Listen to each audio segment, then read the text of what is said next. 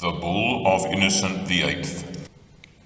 Innocent, Bishop, servant of the servants of God, for an eternal remembrance, desiring with the most profound anxiety, even as our apostleship requires, that the Catholic faith should especially in this our day increase and flourish everywhere, and that all heretical depravity should be driven far from the frontiers and bournes of the faithful, we very gladly proclaim and even restate those particular means and methods whereby our pious desire may obtain its wished effect.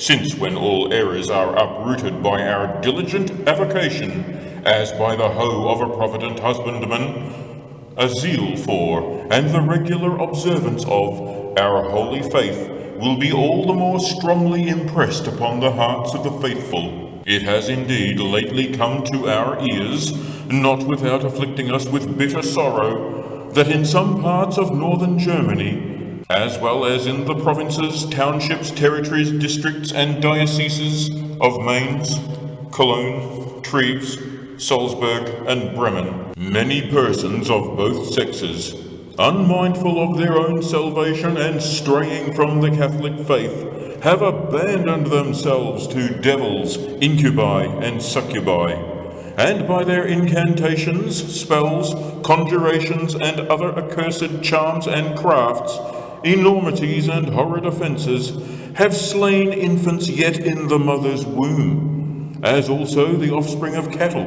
have blasted the produce of the earth, the grapes of the vine, the fruits of trees, nay, men and women, beasts of burden, herd beasts, as well as animals of other kinds, vineyards, orchards, meadows, pastureland, corn, wheat, and all other cereals.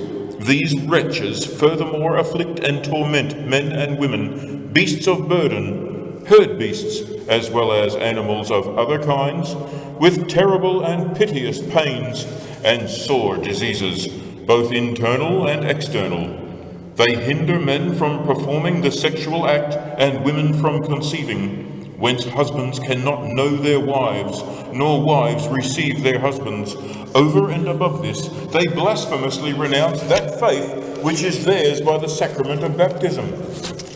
And at the instigation of the enemy of mankind, they do not shrink from committing and perpetrating the foulest abominations and filthiest excesses to the deadly peril of their own souls, whereby they outrage the divine majesty and are a cause of scandal and danger to very many. And although our dear sons Heinrich, Kramer, and Jakob Sprenger, professors of theology of the Order of Friars Preachers, have been by letters apostolic delegated as inquisitors of these heretical pravities, and still are inquisitors, the first in the aforesaid parts of northern Germany, wherein are included those aforesaid townships, districts, dioceses, and other specified localities, and the second in certain territories which lie along the borders of the Rhine. Nevertheless, not a few clerics and layfolk of these countries, seeking too curiously to know more than concerns them, since in the aforesaid delegatory letters there is no express and specific mention by name of these provinces, townships, dioceses, and districts, and further, since the two delegates themselves and the abominations they are to encounter are not designated in detailed and particular fashion, these persons are not ashamed to contend with the most unblushing effrontery that these enormities are not practiced in those provinces, and consequently the aforesaid inquisitors have no legal right to exercise their powers of inquisition in the provinces, townships, dioceses, districts, and territories which have been rehearsed, and that the inquisitors may not proceed to punish, imprison, and penalize criminals convicted of the heinous offences and many wickednesses which have been set forth. Accordingly, in the aforesaid provinces, townships, dioceses, and districts, the abominations and enormities in question remain unpunished, not without open danger to the souls of many and peril of eternal damnation. Wherefore we, as is our duty, being wholly desirous of removing all hindrances and obstacles by which the good work of the inquisitors may be let and tarded, as also of applying potent remedies to prevent the disease of heresy and other turpitudes diffusing their poison to the destruction of many innocent souls, since our zeal for the faith especially incites us, lest that the provinces, townships, dioceses, districts, and territories of Germany, which we have specified, be deprived of the benefits of the holy office thereto assigned, by the tenor of these presents, in virtue of our apostolic authority, we decree and enjoin that the aforesaid inquisitors be empowered to proceed to the just correction, imprisonment, and punishment of any persons, without let or hindrance, in every way as if the provinces, townships, dioceses, districts, territories, yea, even the persons and their crimes in this kind were named and particularly designated in our letters. Moreover, for greater surety, we extend these letters deputing this authority to cover all the aforesaid provinces, townships, dioceses, districts, and territories, persons and crimes newly rehearsed, and we grant permission to the aforesaid inquisitors, to one separately or to both, as also to our dear son, Johann Gremper, priest of the Diocese of Constance, Master of Arts, their notary, or to any other public notary who shall be by them, or by one of them, temporarily delegated to those provinces, townships, dioceses, districts, and aforesaid territories, to proceed, according to the regulations of the Inquisition, against any persons of whatsoever rank and high estate, correcting, mulcting, imprisoning, punishing as their crimes merit, those whom they have found guilty, the penalty being adopted to the offence. Moreover, they shall enjoy a full and perfect faculty of expounding and preaching the word of God to the faithful, so often as opportunity may offer, and it may seem good to them, in each and every parish church of the said provinces, and they shall freely and lawfully perform any rites or execute any business which may appear advisable in the aforesaid cases. By our supreme authority, we grant them anew full and complete faculties. At the same time, by letters apostolic, we require our venerable brother, the Bishop of Strasbourg, that he himself shall announce, or by some other or others caused to be announced, the burden of our bull, which he shall solemnly publish when and so often as he deems it necessary, or when he shall be requested so to do by the inquisitors or by one of them, nor shall he suffer them in disobedience to the tenor of those presents to be molested or hindered by any authority whatsoever, but he shall threaten all who endeavour to hinder or harass the inquisitors, all who oppose them, all rebels, of whatsoever rank, estate, position, preeminence, dignity, or any condition they may be, or whatsoever privilege of exemption they may claim, with excommunication, suspension, interdict, and yet more terrible penalties, censures, and punishment,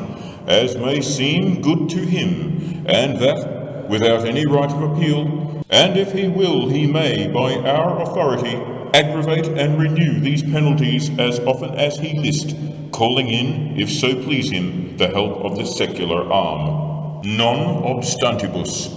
Let no man therefore, but if any dare to do so, which God forbid, let him know that upon him will fall the wrath of Almighty God and of the blessed apostles Peter and Paul, given at Rome, at St. Peter's, on the 9th December of the year of the incarnation of our Lord, 1484, in the first year of our pontificate. Part 1. The first part, treating of the three necessary concomitants of witchcraft, which are the devil, a witch, and the permission of Almighty God. Question 1. Here beginneth auspiciously the first part of this work. Question the first. Whether the belief that there are such beings as witches is so essential a part of the Catholic faith that obstinately to maintain the opposite opinion manifestly savours of heresy. And it is argued that a firm belief in witches is not a Catholic doctrine. See chapters 26, question 5 of the work of Episcopus. Whoever believes that any creature can be changed for the better or the worse, or transformed into another kind or likeness, except by the Creator of all things, is worse than a pagan and a heretic. And so, when they report such things are done by witches, it is not Catholic, but plainly heretical to maintain this opinion. Moreover, no operation of witchcraft has a permanent effect among us, and this is the proof thereof. For if it were so, it would be effected by the operation of demons. But to maintain that the devil has power to change human bodies or to do them permanent harm does not seem in accordance with the teaching of the Church.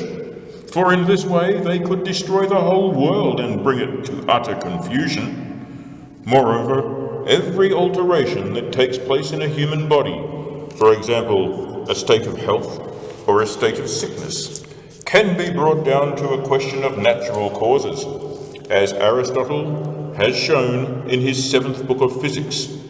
And the greatest of these is the influence of the stars. But the devils cannot interfere with the movement of the stars.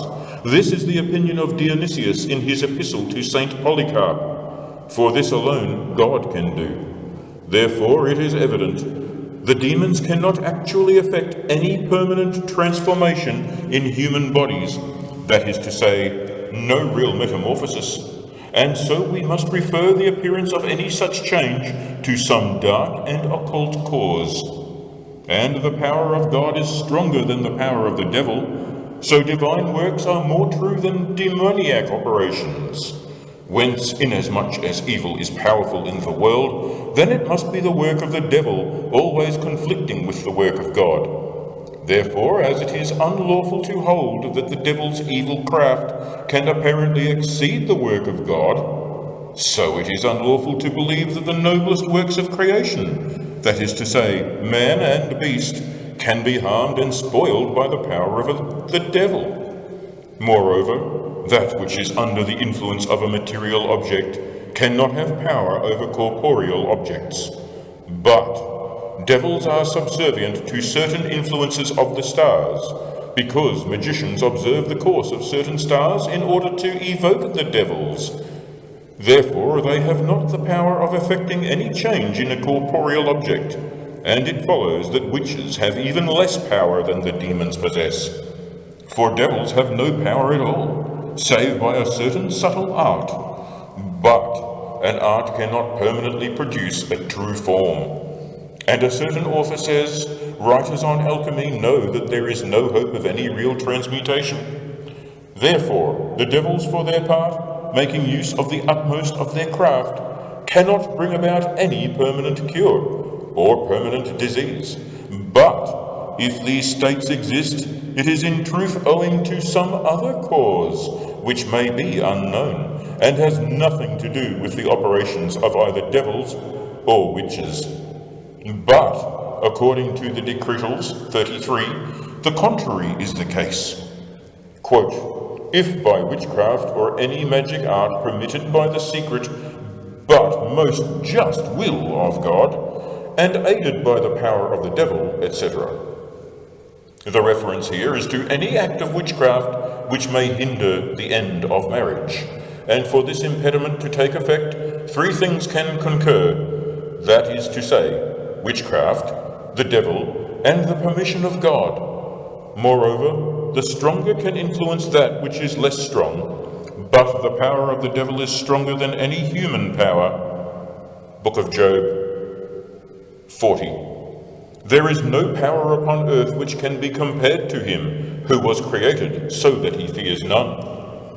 Answer: here are three heretical errors which must be met, and when they have been disproved, the truth will be plain, for certain writers, pretending to base their opinion upon the words of St. Thomas, chapter 4, 24, when he treats of impediments brought about by magic charms, have tried to maintain that there is not such a thing as magic, that it only exists in the imagination of those men who ascribe natural effects, the causes whereof are not known, to witchcraft and spells. There are others who acknowledge indeed that witches exist, but they declare that the influence of magic and the effects of charms are purely imaginary and phantasmical. A third class of writers maintain that the effects said to be wrought by magic spells are altogether illusory and fanciful, although it may be that the devil does really lend his aid to some witch. The errors held by each one of these persons may thus be set forth and thus confuted. For, in the very first place, they are shown to be plainly heretical by many orthodox writers, and especially by St. Thomas, who lays down that such an opinion is altogether contrary to the authority of the saints, and is founded upon absolute infidelity, because the authority of the Holy Scriptures says that devils have power over the bodies and over the minds of men, when God allows them to exercise this power, as is plain from very many passages in the Holy Scriptures. Therefore, those err who say that there is no such thing as witchcraft, but that it is purely imaginary, even although they do not believe that devils exist except in the imagination of the ignorant and vulgar, and the natural accidents which happen to a man he wrongly attributes to some supposed devil. For the imagination of some men is so vivid that they think they see actual figures and appearances which are but the reflection of their thoughts, and then these are believed to be the apparitions of evil spirits, or even the spectres of witches. But this is contrary to the true faith, which teaches us that certain angels fell from heaven and are now devils, and we are bound to acknowledge that by their very nature they can do many wonderful things which we cannot do, and those who try to induce others to perform such evil wonders are called witches. And because infidelity in a person who has been baptized is technically called heresy, therefore such persons are plainly heretics. As regards those who hold the other two errors, those, that is to say, who do not deny that there are demons, and that demons possess a natural power, but who differ among themselves concerning the possible effects of magic, and the possible operations of witches, the one school holding that a witch can truly bring about certain effects, yet these effects are not real, but fantastical. The other school allowing that some real harm does befall the person or persons injured, but that when a witch imagines this damage is the effect of her arts, she is grossly deceived. This error seems to be based upon two passages from the canons where certain women are condemned who falsely imagine that during the night they ride abroad with Diana or Herodias. This may be read in the canon, yet because such things often happen by illusion and merely in the imagination, those who suppose that all the effects of witchcraft are mere illusion and imagination are very greatly deceived.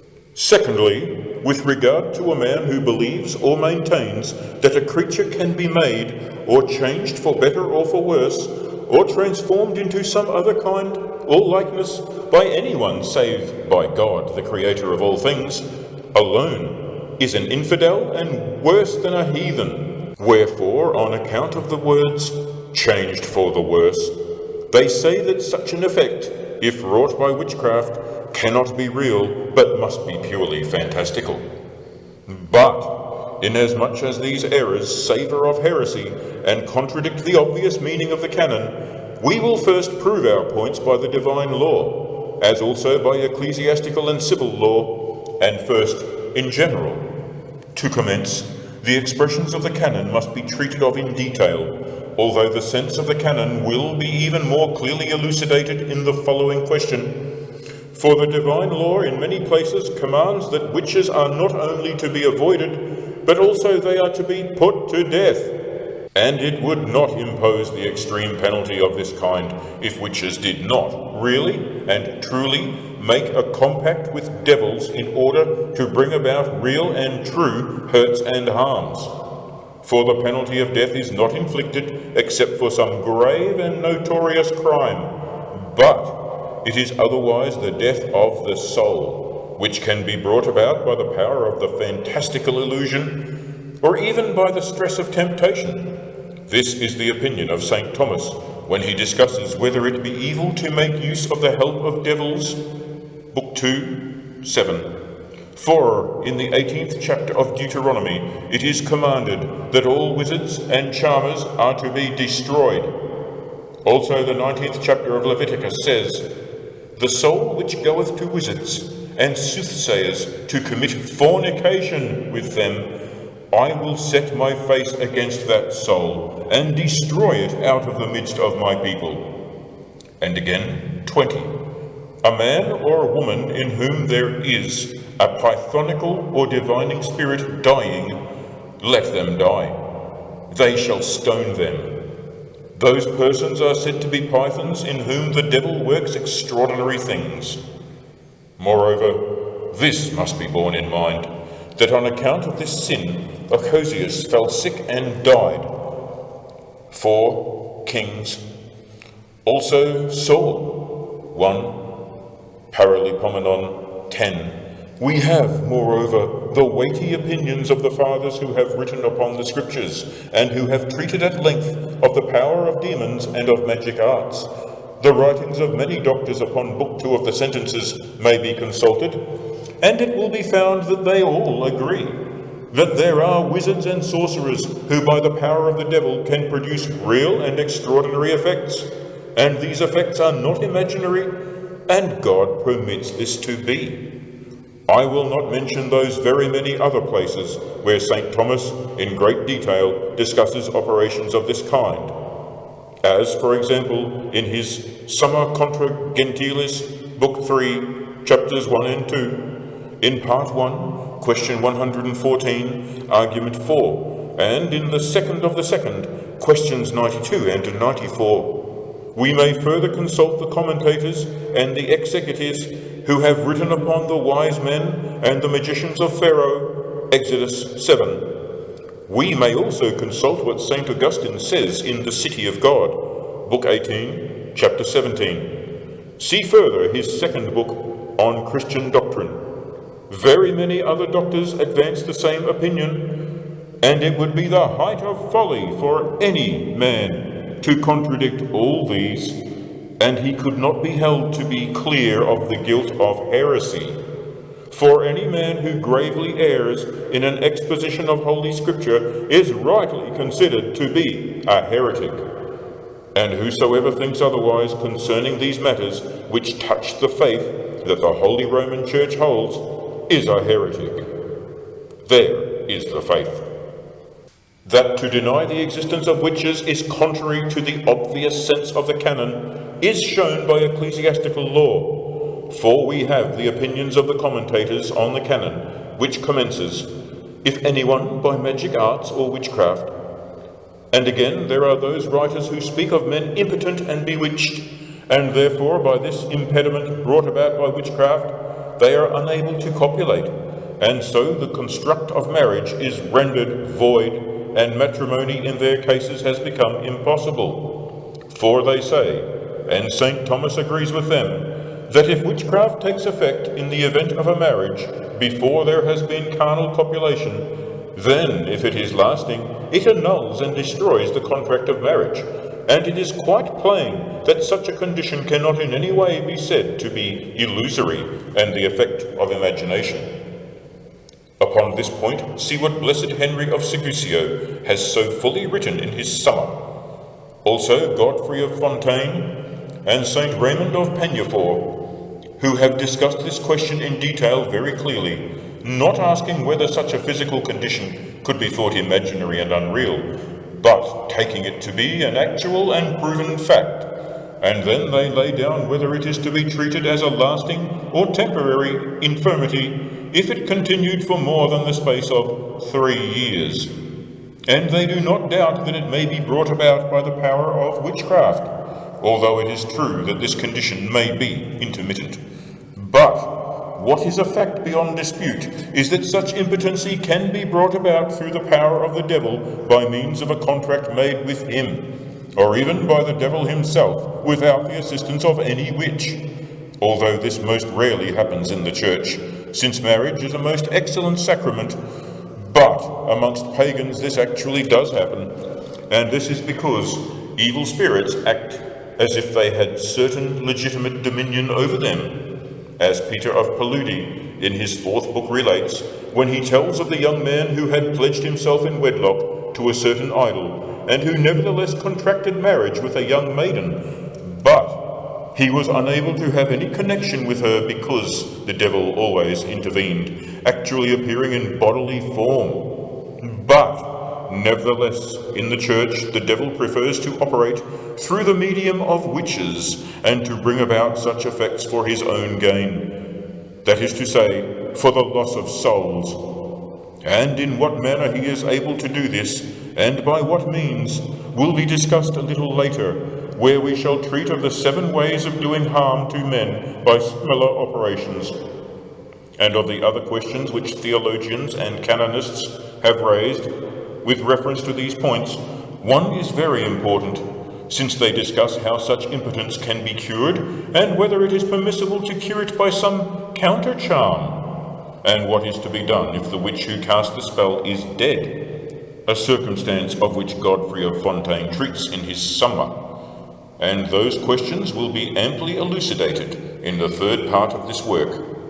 This, then, is the reason why the canonists have so carefully drawn up a table of the various differing penalties, making a distinction between the private and open practice of witchcraft, or rather of divination, since this foul superstition has various species and degrees, so that anyone who is notoriously given to it must be refused communion. If it be secretly practiced, the culprit must do penance for 40 days, and if he be a cleric, he is to be suspended and confined in a monastery.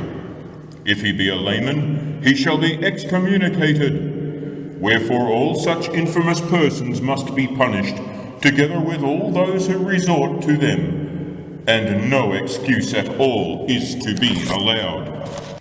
The same penalty too is prescribed by the civil law, for Azo, in his Summa upon Book 9 of the Codex, the rubric concerning sorcerers, 2 after the Lex Cornelia, concerning assassins and murderers, lays down, "Let it be known that all those who are commonly called sorcerers, and those too who are skilled in the art of divination, incur the penalty of death.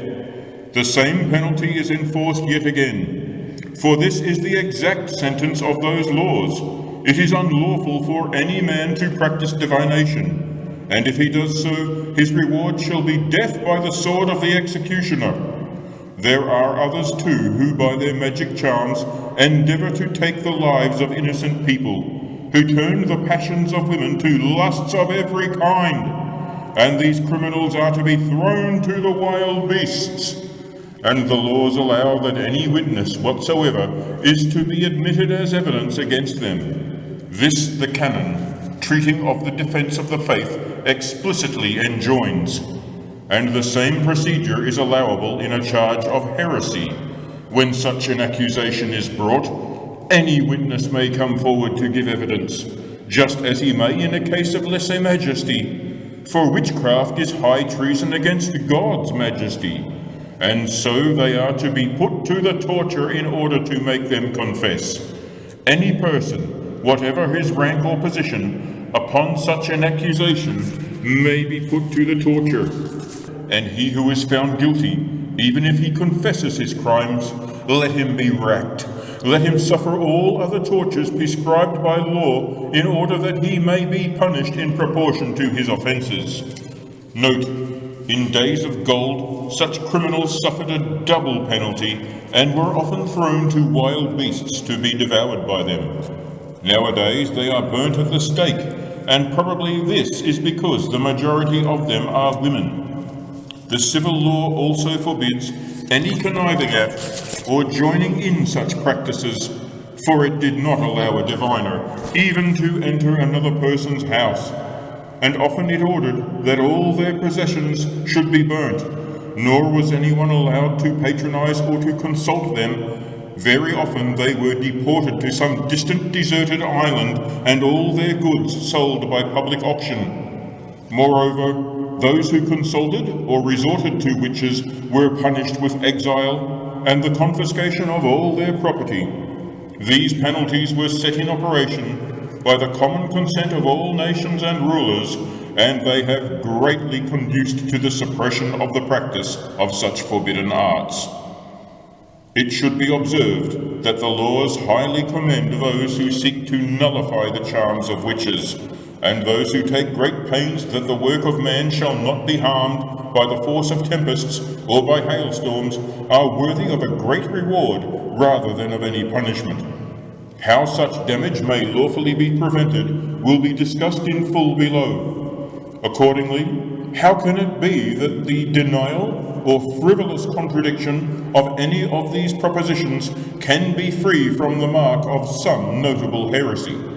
Let every man judge for himself, unless indeed his ignorance excuse him. But what sort of ignorance may excuse him, we shall very shortly proceed to explain. From what has been said already, we draw the following conclusion. It is a most certain and most Catholic opinion that there are sorcerers and witches who, by the help of the devil, on account of a compact which they have entered into with him, are able, since God allows this, to produce real and actual evils and harm, which does not render it unlikely that they can also bring about visionary and fantastical illusions by some extraordinary and peculiar means. The scope of the present inquiry, however, is witchcraft, and this very widely differs from these other arts, and therefore a consideration of them would be nothing to the purpose, since those who practice them may with great accuracy be termed fortune-tellers and soothsayers rather than sorcerers. It must particularly be noticed that these two last errors are founded upon a complete misunderstanding of the words of the canon. I will not speak of the first error, which stands obviously self-condemned, since it is clean contrary to the teachings of Holy Scripture. And so let us proceed to a right understanding of the canon. And first, we will speak against the first error, which says that the mean is mere illusion, although the two extremes are realities. Here it must be noticed that there are 14 distinct species which come under the genus superstition, but these, for the sake of brevity, it is hardly necessary to detail, since they have been most clearly set out by Saint Istore in his Etymologiae, Book 8, and by St. Thomas in his second of the second, question 92. Moreover, there will be explicit mention of these rather lower when we discuss the gravity of this heresy, and this will be in the last question of our first part. The category in which women of this sort are to be ranked is called the category of pythons, persons in or by whom the devil either speaks or performs some astonishing operation, and this is often the first category in order. But the category under which sorcerers come is called the category of sorcerers, and inasmuch as these persons differ greatly one from another, it would not be correct that they should not be comprised in that species under which so many others are confined. Wherefore, since the canon makes explicit mention of certain women, but does not in so many words speak of witches, therefore they are entirely wrong who understand the canon only to speak of imaginary voyages and goings to and fro in the body, and who wish to reduce every kind of superstition to this illusion. For as those women are transported in their imagination, so are witches actually and bodily transported. And he who wishes to argue from this canon that the effects of witchcraft, the infliction of disease, or any sickness are purely imaginary, utterly mistakes the tenor of the canon and errs most grossly. Further, it is to be observed that those who, whilst they allow the two extremes, that is to say, some operation of the devil and the effect, a sensible disease, to be actual and real, at the same time deny that any instrument is the means thereof, that is to say, they deny that any witch could have participated in such a cause and effect, These, I say, err most gravely, for in philosophy the mean must always partake of the nature of the two extremes. Moreover, it is useless to argue that any result of witchcraft may be a fantasy and unreal, because such a fantasy cannot be procured without resort to the power of the devil, and it is necessary that there should be made a contract with the devil, by which contract the witch truly and actually binds herself to be the servant of the devil, and devotes herself to the devil.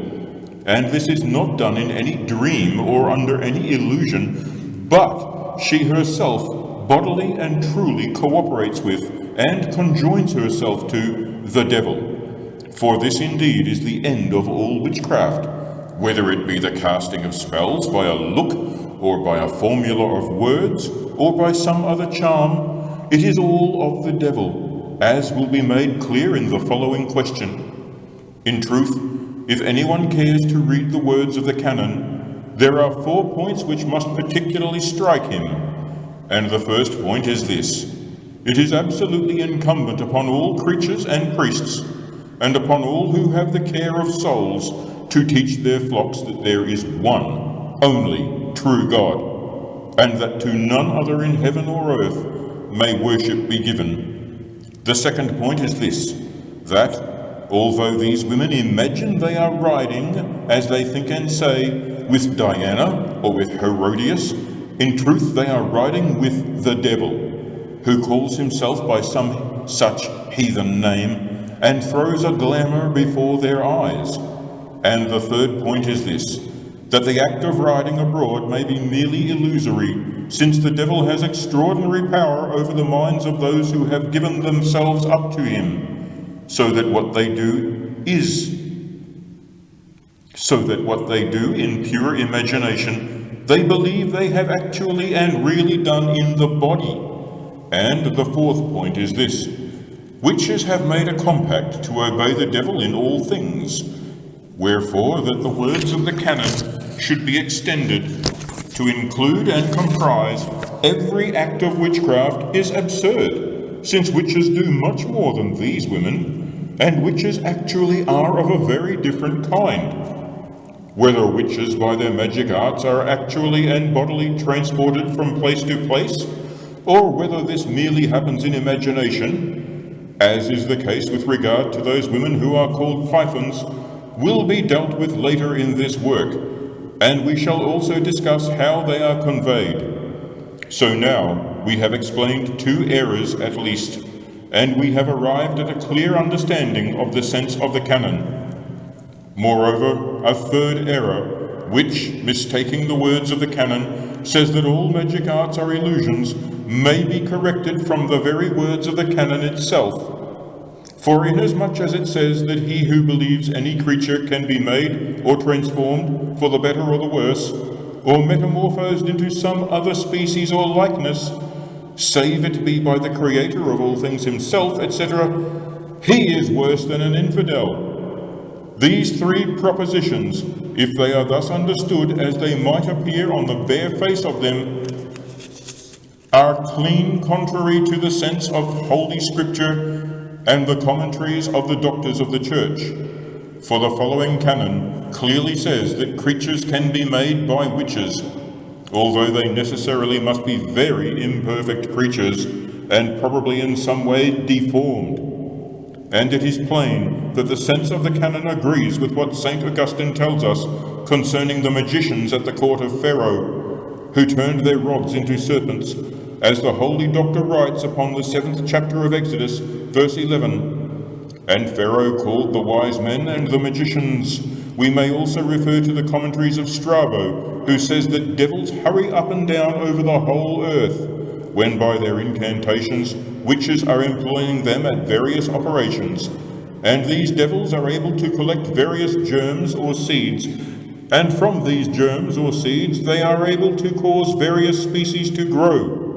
We may also refer to Blessed Albertus Magnus, De Animalibus, and also St. Thomas, Part 1, Question 114, Article 4. For the sake of conciseness, we will not quote them at length here, but this remains proven, that it is possible for certain creatures to be created in this way. With reference to the second point, that a creature may be changed for better or for worse, it is always to be understood that this can only be done by the permission, and indeed by the power of God, and that this is only done in order to correct or to punish, but that God very often allows devils to act as his ministers and his servants. But throughout all, it is God alone who can afflict, and it is he alone who can heal. For I kill and I make alive, Deuteronomy 32:39. And so evil angels may and do perform the will of God. To this also St. Augustine bears witness when he says, "There are in truth magic spells and evil charms, which not only often afflict men with diseases, but even kill them outright." We must also endeavour clearly to understand what actually happens when nowadays, by the power of the devil, wizards and witches are changed into wolves and other savage beasts. The canon, however, speaks of some bodily and lasting change, and does not discuss those extraordinary things which may be done by glamour, of which St. Augustine speaks in the 18th book and the 17th chapter of the City of God, when he reports many strange tales of that famous witch Circe, and of the companions of Diomedes, and of the father of Praestantius. This will be discussed in detail in the second part. Whether it be a heresy to maintain that witches exist. The second part of our inquiry is this: whether obstinately to maintain that witches exist is heretical. The question: whether it be a heresy to maintain that witches exist. The second part of our inquiry is this: whether obstinately to maintain that witches exist is heretical. The question arises whether people who hold that witches do not exist are to be regarded as notorious heretics, or whether they are to be regarded as gravely suspect of holding heretical opinions. It seems that the first opinion is the correct one, for this is undoubtedly in accordance with the opinion of the learned Bernard.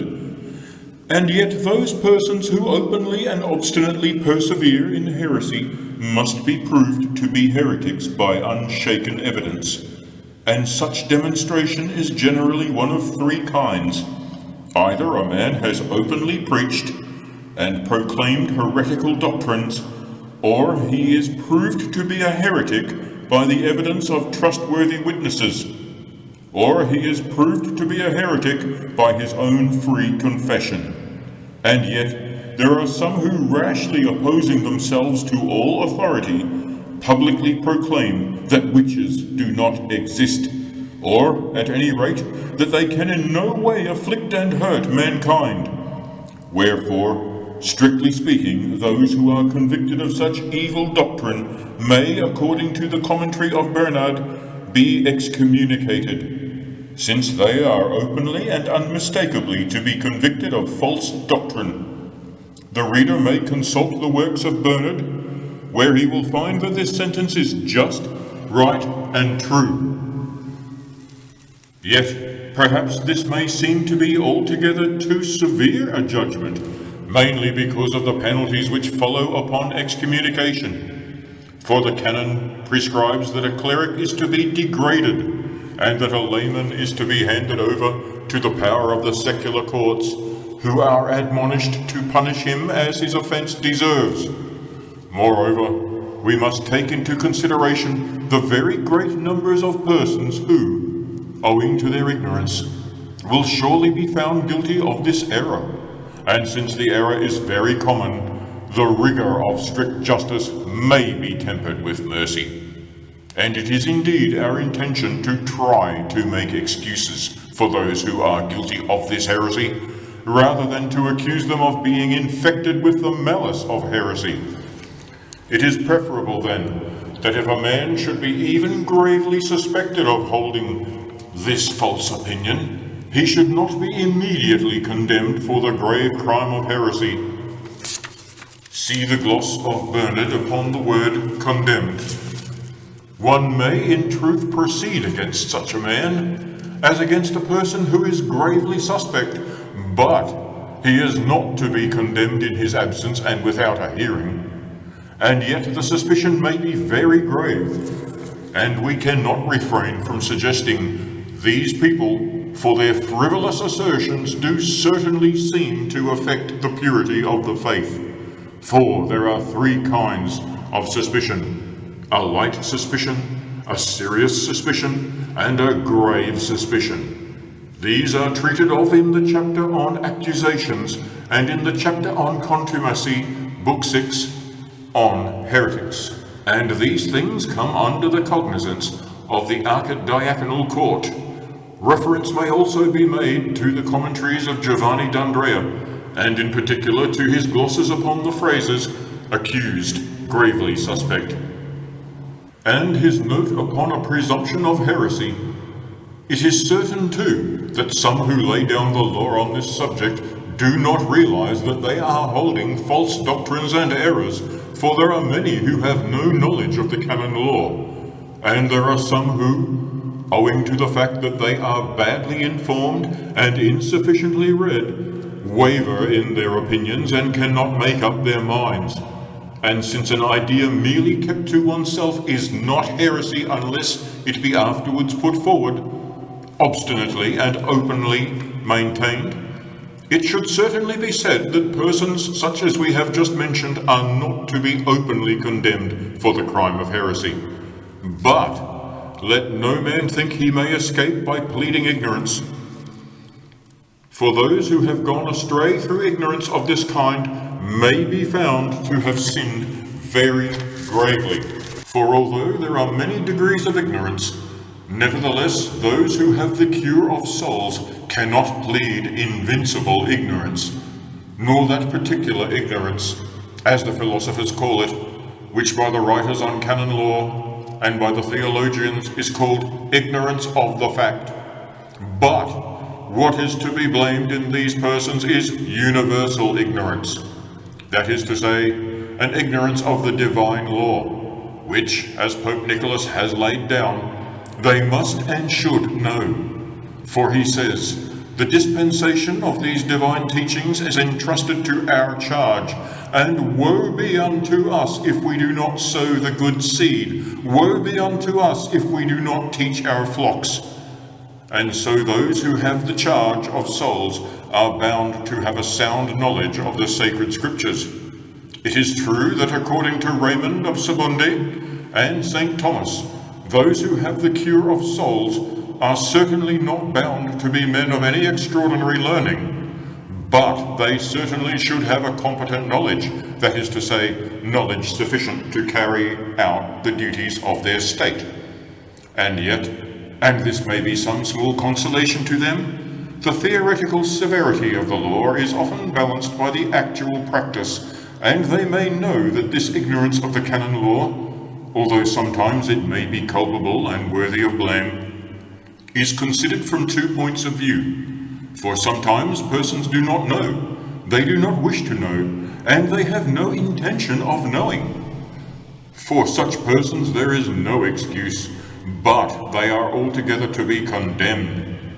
And of these the psalmist speaks, he would not understand in order that he might do good. But, secondly, there are those who are ignorant, yet not from any desire not to know. And this diminishes the gravity of the sin, because there is no actual consent of the will.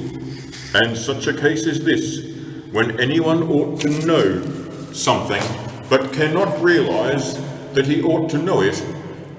As St. Paul says in his first epistle to Timothy 1:13, but I obtained the mercy of God, because I did it ignorantly in unbelief.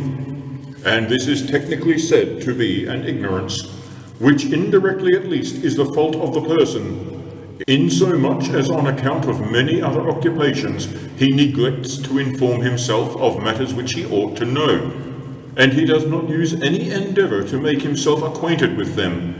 and this ignorance does not entirely excuse him, but it excuses him to a certain degree. So, St. Ambrose, writing upon that passage in the Romans 2:4, knowest thou not that the benignity of God leadeth thee to penance, says, if thou dost not know through thine own fault, then thy sin is very great and grievous, more especially than in these days, when souls are beset with so many dangers. We must take measures to dispel all ignorance, and we must always have before our eyes that severe judgment which will be passed upon us if we do not use, everyone according to his proper ability, the one talent which has been given. In this way our ignorance will be neither thick nor stupid. More especially then, in these days, when souls are beset with so many dangers, we must take measures to dispel all ignorance, and we must always have before our eyes that severe judgment which will be passed upon us if we do not use, everyone according to his proper ability, the one talent which has been given. In this way our ignorance will be neither thick nor stupid, for metaphorically we speak of men as thick and stupid who do not see what lies directly in their very way. And in the Flores Regularum Moralium, the Roman Chancellor, commenting upon the second rule, says, a culpable ignorance of the divine law does not, of necessity, affect the ignorant person. The reason is this: the Holy Spirit is able directly to instruct a man in all that knowledge essential to salvation. If these things are too difficult for him to grasp unaided by his own natural intellect, the answer to the first objection, then, is a clear and correct understanding of the canon. To the second objection, Peter of Tarentaise, Blessed Innocent V, replies, no doubt the devil, owing to his malice which he harbours against the human race, would destroy mankind if he were allowed by God to do so. The fact that God allows him sometimes to do harm, and that sometimes God hinders and prevents him, manifestly brings the devil into more open contempt and loathing, since in all things, to the manifestation of his glory, God is using the devil, unwilling though he be, as a servant and slave.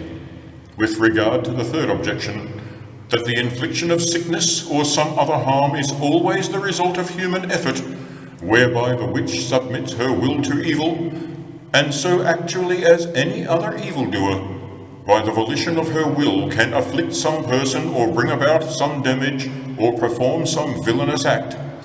If it be asked whether the movement of material objects from place to place by the devil may be paralleled by the movement of the spheres, the answer is no, because material objects are not thus moved by any natural inherent power of their own, but they are only moved by a certain obedience to the power of the devil, who, by the virtue of his own nature, has a certain dominion over bodies and material things. He has this certain power, I affirm, yet he is not able to add to created material objects any form or shape, be it substantial or accidental, without some admixture of, or compounding with, another created natural object. But since, by the will of God, he is able actually to move material objects from place to place, then by the conjunction of various objects, he can produce disease or some circumstance such as he will. Wherefore the spells and effects of witchcraft are not governed by the movement of the spheres, nor is the devil himself thus governed, inasmuch as he may often make use of these conditions to do him service. The answer to the fourth objection, the work of God can be destroyed by the work of the devil, in accordance with what we are now saying with reference to the power and effects of witchcraft. But since this can only be by the permission of God, it does not at all follow that the devil is stronger than God. Again, he cannot use so much violence as he wishes to harm the works of God, because if he were unrestricted, he would utterly destroy all the works of God. The answer to the fifth objection may be clearly stated thus. The planets and stars have no power to coerce and compel devils to perform any actions against their will, although seemingly demons are readier to appear when summoned by magicians under the influence of certain stars. It appears that they do this for two reasons. First, because they know that the power of that planet will aid the effect which the magicians desire. Secondly, they do this in order to deceive men, thus making them suppose that the stars have some divine power or actual divinity. And we know that in days of old, this veneration of the stars led to the vilest idolatry. With reference to the last objection, which is founded upon the argument that gold is made by alchemists, we may put forward the opinion of St. Thomas when he discusses the power of the devil and how he works. Although certain forms having a substance may be brought about by art and the power of a natural agent, as, for example, the form of fire is brought about by art employed on wood, nevertheless, this cannot be done universally, because art cannot always either find or yet mix together the proper agents in the proper proportions, and yet it can produce something similar. And thus alchemists make something similar to gold, that is to say, insofar as the external accidents are concerned, but nevertheless they do not make true gold, because the substance of gold is not formed by the heat of fire which alchemists employ, but by the heat of the sun, acting and reacting upon a certain spot where mineral power is concentrated and amassed, and therefore such gold is of the same likeness as, but is not of the same species as, natural gold. And the same argument applies to all their other operations. This then is our proposition. Devils by their art do bring about evil effects through witchcraft, yet it is true that without the assistance of some agent they cannot make any form, either substantial or accidental, and we do not maintain that they can inflict damage without the assistance of some agent, but with such an agent, diseases and any human passions or ailments can be brought about, and these are real and true. How these agents or how the employment of such means can be rendered effective in cooperation with devils will be made clear in the following chapters. Question 2.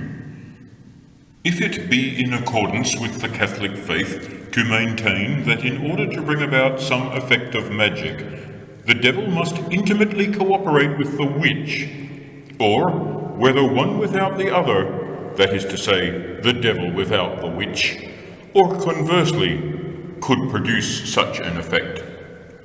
And the first argument is this, that the devil can bring about an effect of magic without the cooperation of any witch. So St. Augustine holds, all things which visibly happen so that they can be seen may, it is believed, be the work of the inferior powers of the air. But bodily ills and ailments are certainly not invisible, nay, rather, they are evident to the senses. Therefore they can be brought about by devils. Moreover, we learn from the Holy Scriptures of the disasters which fell upon Job, how fire fell from heaven, and striking the sheep and the servants, consumed them, and how a violent wind threw down the four corners of a house, so that it fell upon his children, and slew them all. The devil by himself, without the cooperation of any witches, but merely by God's permission alone, was able to bring about all these disasters.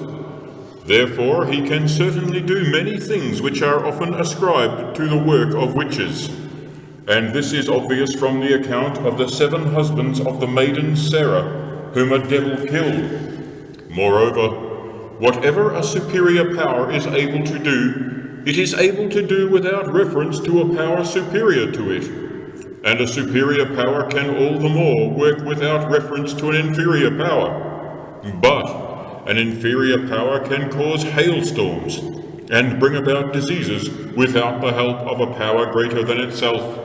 For blessed Albertus Magnus, in his work De Passionibus Eris, says that rotten sage, if used as he explains and thrown into running water, will arouse most fearful tempests and storms. Moreover, it may be said that the devil makes use of a witch, not because he has need of any such agent, but because he is seeking the perdition of the witch. We may refer to what Aristotle says in the 3rd book of his Ethics.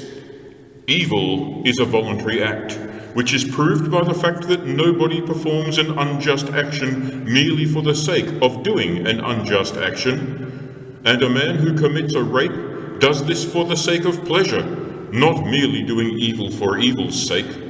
Yet the law punishes those who have done evil as if they have acted merely for the sake of doing evil. Therefore, if the devil works by means of a witch, he is merely employing an instrument. And since an instrument depends upon the will of the person who employs it, and does not act of its own free will, therefore the guilt of the action ought not to be laid to the charge of the witch, and in consequence she should not be punished.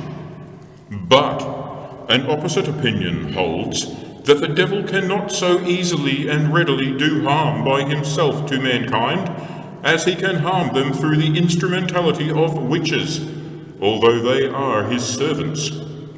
In the first place, we may consider the act of generation. But for every act which has an effect upon another, some kind of contact must be established, and because the devil, who is a spirit, can have no such actual contact with a human body, since there is nothing common of this kind between them, therefore he uses some human instruments, and upon these he bestows the power of hurting by bodily touch. And many hold this to be proven by the text, and the gloss upon the text, in the 3rd chapter of St. Paul's epistle to the Galatians. O senseless Galatians, who hath bewitched you that you should not obey the truth?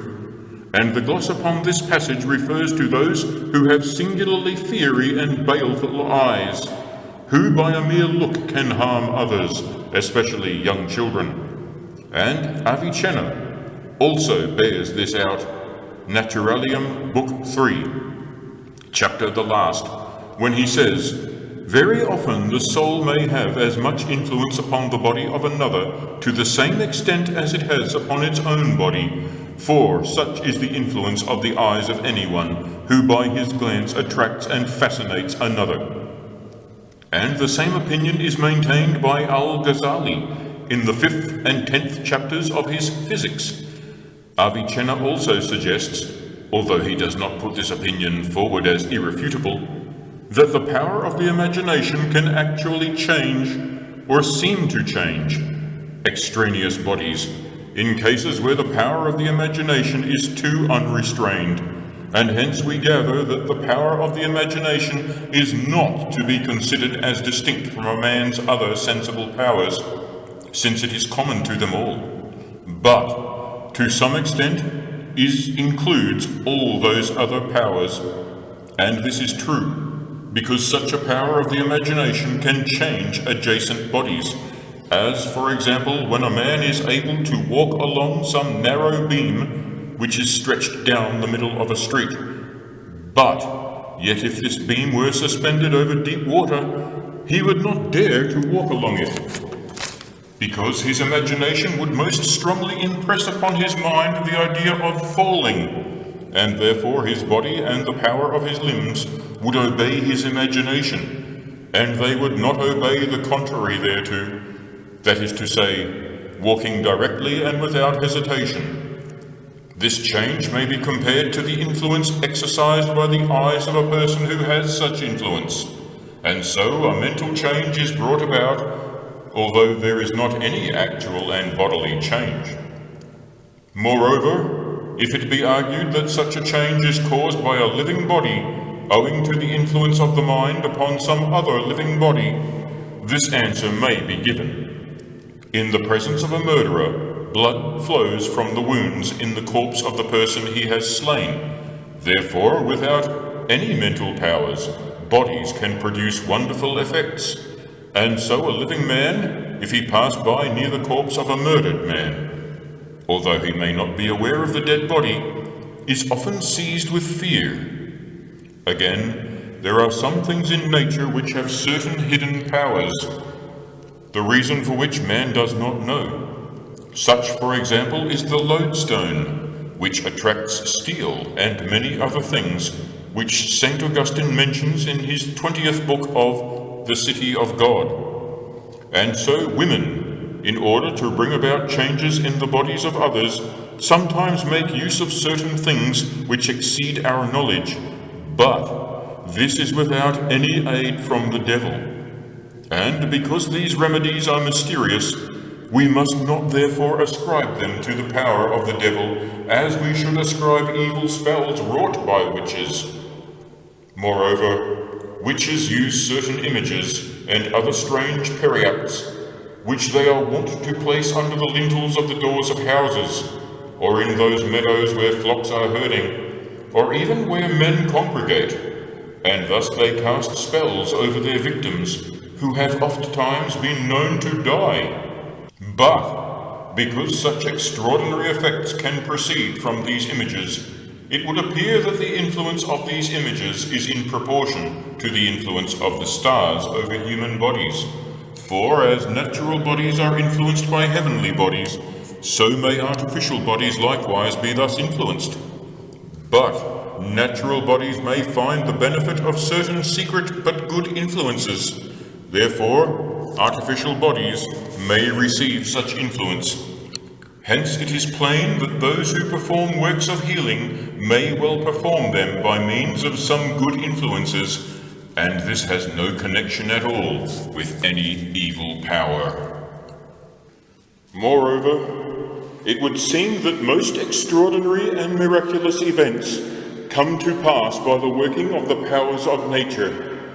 For wonderful and terrible and amazing things happen owing to natural forces. And this St. Gregory points out in his second dialogue. The saints perform miracles, sometimes by a prayer, sometimes by their power alone. There are examples of each. St. Peter, by praying, raised to life Tabitha, who was dead. By rebuking Ananias and Sapphira, who were telling a lie, he slew them without any prayer.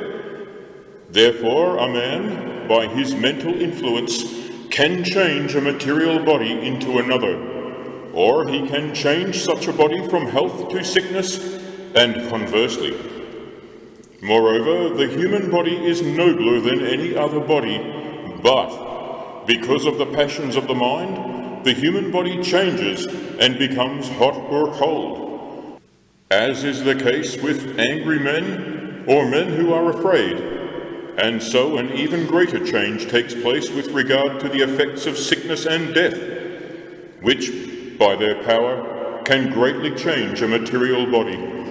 But certain objections must be allowed. The influence of the mind cannot make an impression upon any form except by the intervention of some agent, as we have said above. And these are the words of St. Augustine in the book which we have already quoted. It is incredible that the angels who fell from heaven should be obedient to any material things, for they obey God only, and much less can a man of his natural power bring about extraordinary and evil effects. The answer must be made. There are even today many who err greatly on this point, making excuses for witches and laying the whole blame upon the craft of the devil, or ascribing the changes that they work to some natural alteration. These errors may be easily made clear, first by the description of witches, which St. Isidore gives in his Etymologiae, chapter 9. Witches are so called on account of the blackness of their guilt, that is to say, their deeds are more evil than those of any other malefactors. He continues, they stir up and confound the elements by the aid of the devil, and arouse terrible hailstorms and tempests. Moreover, he says they distract the minds of men, driving them to madness, insane hatred, and inordinate lusts. Again, he continues, by the terrible influence of their spells alone, as it were by a draught of poison, they can destroy life. And the words of St. Augustine in his book on the City of God are very much to the point, for he tells us who magicians and witches really are. Magicians, who are commonly called witches, are thus termed on account of the magnitude of their evil deeds. These are they who, by the permission of God, disturb the elements, who drive to distraction the minds of men, such as have lost their trust in God, and by the terrible power of their evil spells, without any actual draught or poison, kill human beings. As Lucan says, a mind which has not been corrupted by any noxious drink perishes forspoken by some evil charm. For, having summoned devils to their aid, they actually dare to heap harms upon mankind, and even to destroy their enemies by their evil spells. And it is certain that in operations of this kind, the witch works in close conjunction with the devil. Secondly, punishments are of 4 kinds: beneficial, hurtful, wrought by witchcraft, and natural. Beneficial punishments are meted out by the ministry of good angels, just as hurtful punishments proceed from evil spirits. Moses smote Egypt with 10 plagues by the ministry of good angels, and the magicians were only able to perform 3 of these miracles by the aid of the devil. And the pestilence which fell upon the people for 3 days because of the sin of David, who numbered the people, and the 72,000 men who were slain in one night in the army of Sennacherib, were miracles wrought by the angels of God, that is, by good angels, who feared God and knew that they were carrying out his commands. Destructive harm, however, is wrought by the medium of bad angels, at whose hands the children of Israel in the desert were often afflicted, and those harms which are simply evil and nothing more are brought about by the devil, who works through the medium of sorcerers and witches. There are also natural harms which in some manner depend upon the conjunction of heavenly bodies, such as dearth, drought, tempests, and similar effects of nature. It is obvious that there is a vast difference between all these causes, circumstances, and happenings. For Job was afflicted by the devil with a harmful disease, but this is nothing to the purpose.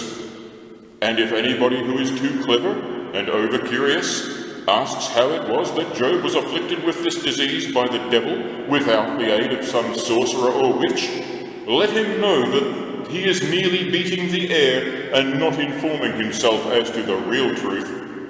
For in the time of Job there were no sorcerers and witches, and such abominations were not yet practiced.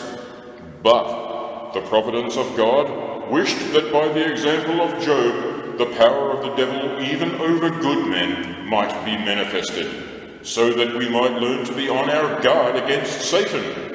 And moreover, by the example of this holy patriarch, the glory of God shines abroad, since nothing happens save what is permitted by God.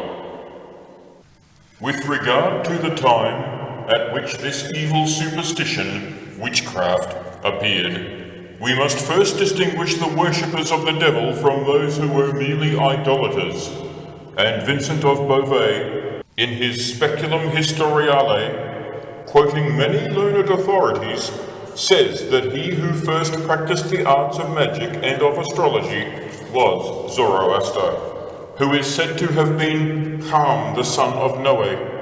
And, according to St. Augustine in his book of the City of God, Ham laughed aloud when he was born, and thus showed that he was a servant of the devil. And he, although he was a great and mighty king, was conquered by Ninus, the son of Belus, who built Nineveh, whose reign was the beginning of the kingdom of Assyria in the time of Abraham. This Ninus, owing to his insane love for his father, when his father was dead, ordered a statue of his father to be made, and whatever criminal took refuge there was free from any punishment which he might have incurred. From this time, men began to worship images as though they were gods. But this was after the earliest years of history, for in the very first ages there was no idolatry, since in the earliest times men still preserved some remembrance of the creation of the world, as St. Thomas says, Book 2, Question 95, Article 4. Or it may have originated with Nembroth, who compelled men to worship fire, and thus in the second age of the world there began idolatry, which is the first of all superstitions, as divination is the second, and the observing of times and seasons the third. The practices of witches are included in the second kind of superstition, which is to say, divination, since they expressly invoke the devil. And there are three kinds of this superstition: necromancy, astrology, or rather astromancy, the superstitious observation of the stars, and oneiromancy. I have explained all this at length that the reader may understand that these evil arts did not suddenly burst upon the world, but rather were developed in the process of time, and therefore it was not impertinent to point out that there were no witches in the days of Job. For, as the years went by, as St. Gregory says in his Moralia, the knowledge of the saints grew, and therefore the evil craft of the devil likewise increased. The prophet Isaiah says, the earth is filled with the knowledge of the Lord, 11:6. And so in this twilight and evening of the world, when sin is flourishing on every side and in every place, when charity is growing cold, the evil of witches and their iniquities superabound. And since Zoroaster was wholly given up to the magic arts, it was the devil alone who inspired him to study and observe the stars. Very early did sorcerers and witches make compacts with the devil and connive with him to bring harm upon human beings. This is proved in the 7th chapter of Exodus, where the magicians of Pharaoh, by the power of the devil, wrought extraordinary wonders, imitating those plagues which Moses had brought upon Egypt by the power of good angels. Hence follows the Catholic teaching that in order to bring about evil, a witch can and does cooperate with the devil. And any objections to this may briefly be answered thus. 1. In the first place, nobody denies that certain harms and damages which actually and visibly afflict men, animals, and fruits of the earth, and which often come about by the influence of the stars, may yet often be brought about by demons, when God permits them so to act. For, as St. Augustine says in the 4th book of the City of God, demons may make use of both fire and air, if God allows them so to do. And a commentator remarks, God punishes by the power of evil angels.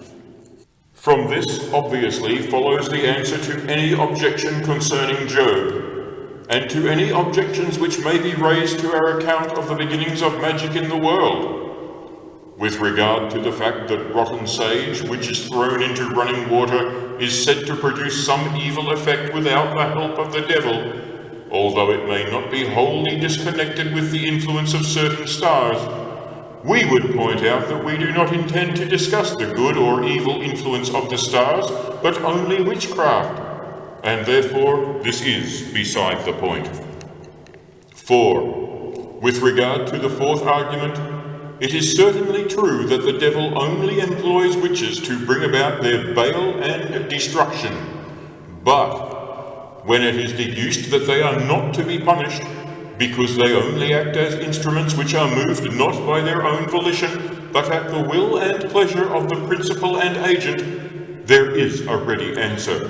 For they are human instruments and free agents, and although they have made a compact and a contract with the devil, nevertheless they do enjoy absolute liberty. For, as has been learned from their own revelations, and I speak of women who have been convicted and burned at the stake, and who were compelled to wreak vengeance and evil and damage if they wished to escape punishments and blows inflicted by the devil. Yet these women do cooperate with the devil, although they are bound to him by that profession by which at first they freely and willingly gave themselves over into his power. With regard to these other arguments, in which it is proved that certain old women have an occult knowledge which enables them to bring about extraordinary and indeed evil effects without the aid of the devil, it must be understood that from one particular to conclude a universal argument is contrary to all sound reason, and when, as it seems, throughout the whole of the Scriptures no such instance can be found, save where it speaks of the charms and spells old women practice, therefore we must not hence conclude that this is always the case. Moreover, the authorities on these passages leave the matter open to question, that is to say, whether such charms have any efficacy without the cooperation of the devil. These charms or fascinations seem capable of division into three kinds. First, the senses are deluded, and this may truly be done by magic, that is to say, by the power of the devil if God permit it. And the senses may be enlightened by the power of good angels. Secondly, fascination may being about a certain glamour and a leading astray, as when the apostle says, "Who hath bewitched you?" Galatians 3:1. In the third place, there may be a certain fascination cast by the eyes over another person, and this may be harmful and bad. And it is of this fascination that Avicenna and Al-Ghazali have spoken. St. Thomas too thus mentions this fascination, Part 1, question 117. For, he says, the mind of a man may be changed by the influence of another mind, and that influence which is exerted over another often proceeds from the eyes. For in the eyes a certain subtle influence may be concentrated, for the eyes direct their glance upon a certain object without taking notice of other things, and although the vision be perfectly clear, yet at the sight of some impurity, such as, for example, a woman during her monthly periods, the eyes will, as it were, contract a certain impurity. This is what Aristotle says in his work on sleep and waking, and thus, if anybody's spirit be inflamed with malice or rage, as is often the case with old women, then their disturbed spirit looks through their eyes, for their countenances are most evil and harmful, and often terrify young children of tender years, who are extremely impressionable, and it may be that this is often natural, permitted by God. On the other hand, it may be that these evil looks are often inspired by the malice of the devil, with whom old witches have made some secret contract. The next question arises with regard to the influence of the heavenly bodies, and here we find three very common errors, but these will be answered as we proceed to explain other matters. With regard to operations of witchcraft, we find that some of these may be due to mental influence over others, and in some cases, such mental influence might be a good one, but it is the motive which makes it evil.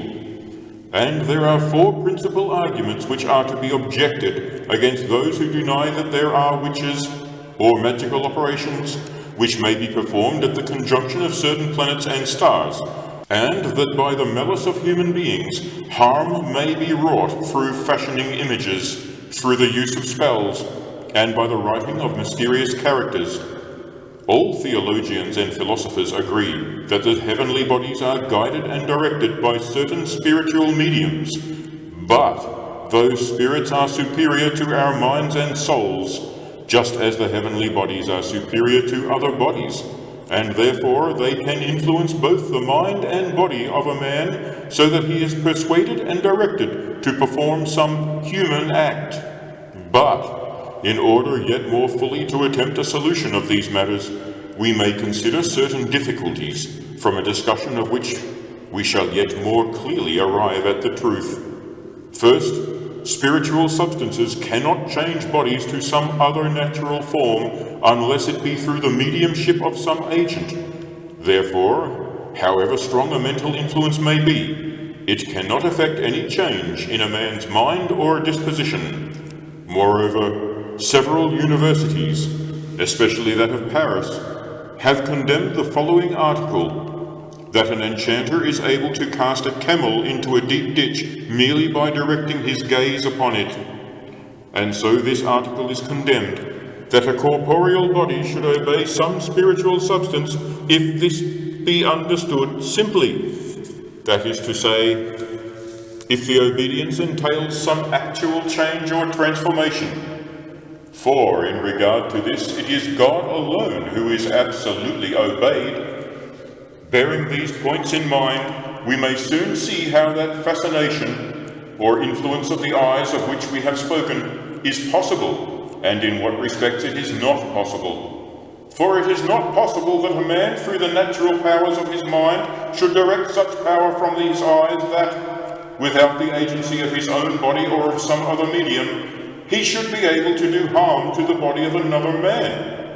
Nor is it possible that a man, through the natural powers of his mind, should at his will bring about some change, and by directing this power through the mediumship of his eyes, entirely transform the body of a man upon whom he fixes his gaze, just as his will and pleasure may be. And therefore, in neither of these ways can one man influence and fascinate another. For no man by the natural powers of his mind alone possesses such an extraordinary influence.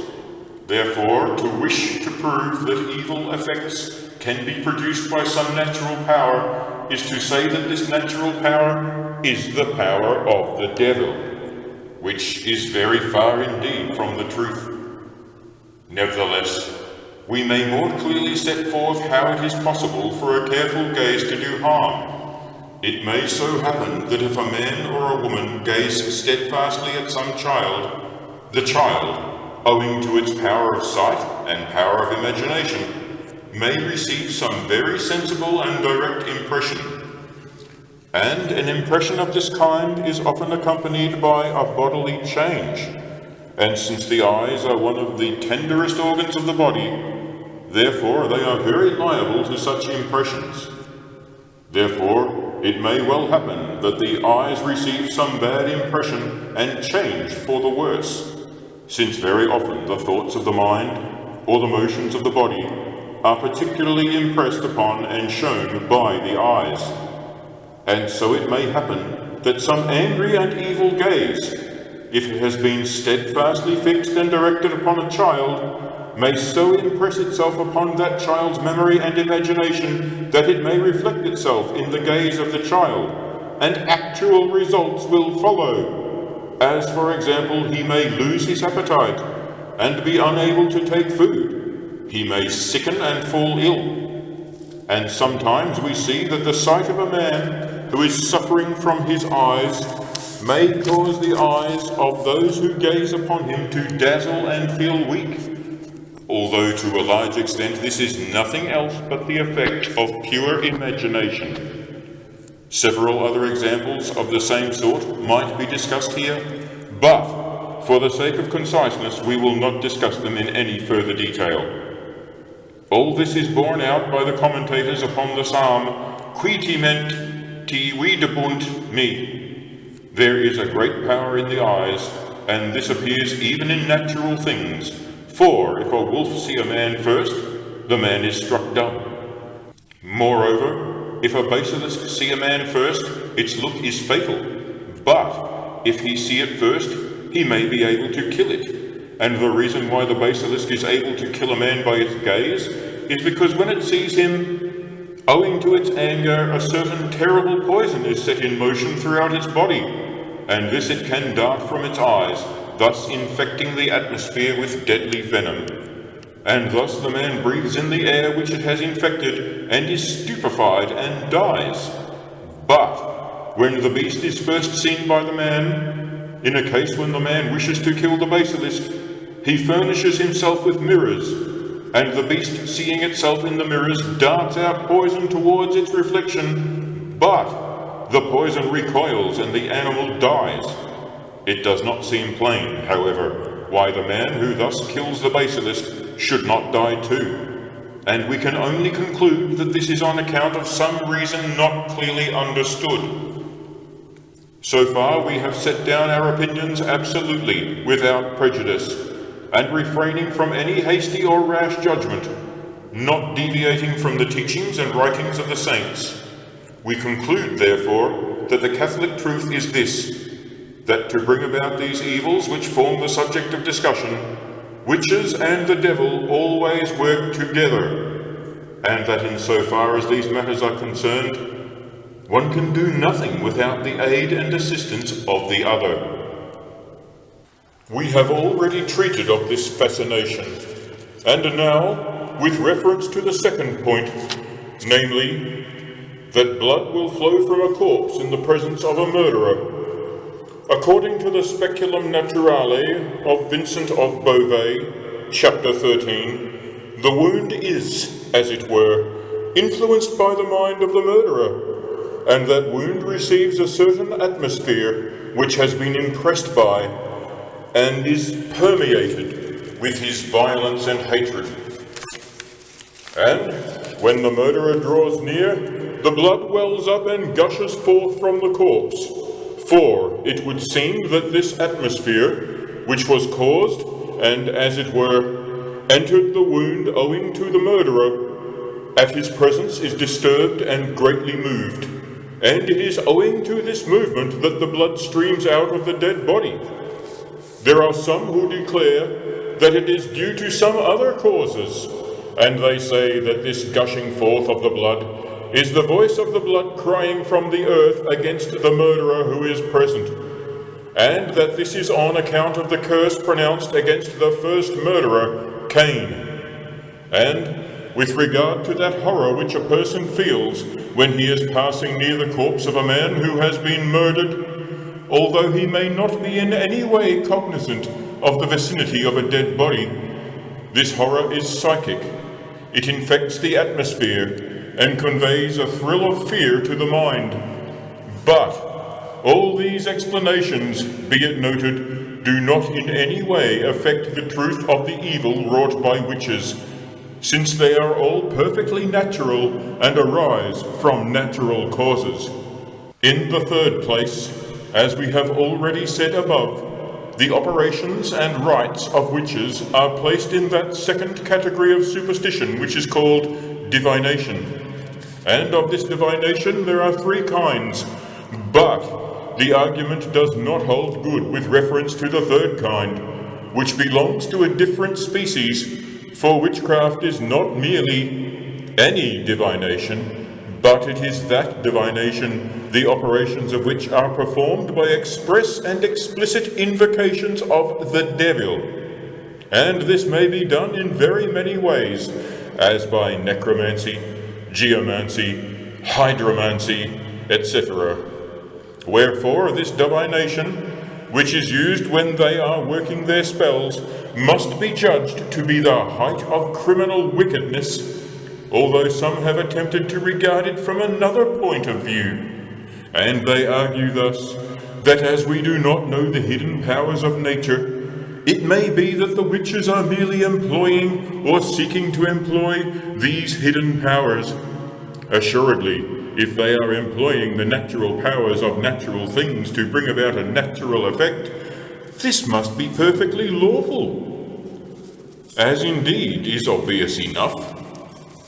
Or even let us conceive that if they superstitiously employ natural things, as, for example, by writing down certain characters or unknown names of some kind, and that they then use these runes for restoring a person to health, or for inducing friendship, or with some useful end, and not at all for doing any damage or harm, in such cases it may be granted, I say, that there is no express invocation of demons.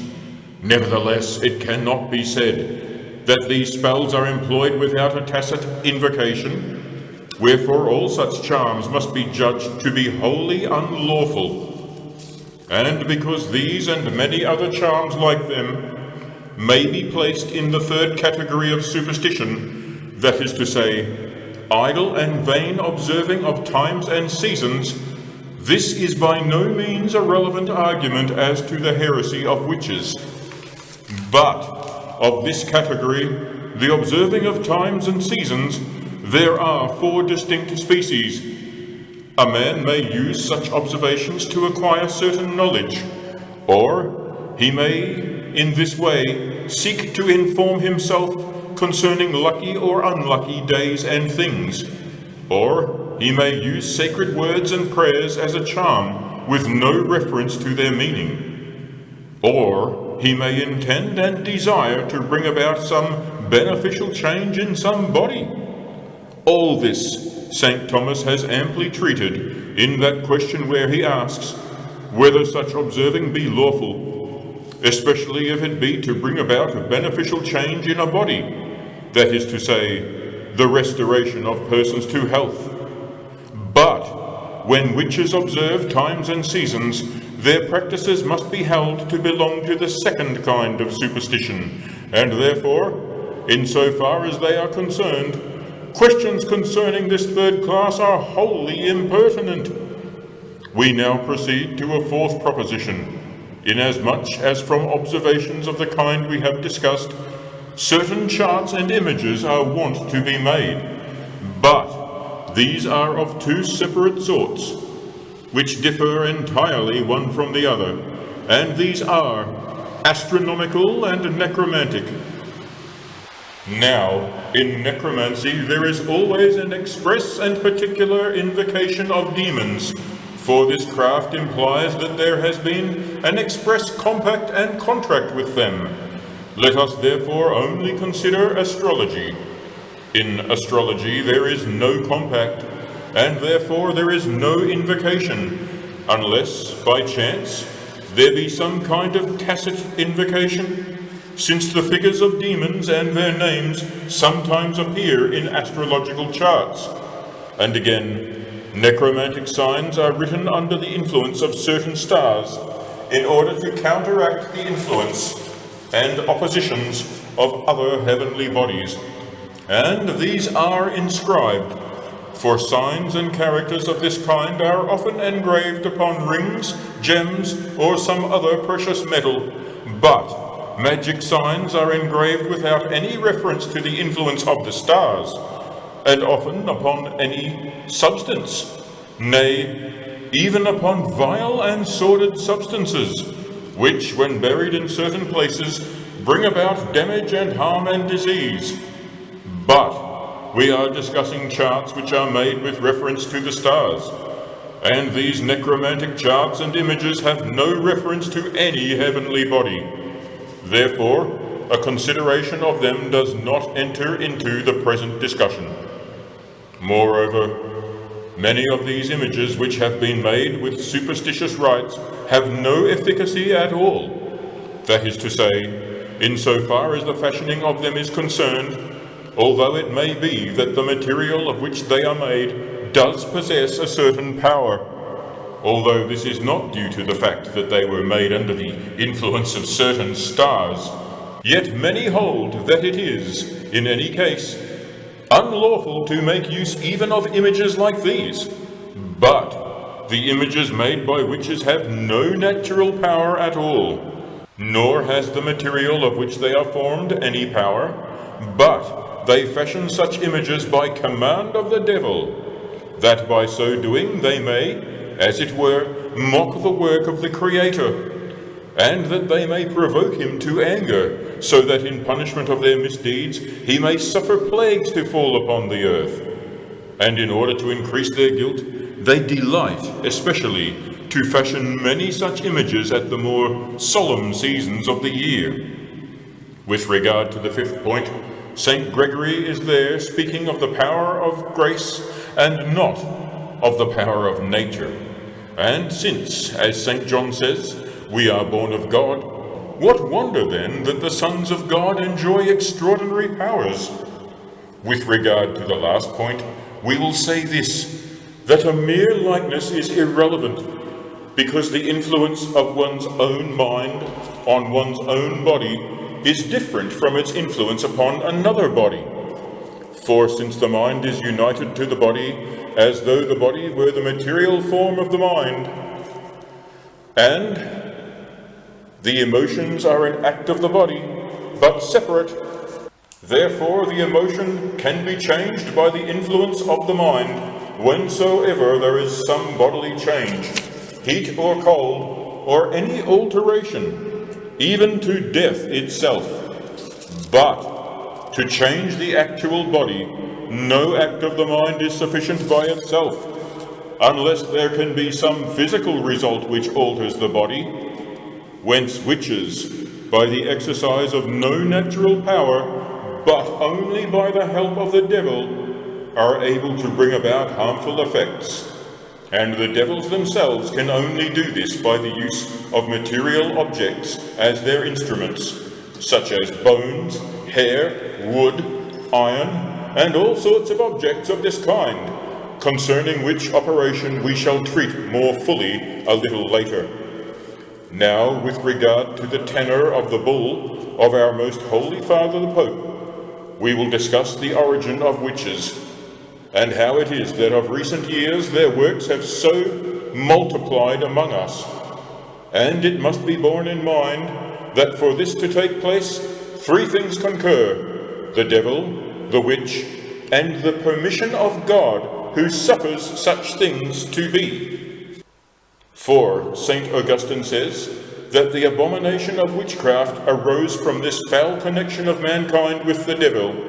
Therefore it is plain that the origin and the increase of this heresy arises from this foul connection, a fact which many authors approve.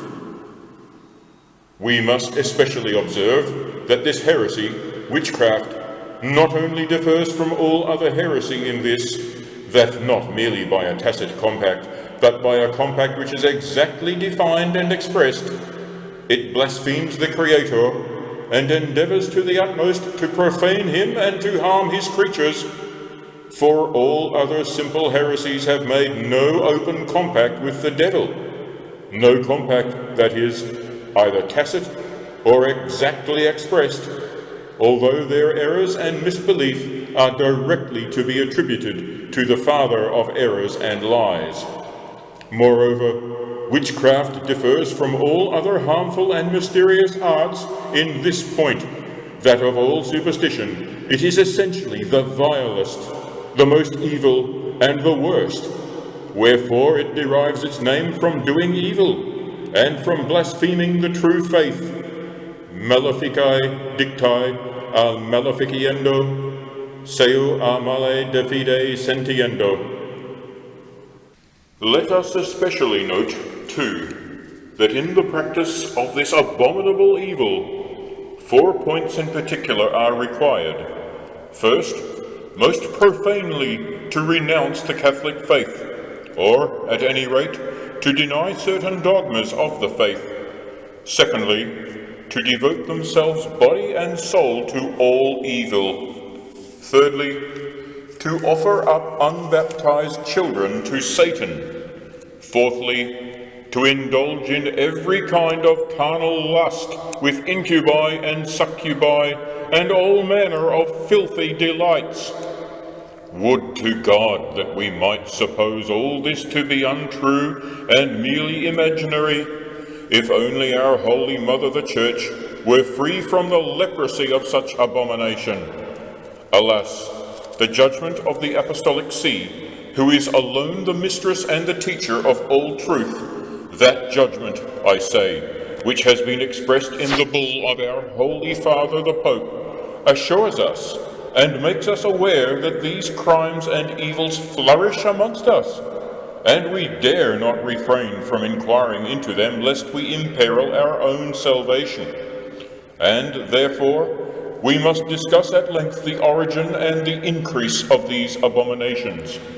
It has been a work of much labor indeed, but we trust that every detail will most exactly and most carefully be weighed by those who read this book For herein will be found nothing contrary to sound reason, nothing which differs from the words of Scripture and the tradition of the fathers.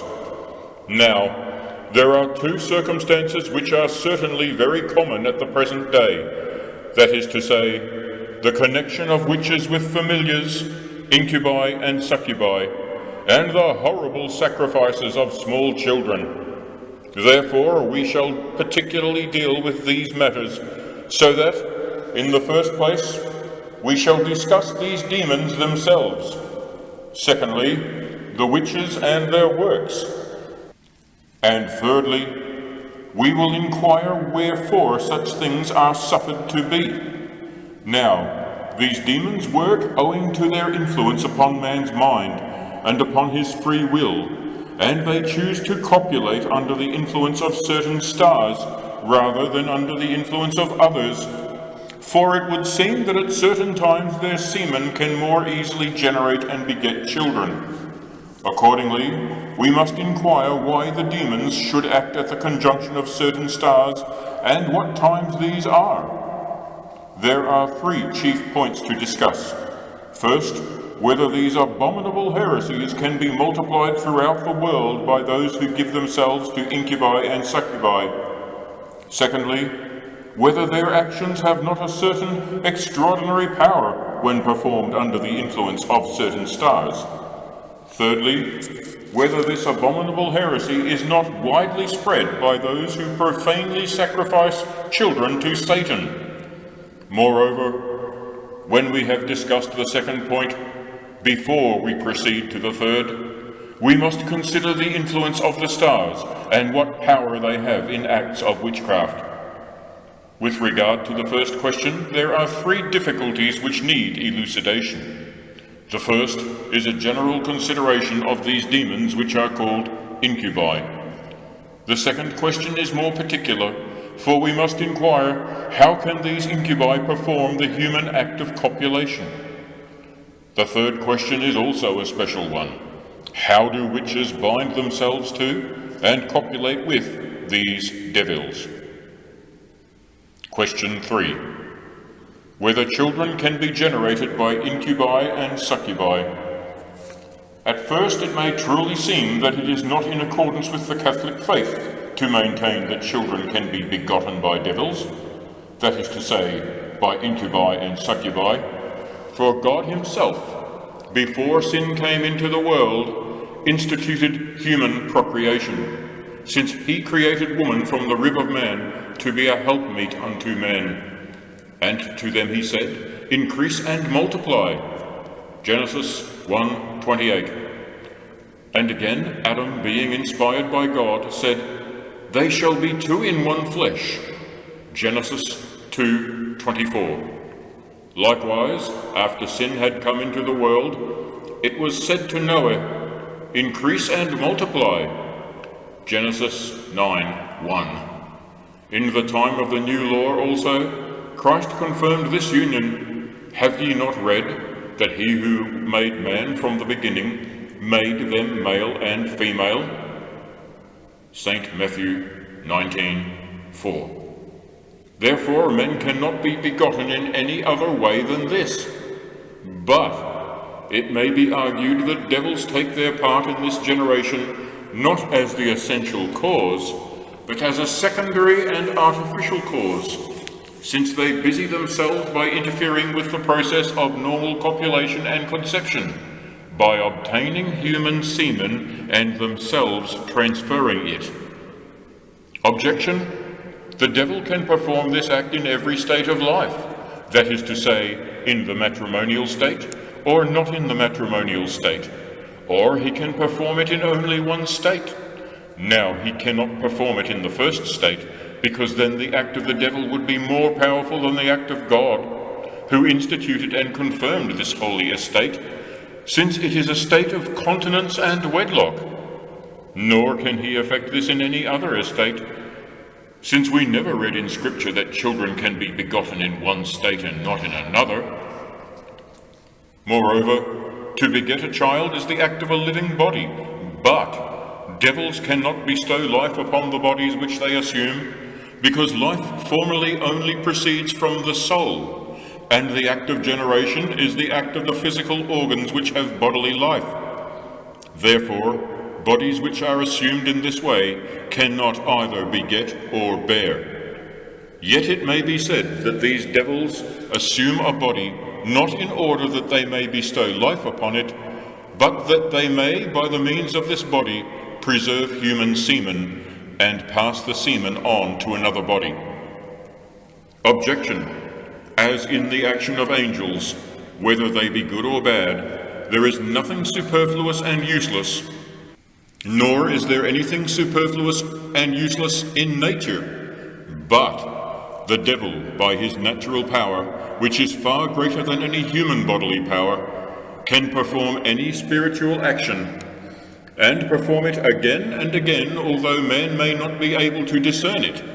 Therefore he is able to perform this action, although man may not be able to discern when the devil is concerned therewith. For all bodily and material things are on a lower scale than pure and spiritual intelligences, but the angels, whether they be good or whether they be evil, are pure and spiritual intelligences. Therefore they can control what is below them. Therefore the devil can collect and make use as he will of human semen which belongs to the body. However, to collect human semen from one person and to transfer it to another implies certain local actions. But devils cannot locally move bodies from place to place, and this is the argument they put forward. The soul is purely a spiritual essence, so is the devil. But the soul cannot move a body from place to place, except it be that body in which it lives and to which it gives life. Whence, if any member of the body perishes, it becomes dead and immovable. Therefore, devils cannot move a body from place to place, except it be a body to which they give life. It has been shown, however, and is acknowledged, that devils do not bestow life on anybody, and therefore they cannot move human semen locally, that is, from place to place, from body to body.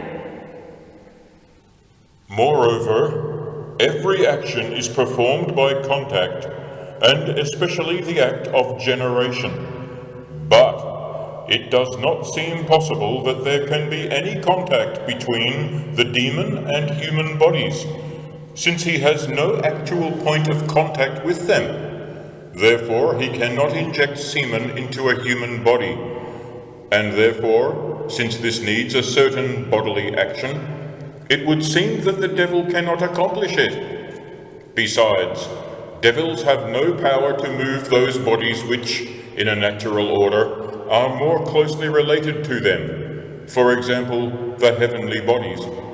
Therefore, they have no power to move those bodies which are more distant and distinct from them. The major is proved, since the power that moves and the movement are one and the same thing, according to Aristotle in his Physics. It follows, therefore, that devils who move heavenly bodies must be in heaven, which is wholly untrue, both in our opinion and in the opinion of the Platonists. Moreover, St. Augustine, on the Trinity 3, says that devils do indeed collect human semen, by means of which they are able to produce bodily effects. But this cannot be done without some local movement. Therefore, demons can transfer the semen which they have collected and inject it into the bodies of others. But, as Walafrid Strabo says in his commentary upon Exodus 7:11, and Pharaoh called the wise men and the magicians, devils, go about the earth collecting every sort of seed, and can by working upon them broadcast various species. See also the gloss on those words, Pharaoh called. And again in Genesis 6, the gloss makes two comments on the words, and the sons of God saw the daughters of men. First, that by the sons of God are meant the sons of Seth, and by the daughters of men, the daughters of Cain. Second, that giants were created not by some incredible act of men, but by certain devils, which are shameless towards women. For the Bible says, giants were upon the earth. Moreover, even after the flood, the bodies, not only of men, but also of women, were preeminently and incredibly beautiful. Answer: for the sake of brevity, much concerning the power of the devil and his works in the matter of the effects of witchcraft is left out. For the pious reader either accepts it as proved, or he may, if he wish to inquire, find every point clearly elucidated in the second book of Sentences 5. For he will see that the devils perform all their works consciously and voluntarily, for the nature that was given them has not been changed.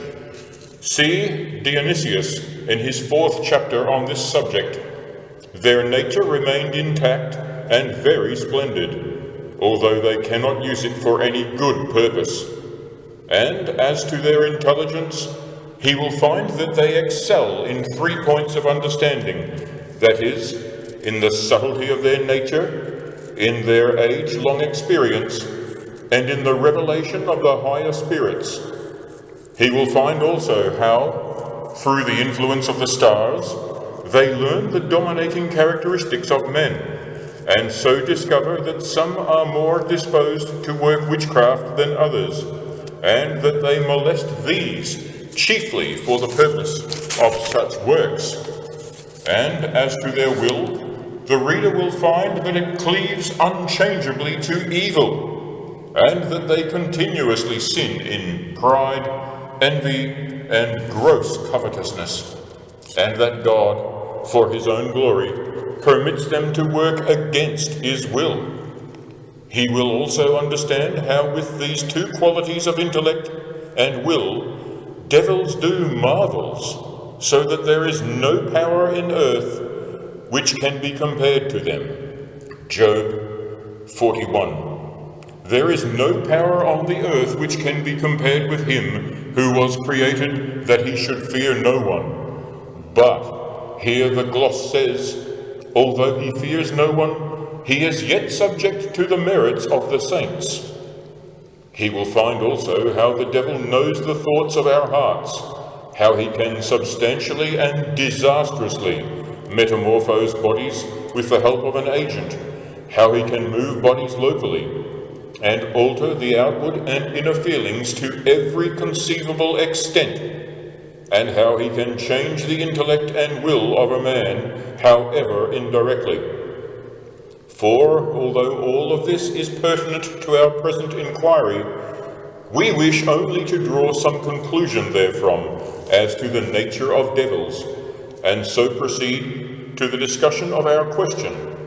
Now the theologians have ascribed to them certain qualities, as that they are unclean spirits, yet not by very nature unclean. For, according to Dionysius, there is in them a natural madness, a rabid concupiscence, a wanton fancy, as is seen from their spiritual sins of pride, envy, and wrath. For this reason, they are the enemies of the human race, rational in mind, but reasoning without words, subtle in wickedness, eager to do hurt, ever fertile in fresh deceptions. They change the perceptions and befoul the emotions of men. They confound the watchful, and in dreams disturb the sleeping. They bring diseases, stir up tempests, disguise themselves as angels of light, bear hell always about them. From witches they usurp to themselves the worship of God, and by this means magic spells are made. They seek to get a mastery over the good, and molest them to the most of their power. To the elect they are given as a temptation, and always they lie in wait for the destruction of men. And although they have 1,000 ways of doing harm, and have tried ever since their downfall to bring about schisms in the church, to infect with the gall of envy the sweetness of the acts of the saints, and in every way to subvert and perturb the human race, yet their power remains confined to the privy parts and the navel. See Job 41. For through the wantonness of the flesh they have much power over men, and in men the source of wantonness lies in the privy parts, since it is from them that the semen falls, just as in women it falls from the navel. These things, then, being granted for a proper understanding of the question of incubi and succubi, it must be said that it is just as Catholic of you to hold that men may at times be begotten by means of incubi and succubi, as it is contrary to the words of the saints, and even to the tradition of Holy Scripture, to maintain the opposite opinion. And this is proved as follows. St. Augustine in one place raises this question, not indeed as regards witches, but with reference to the very works of devils, and to the fables of the poets, and leaves the matter in some doubt, though later on he is definite in the matter of Holy Scripture. For in his De Civitate Dei, Book 3, Chapter 2, he says, "We leave open the question whether it was possible for Venus to give birth to Aeneas through coition with Anchises, for a similar question arises in the Scriptures, where it is asked whether evil angels lay with the daughters of men, and thereby the earth was then filled with giants, that is to say, preternaturally big and strong men." But he settles the question in Book 5, Chapter 23, in these words, "It is a very general belief, the truth of which is vouched for by many from their own experience, or at least from hearsay as having been experienced by men of undoubted trustworthiness, that satyrs and fauns, which are commonly called incubi, have appeared to wanton women, and have sought and obtained coition with them, and that certain devils, which the Gauls call Ducii, assiduously attempt and achieve this filthiness, is vouched for by so many credible witnesses that it would seem impudent to deny it." Later in the same book, he settles the second contention, namely, that the passage in Genesis about the sons of God, that is, Seth, and the daughters of men, that is, Cain, does not speak only of incubi, since the existence of such is not credible. In this connection, there is the gloss, which we have touched upon before. He says that it is not outside belief that the giants of whom the Scripture speaks were begotten, not by men, but by angels, or certain devils who lust after women. To the same effect is the gloss on Esaias 13, where the prophet foretells the desolation of Babylon and the monsters that should inhabit it. He says, "Owls shall dwell there, and satyrs shall dance there." By satyrs here, devils are meant. As the gloss says, satyrs are wild, shaggy creatures of the woods, which are a certain kind of devils called incubi. And again, in Esaias 34, where he prophesies the desolation of the land of the Idumeans, because they persecuted the Jews, he says, "And it shall be a habitation of dragons, and a court for owls. The wild beasts also of the desert shall meet." The interlinear gloss interprets this as monsters and devils, and in the same place, Blessed Gregory explains these to be woodland gods under another name, not those which the Greeks called Pans and the Latins incubi. Similarly, Blessed Isidore, in the last chapter of his 8th book, says, "Satyrs are they who are called Pans in Greek and incubi in Latin, and they are called incubi from their practice of overlaying, that is, debauching. For they often lust lecherously after women and copulate with them, and the Gauls name them Ducii, because they are diligent in this beastliness.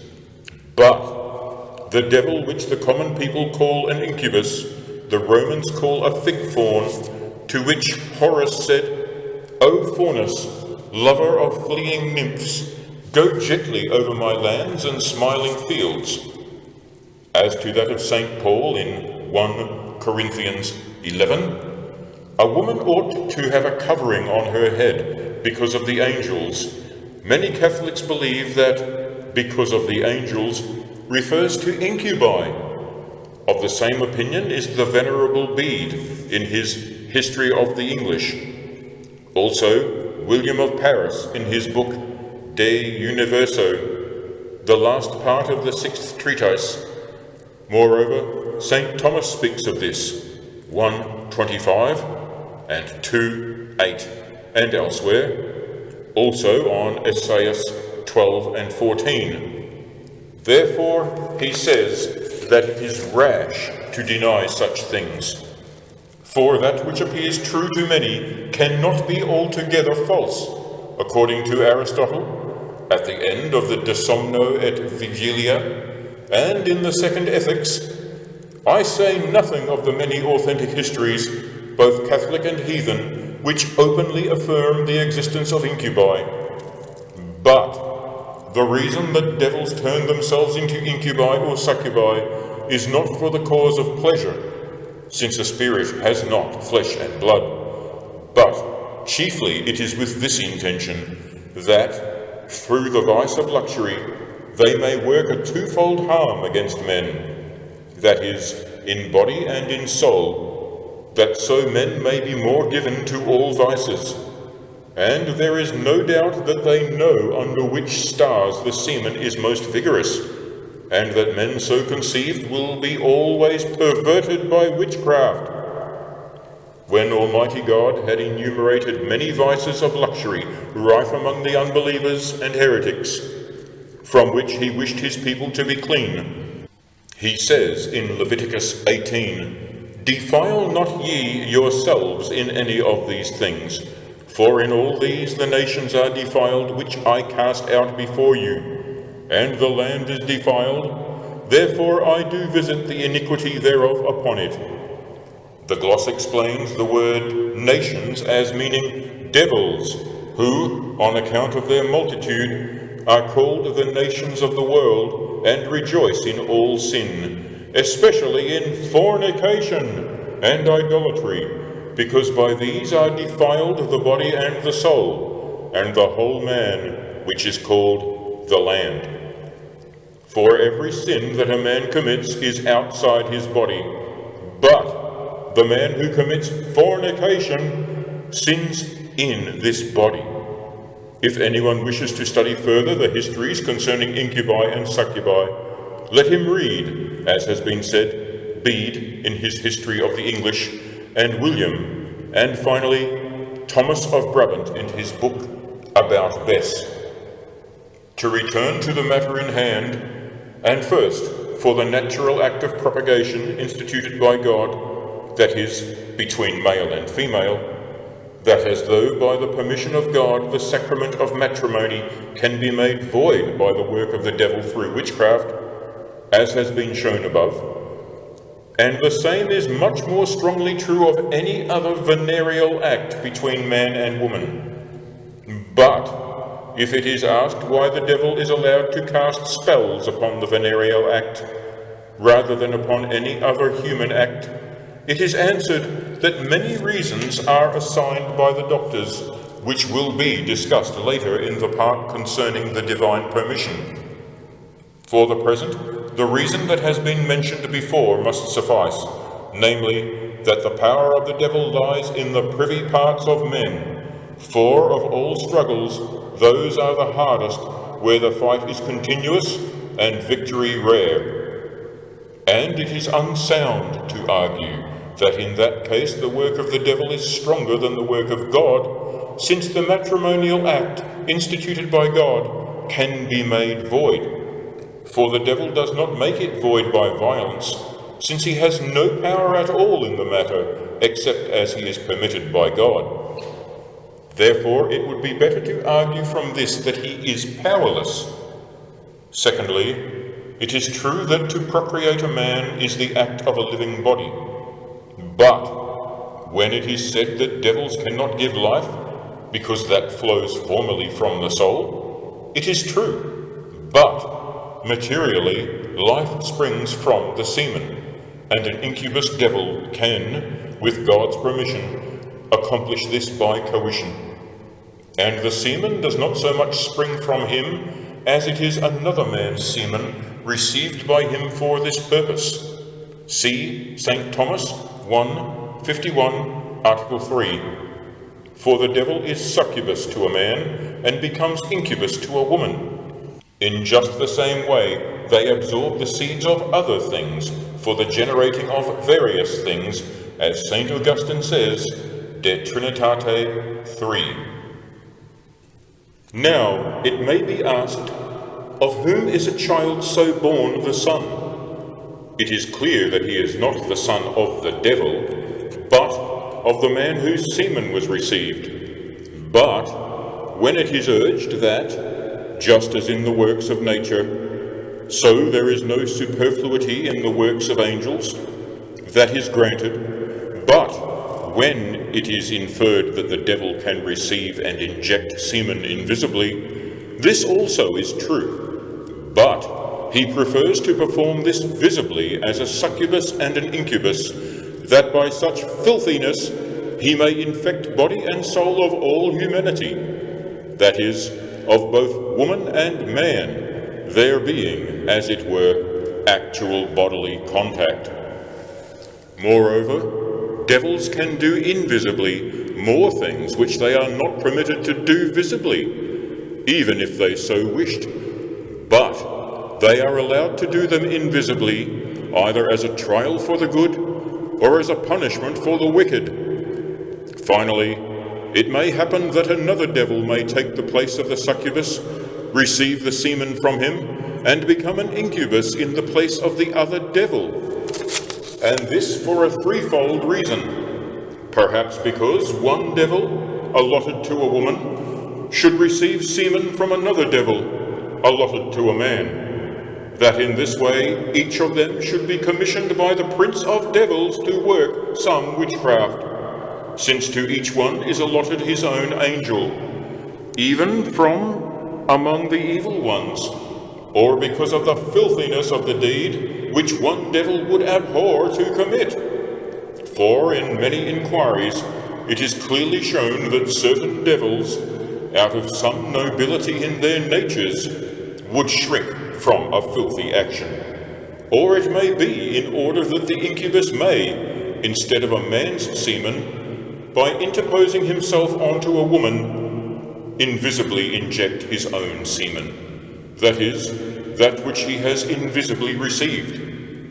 And it is not foreign to his nature or power to effect such an interposition, since even in bodily form he can interpose himself invisibly and without physical contact, as was shown in the case of the young man who was betrothed to an idol. Thirdly, it is said that the power of an angel belongs in an infinite degree to the higher things. That is to say, that his power cannot be comprehended by the lower orders, but is always superior to them, so that it is not limited to one effect only.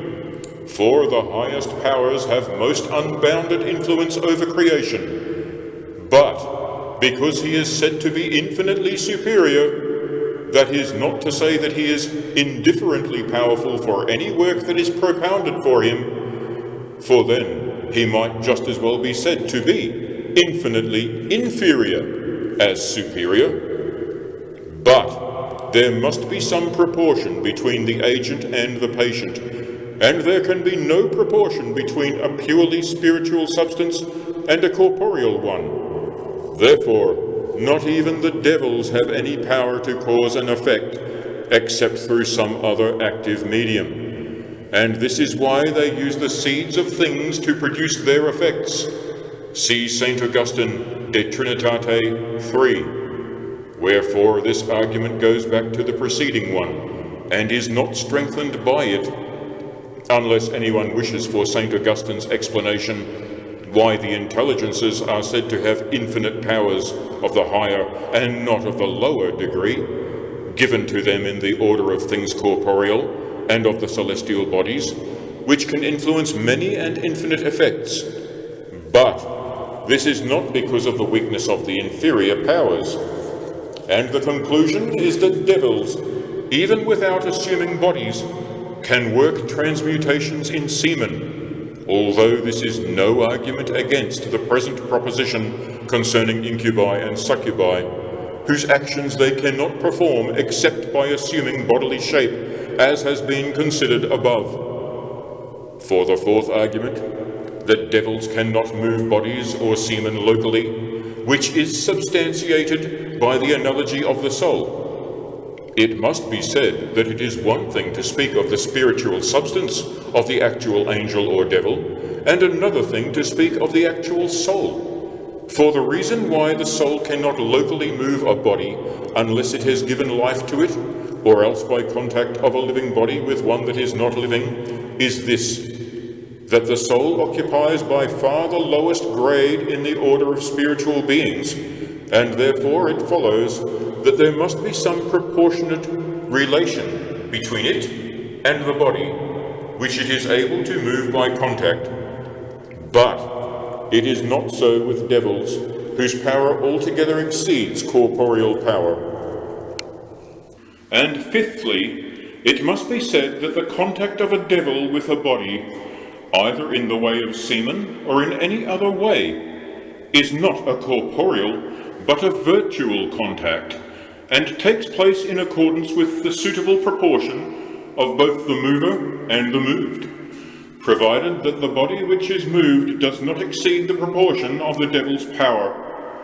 And such bodies are the celestial bodies, and even the whole earth, or the elements of the world, the power of which we may call superior on the authority of St. Thomas in his questions concerning sin, question 10, De Daemonibus, for this is either because of the essence of nature or because of condemnation for sin. For there is a due order in things, in accordance both with their very nature and with their motion, and just as the higher heavenly bodies are moved by the higher spiritual substances, as are the good angels, so are the lower bodies moved by the lower spiritual substances, as are the devils. And if this limitation of the devil's power is due to the essence of nature, it is held by some that the devils are not of the order of those higher angels, but are part of this terrestrial order created by God. And this was the opinion of the philosophers. And if it is due to condemnation for sin, as is held by the theologians, then they were thrust from the regions of heaven into this lower atmosphere for a punishment, and therefore are not able to move either it or the earth. This has been said on account of two easily dispelled arguments. One, regarding the heavenly bodies, that the devils could also move these, if they were able to move bodies locally, since the stars are nearer to them in nature, as also the last argument alleges. The answer is that this is not valid, for if the former opinion holds good, those bodies exceed the proportion of the devil's power, and if this second is true, then again they cannot move them because of their punishment for sin. Also there is the argument that objects that the motion of the whole and of the part is the same thing, just as Aristotle in his fourth Physics instances the case of the whole earth and a clod of soil, and that therefore, if the devils could move a part of the earth, they could also move the whole earth. But this is not valid, as is clear to anyone who examines the distinction. But to collect the semen of things and apply it to certain effects does not exceed their natural power, with the permission of God, as is self-evident.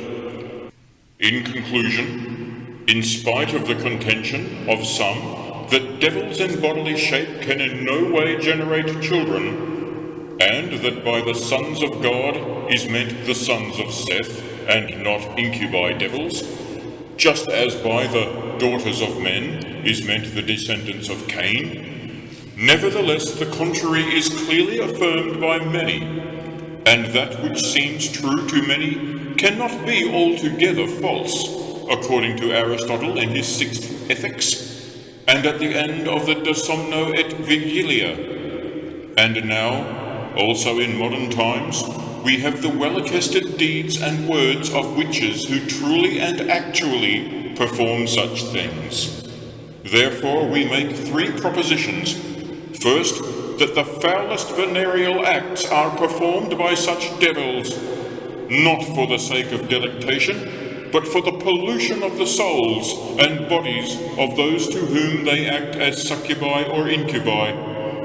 Second, that through such action, complete conception and generation by women can take place, inasmuch as they can deposit human semen in the suitable place of a woman's womb where there is already a corresponding substance. In the same way, they can also collect the seeds of other things for the working of other effects. Third, that in the begetting of such children, only the local motion is to be attributed to devils, and not the actual begetting, which arises not from the power of the devil, or of the body which he assumes, but from the virtue of him whose semen it was. Wherefore the child is the son, not of the devil, but of some man. And here there is a clear answer to those who would contend that there are 2 reasons why devils cannot generate children. First, that generation is affected by the formative virtue which exists in semen released from a living body, and that because the body assumed by devils is not of such a sort, therefore, etc. The answer is clear, that the devil deposits naturally formative semen in its proper place, etc. Secondly, it may be argued that semen has no power of generation, except as long as the heat of life is retained in it, and that this must be lost when it is carried great distances. The answer is that devils are able to store the semen safely, so that its vital heat is not lost, or even that it cannot evaporate so easily on account of the great speed at which they move, by reason of the superiority of the mover over the thing moved. Question 4. By which devils are the operations of incubus and succubus practiced? Is it Catholic to affirm that the functions of incubi and succubi belong indifferently and equally to all unclean spirits? And it seems that it is so. For to affirm the opposite would be to maintain that there is some good order among them.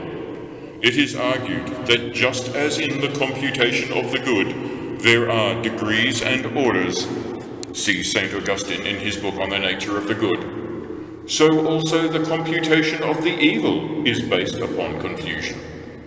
But as among the good angels nothing can be without order, so among the bad all is disorder, and therefore they all indifferently follow these practices.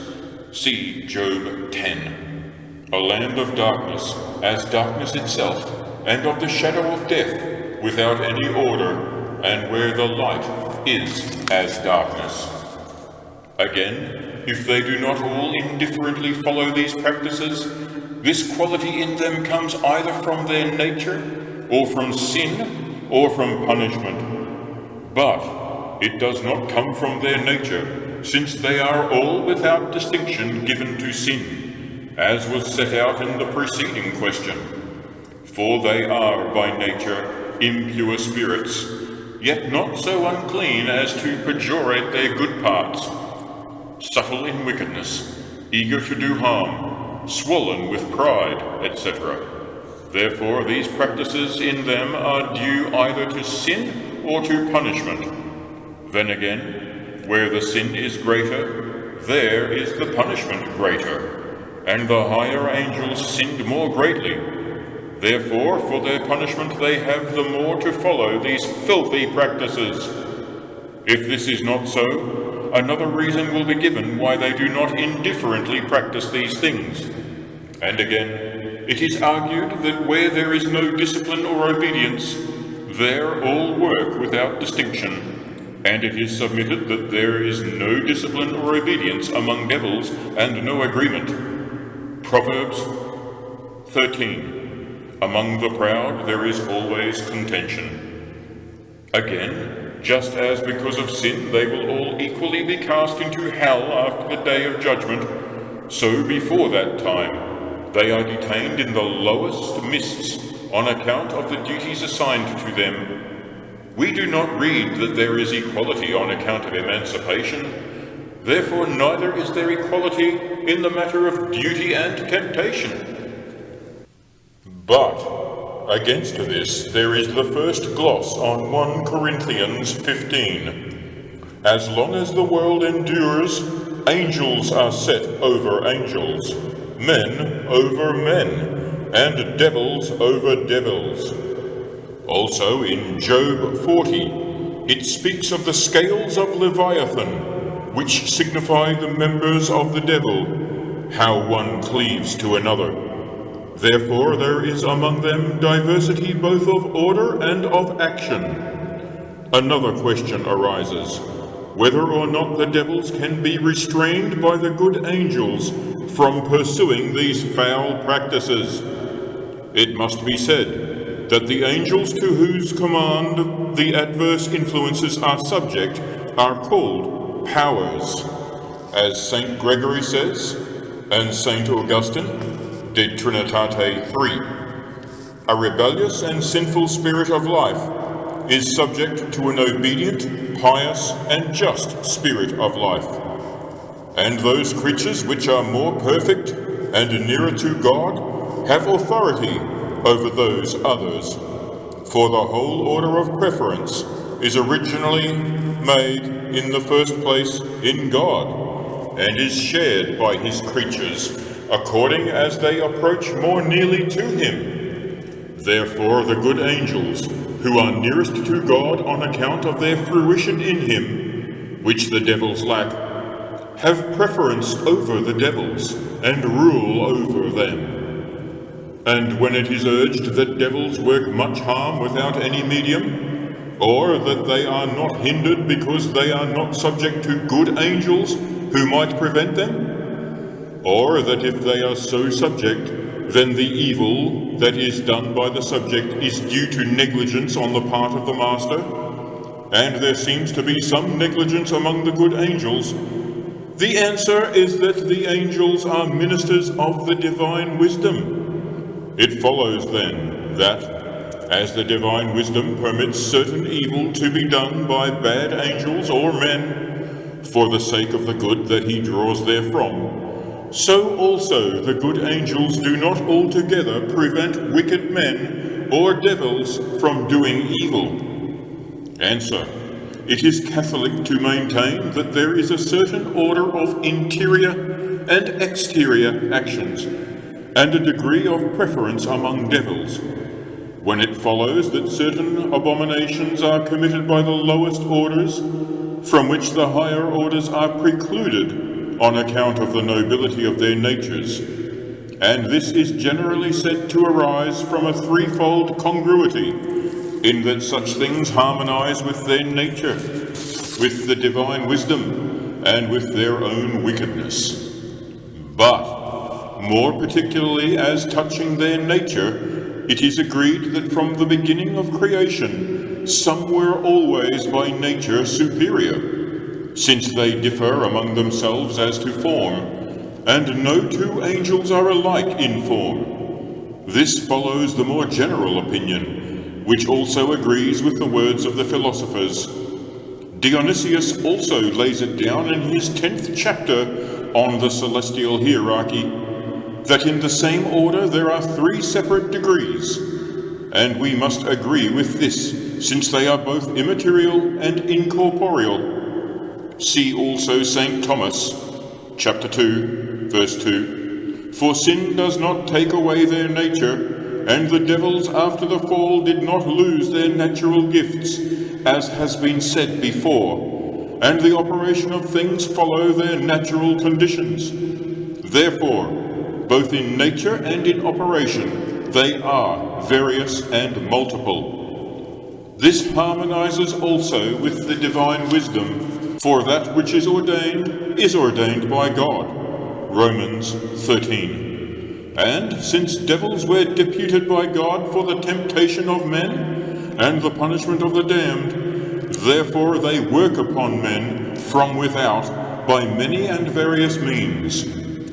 It harmonizes also with their own wickedness, for since they are at war with the human race, they fight in an orderly manner, for so they think to do greater harm to men, and so they do. Whence it follows that they do not share in an equal manner in their most unspeakable abominations. And this is more specifically proved as follows. For since, as has been said, the operation follows the nature of the thing, it follows also that those whose natures are subordinate must in turn be subordinate to themselves in operation, just as is the case in corporeal matters. For since the lower bodies are by natural ordination below the celestial bodies, and their actions and motions are subject to the actions and motions of the celestial bodies, and since the devils, as has been said, differ among themselves in natural order, therefore they also differ among themselves in their natural actions, both extrinsic and intrinsic, and especially in the performance of the abominations in question, from which it is concluded that since the practice of these abominations is for the most part foreign to the nobility of the angelic nature, so also in human actions the foulest and beastliest acts are to be considered by themselves, and not in relation to the duty of human nature and procreation. Finally, since some are believed to have fallen from every order, it is not unsuitable to maintain that those devils who fell from the lowest choir, and even in that held the lowest rank, are deputed to and perform these and other abominations.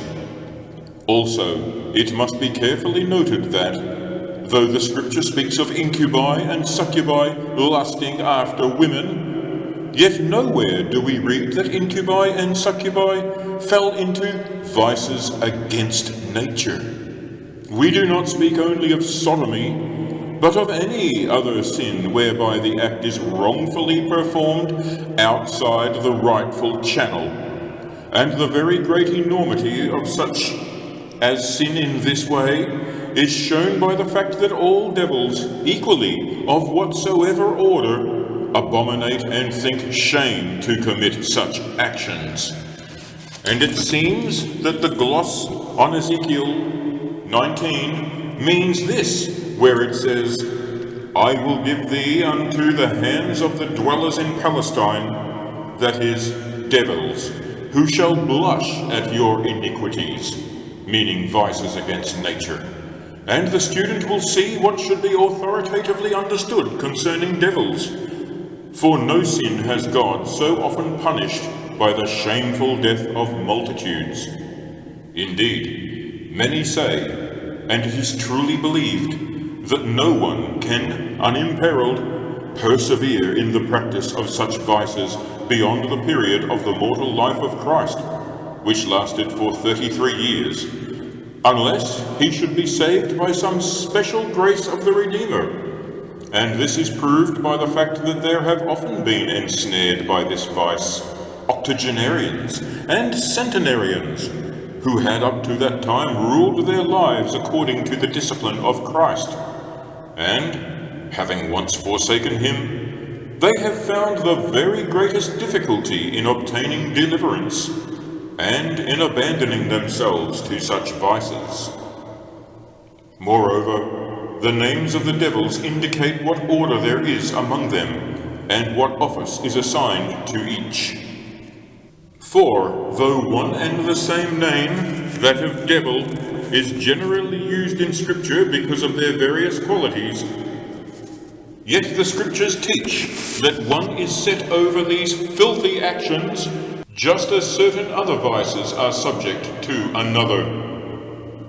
For it is the practice of scripture and of speech to name every unclean spirit diabolos, from dia, that is two, and bolus, that is morsel. For he kills two things, the body and the soul. And this is in accordance with etymology, although in Greek diabolos means shut in prison, which also is apt, since he is not permitted to do as much harm as he wishes. Or diabolos may mean down-flowing, since he flowed down, that is, fell down, both specifically and locally. He is also named demon, that is, cunning over blood, since he thirsts for and procures sin with a threefold knowledge, being powerful in the subtlety of his nature, in his age-long experience, and in the revelation of the good spirits. He is called also Belial, which means without yoke or master, for he can fight against him to whom he should be subject. He is called also Beelzebub, which means Lord of Flies, that is, of the souls of sinners who have left the true faith of Christ. Also Satan, that is, the adversary. See 1 St. Peter 2. For your adversary the devil goeth about, etc. Also Behemoth, that is, beast, because he makes men bestial. But the very devil of fornication, and the chief of that abomination, is called Asmodeus, which means the creature of judgment. For because of this kind of sin, a terrible judgment was executed upon Sodom and the 4 other cities. Similarly, the devil of pride is called Leviathan, which means their addition, because when Lucifer tempted our first parents, he promised them, out of his pride, the addition of divinity. Concerning him the Lord said through Esaias, I shall visit it upon Leviathan, that old and tortuous serpent, and the devil of avarice and riches is called Mammon, whom also Christ mentions in the Gospel, Matthew 6. Ye cannot serve God, etc. To the arguments. First, that good can be found without evil, but evil cannot be found without good. For it is poured upon a creature that is good in itself, and therefore the devils, insofar as they have a good nature, were ordained in the course of nature, and for their actions, see Job 10. Secondly, it can be said that the devils deputed to work are not in hell, but in the lower mists, and they have here an order among themselves, which they will not have in hell. From which it may be said that all order ceased among them, as touching the attainment of blessedness, at that time when they fell irrecoverably from such rank. And it may be said that even in hell there will be among them a gradation of power, and of the affliction of punishments, inasmuch as some, and not others, will be deputed to torment the souls. But this gradation will come rather from God than from themselves, as will also their torments. Thirdly, when it is said that the higher devils, because they sinned the more, are the more punished, and must therefore be the more bound to the commission of these filthy acts, it is answered that sin bears relation to punishment, and not to the act or operation of nature, and therefore it is by reason of their nobility of nature that these are not given to such filthiness, and it has nothing to do with their sin or punishment. And though they are all impure spirits, and eager to do harm, yet one is more so than another, in proportion as their natures are the furthest thrust into darkness. Fourthly, it is said that there is agreement among devils, but of wickedness rather than friendship. in that they hate mankind and strive their utmost against justice. For such agreement is found among the wicked, that they band themselves together and depute those whose talents seem suitable to the pursuit of particular iniquities. Fifthly, although imprisonment is equally decreed for all, now in the lower atmosphere and afterwards in hell, yet not therefore are equal penalties and duties equally ordained for them. For the nobler they are in nature, and the more potent in office, the heavier is the torment to which they are subjected. See Wisdom 6. The powerful shall powerfully suffer torments. Question 5. What is the source of the increase of works of witchcraft? Whence comes it that the practice of witchcraft hath so notably increased?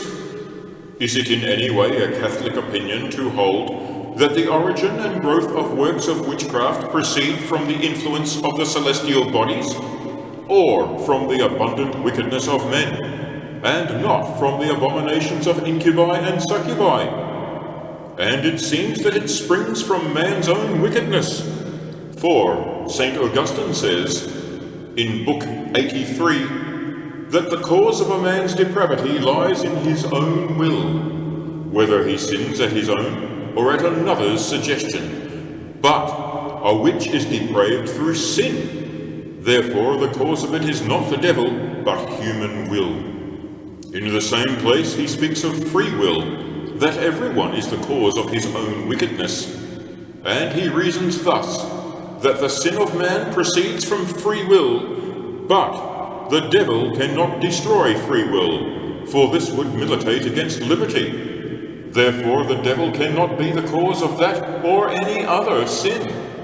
Again, in the Book of Ecclesiastic Dogma, it is said, not all our evil thoughts are stirred up by the devil, but sometimes they arise from the operation of our own judgment. But it is submitted that the true source of witchcraft is the influence of the celestial bodies and not devils. Just as every multitude is reduced to unity, so all that is multiform is reduced to some uniform beginning. But the acts of men, both in vice and in virtue, are various and multiform.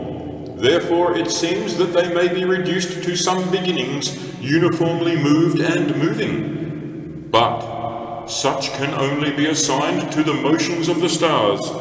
Therefore those bodies are the causes of such actions. Again, if the stars were not the cause of human actions, both good and bad, astrologers would not so frequently foretell the truth about the result of wars and other human acts. Therefore they are in some way a cause. Again, the stars can influence the devils themselves in the causing of certain spells, and therefore they can all the more influence men. 3 proofs are adduced for this assumption. For certain men who are called lunatics are molested by devils more at one time than at another, and the devils would not so behave, but would rather molest them at all times, unless they themselves were deeply affected by certain phases of the moon. It is proved again from the fact that necromancers observe certain constellations for the invoking of devils, which they would not do unless they knew that those devils were subject to the stars.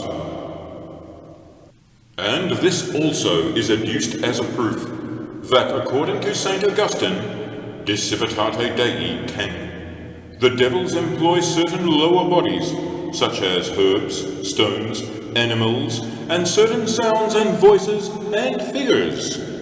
But since the heavenly bodies are of more potency than the lower bodies, therefore the stars are a far greater influence than these things, and witches are the more in subjection, in that their deeds proceed from the influence of those bodies, and not from the help of evil spirits.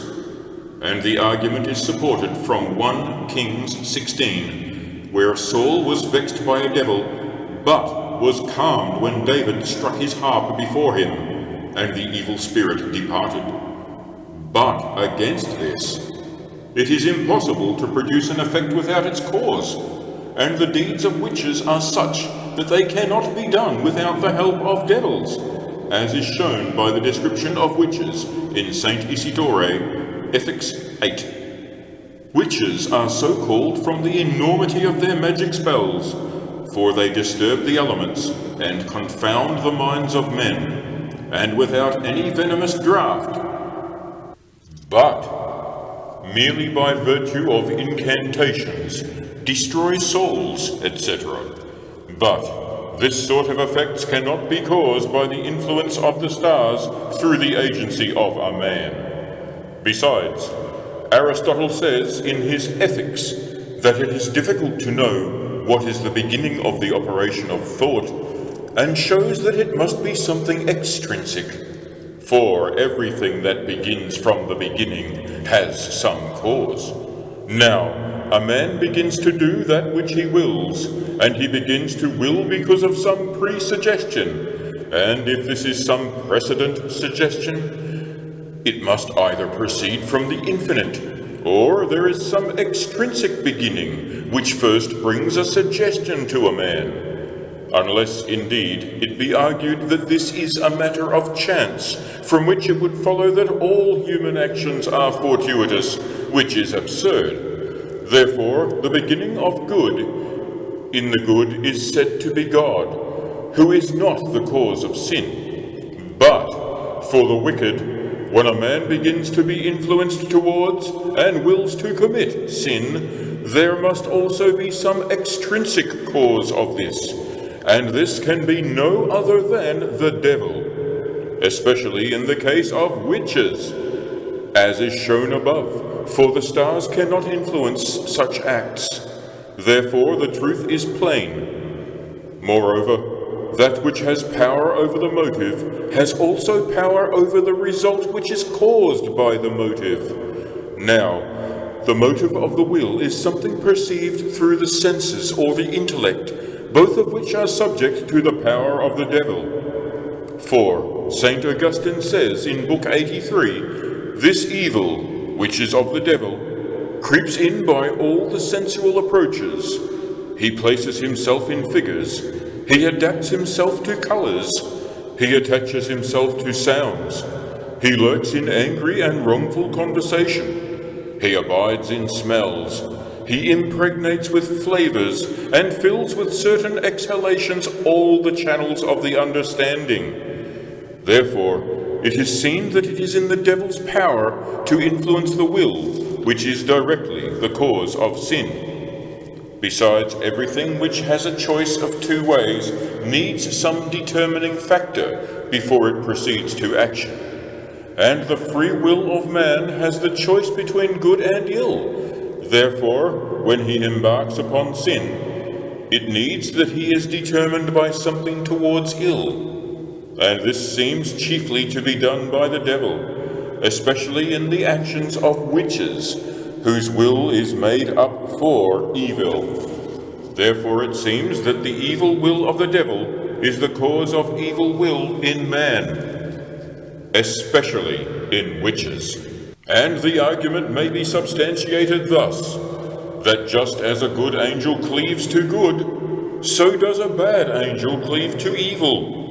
But the former leads a man into goodness, therefore the latter leads him into evil.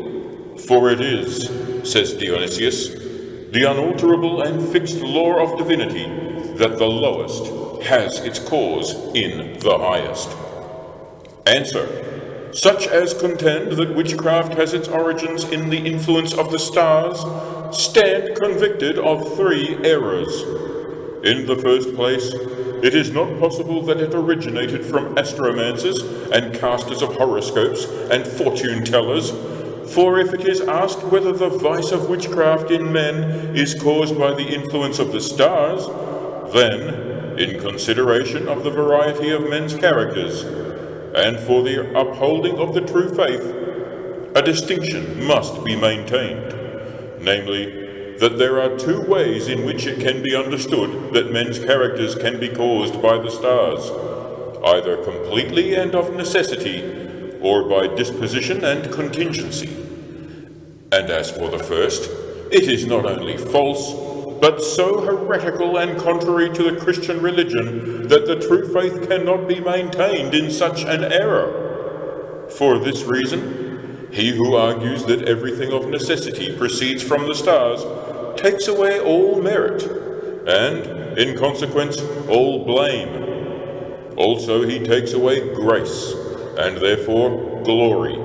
For uprightness of character suffers prejudice by this error, since the blame of the sinner redounds upon the stars.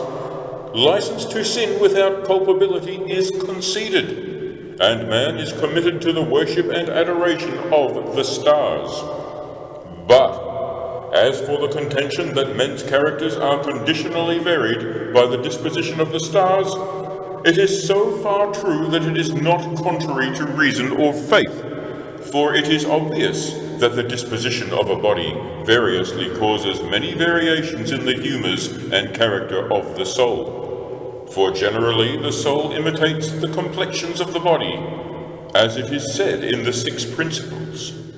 Wherefore the choleric are wrathful, the sanguine are kindly, the melancholy are envious, and the phlegmatic are slothful. But this is not absolute, for the soul is master of its body, especially when it is helped by grace.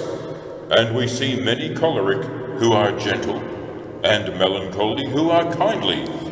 Therefore, when the virtue of the stars influences the formation and quality of a man's humours, it is agreed that they have some influence over the character, but very distantly.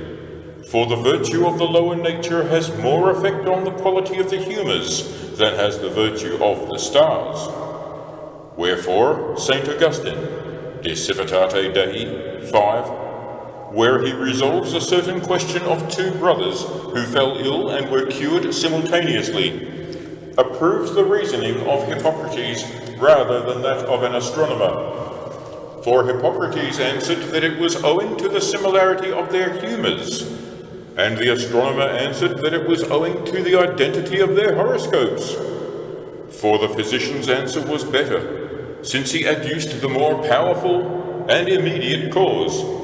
Thus, therefore, it must be said that the influence of the stars is to some degree conducive to the wickedness of witches, if it be granted that there is any such influence over their bodies that predisposes them to this manner of abomination, rather than to any other sort of works either vicious or virtuous.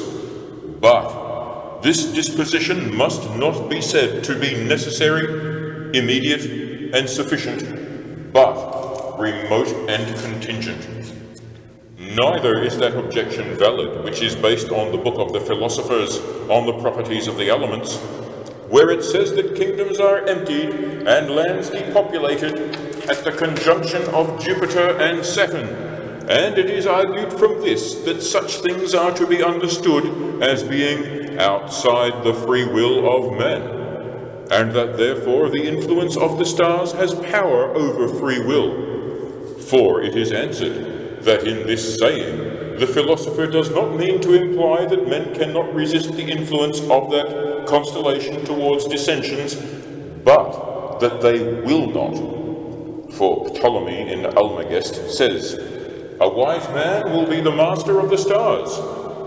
For although, since Saturn has a melancholy and bad influence, and Jupiter a very good influence, the conjunction of Jupiter and Saturn can dispose men to quarrels and discords, yet through free will men can resist that inclination, and very easily with the help of God's grace. And again, it is no valid objection to quote St. John Damascene, where he says, Book 2, Chapter 6, that comets are often the sign of the death of kings. For it will be answered that even if we follow the opinion of St. John Damascene, which was, as is evident in the book referred to, contrary to the opinion of the philosophic way, yet this is no proof of the inevitability of human actions. For St. John considers that a comet is not a natural creation, nor is it one of the stars set in the firmament. Wherefore neither its signification nor influence is natural. For he says that comets are not of the stars which were created in the beginning, but that they are made for a particular occasion and then dissolved by divine command. This then is the opinion of Saint John Damascene. But God, by such a sign, foretells the death of kings rather than of other men, both because a king is a public person, and because from this may arise the confusion of a kingdom. And the angels are more careful to watch over kings for the general good, and kings are born and die under the ministry of the angels. And there is no difficulty in the opinion of the philosophers who say that a comet is a hot and dry conglomeration, generated in the higher part of space near the fire, and that a conjoined globe of that hot and dry vapor assumes the likeness of a star. But unincorporated parts of that vapor stretch in long extremities joined to that globe, and are a sort of adjunct to it. And according to this view, not of itself, but by accident, it predicts death, which proceeds from hot and dry infirmities. And since for the most part the rich are fed on things of a hot and dry nature, there at such times many of the rich die, among which the death of kings and princes is the most notable. And this view is not far from the view of St. John Damascene, when carefully considered, except as regards the operation and cooperation of the angels, which not even the philosophers can ignore. For indeed, when the vapors in their dryness and heat have nothing to do with the generation of a comet, even then, for reasons already set out, a comet may be formed by the operation of an angel. In this way, the star which portended the death of the learned St. Thomas was not one of the stars set in the firmament, but was formed by an angel from some convenient material, and, having performed its office, was again dissolved. From this we see that, whichever of those opinions we follow, the stars have no inherent influence over the free will, or consequently over the malice and character of men. It is to be noted also that astronomers often foretell the truth, and that their judgments are for the most part effective on one province or one nation. And the reason is that they take their judgments from the stars, which, according to the more probable view, have a greater, though not an inevitable, influence over the actions of mankind in general, that is, over one nation or province, than over one individual person. And this because the greater part of one nation more closely obeys the natural disposition of the body than does one single man. But this is mentioned incidentally. And the second of the three ways by which we vindicate the Catholic standpoint is by refuting the errors of those who cast horoscopes and mathematicians who worship the goddess of fortune. Of these, Saint Isidore, Ethics 8:9, says that those who cast horoscopes are so called from their examination of the stars at nativity, and are commonly called mathematicians. And in the same book, chapter 2, he says that fortune has her name from fortuitousness, and is a sort of goddess who mocks human affairs in a haphazard and fortuitous manner. Wherefore she is called blind, since she runs here and there with no consideration for desert, and comes indifferently to good and bad. So much for Isidore. But to believe that there is such a goddess, or that the harm done to bodies and creatures which is ascribed to witchcraft does not actually proceed from witchcraft, but from that same goddess of fortune, is sheer idolatry. And also to assert that witches themselves were born for that very purpose, that they might perform such deeds in the world, is similarly alien to the faith, and indeed to the general teaching of the philosophers. Anyone who pleases may refer to St. Thomas in the third book of his Summa of the Faith against the Gentiles, question 87, etc., and he will find much to this effect. Nevertheless, one point must not be omitted, for the sake of those who perhaps have no great quantity of books. It is there noted that three things are to be considered in man, which are directed by three celestial causes, namely the act of the will, the act of the intellect, and the act of the body. The first of these is governed directly and solely by God, the second by an angel, and the third by a celestial body. For choice and will are directly governed by God for good works. As the scripture says in Proverbs 12, "The heart of the king is in the hand of the Lord. He turneth it whithersoever he will." And it says, "The heart of the king," to signify that, as the great cannot oppose his will, so are others even less able to do so. Also St. Paul says, "God who causeth us to wish and to perform that which is good." The human understanding is governed by God through the mediation of an angel, and those bodily actions, either exterior or interior, which are natural to man, are regulated by God through the mediation of the angels and the celestial bodies. For Blessed Dionysius, de Dion nomine 4, says that the celestial bodies are the causes of that which happens in this world, though he makes no implication of fatality.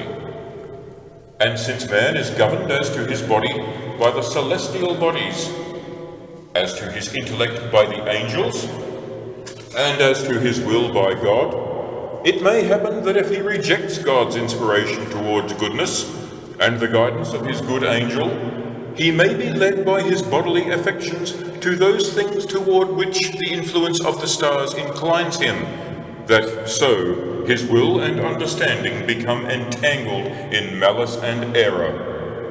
However, it is not possible for anyone to be influenced by the stars to enter upon that sort of error in which the witches are ensnared, such as bloodshed, theft, or robbery, or even the perpetration of the worst incontinences, and this is true of other natural phenomena. Also, as William of Paris says in his De Universo, it is proved by experience that if a harlot tries to plant an olive, it does not become fruitful, whereas if it is planted by a chaste woman, it is fruitful.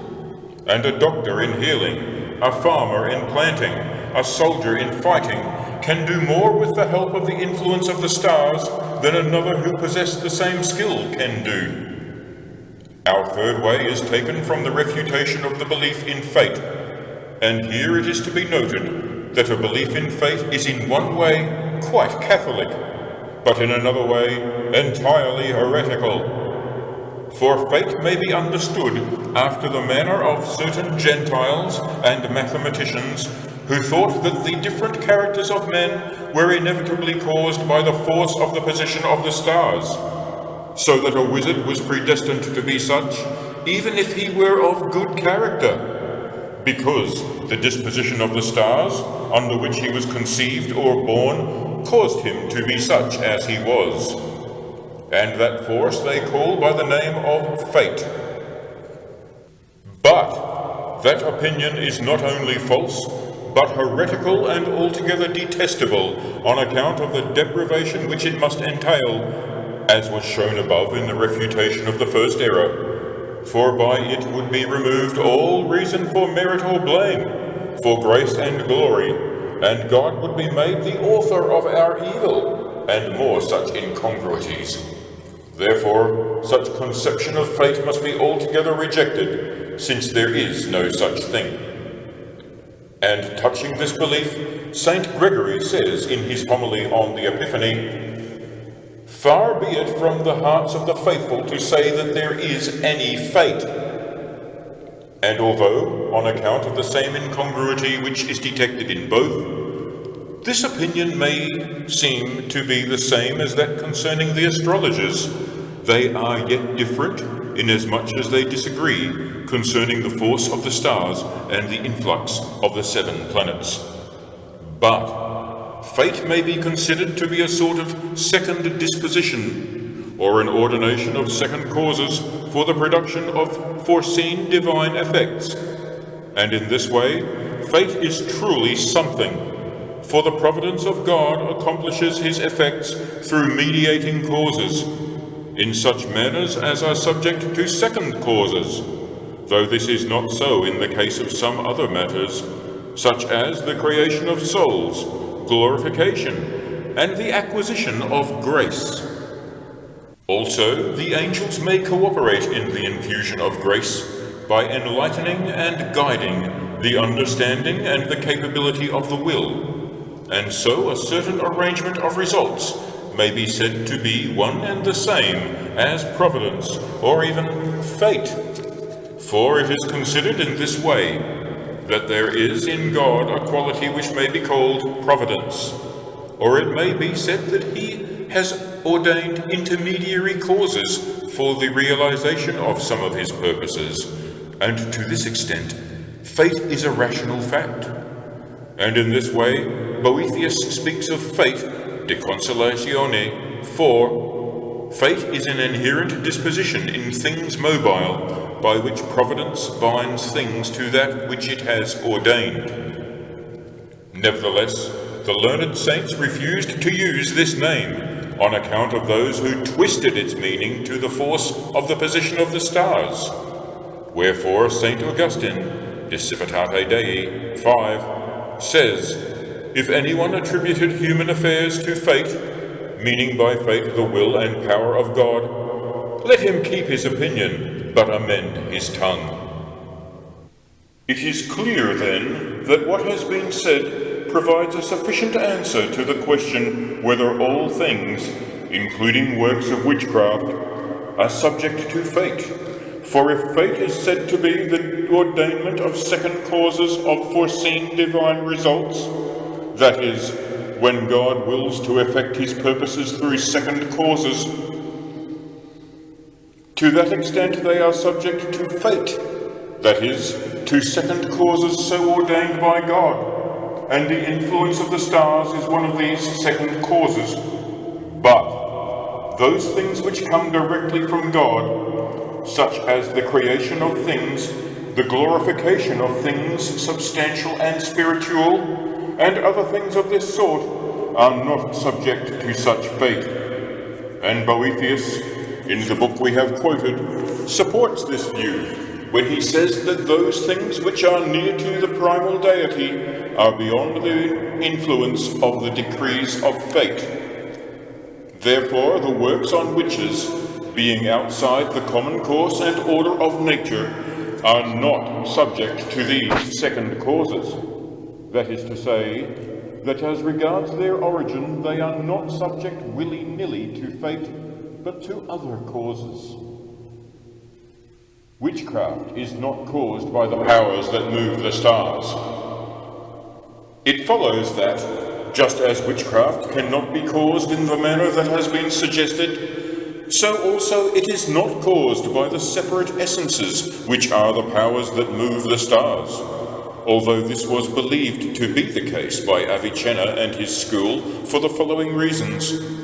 For they argued that those are separate essences of a higher power than our souls, and the soul itself can sometimes, by the force of imagination, or merely through fear, effect a change in its own body, and even sometimes in another body.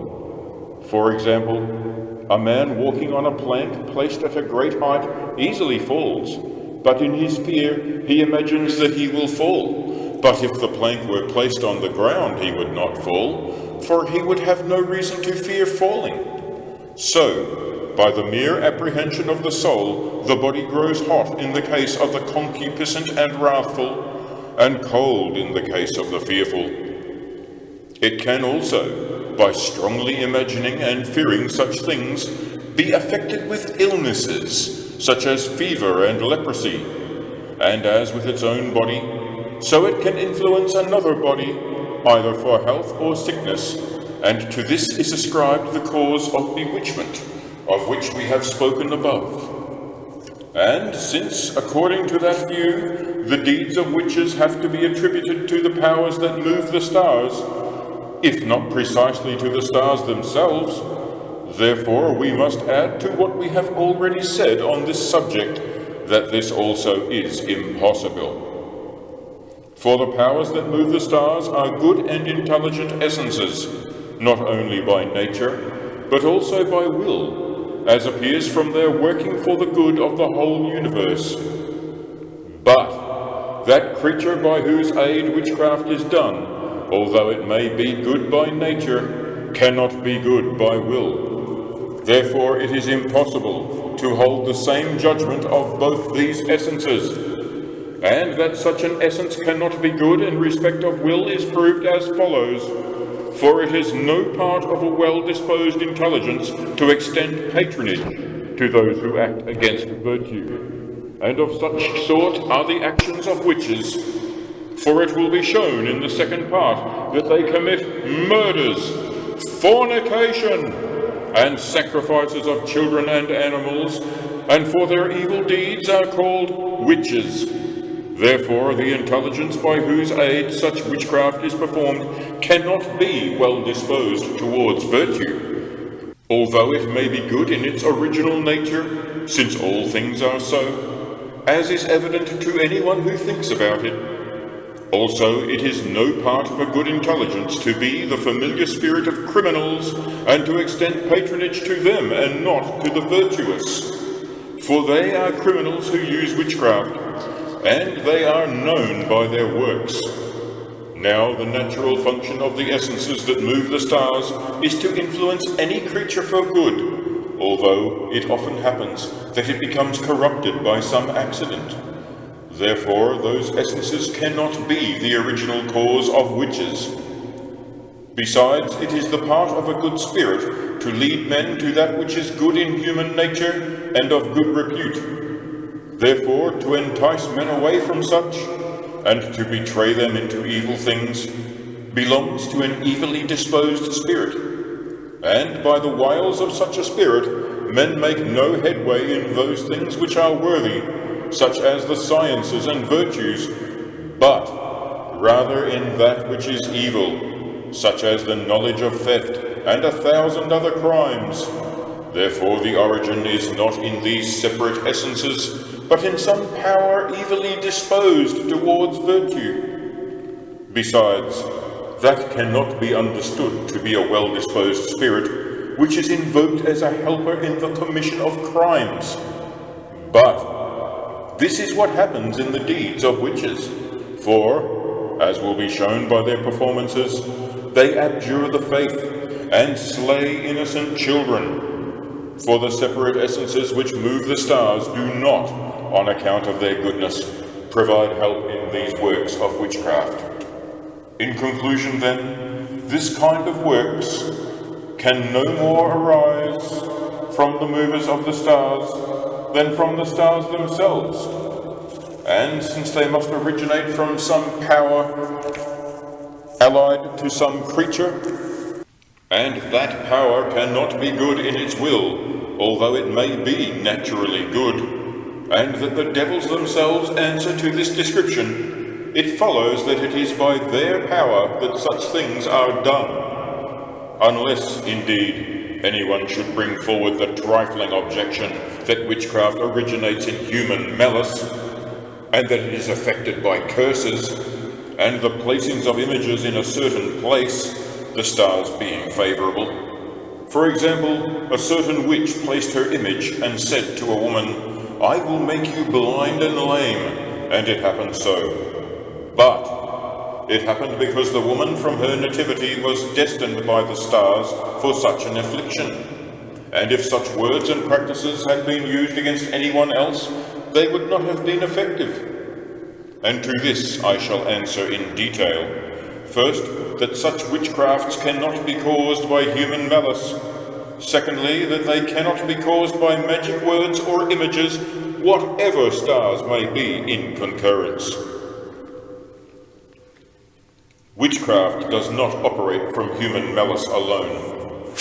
And first, to prove that witches' works cannot arise from human malice, however great, for a man's malice may be either habitual, inasmuch as by frequent practice he acquires a habit that inclines him to commit sin, not from ignorance but from weakness, in which case he is held to sin from wickedness. Or it may be actual malice, by which is meant the deliberate choice of evil, which is called the sin against the Holy Ghost. But in neither case can he, without the help of some higher power, work such spells as the mutation of the elements, or the harming of the bodies both of men and beasts. And this is proved first as to the cause, and secondly as to the effect of witchcraft.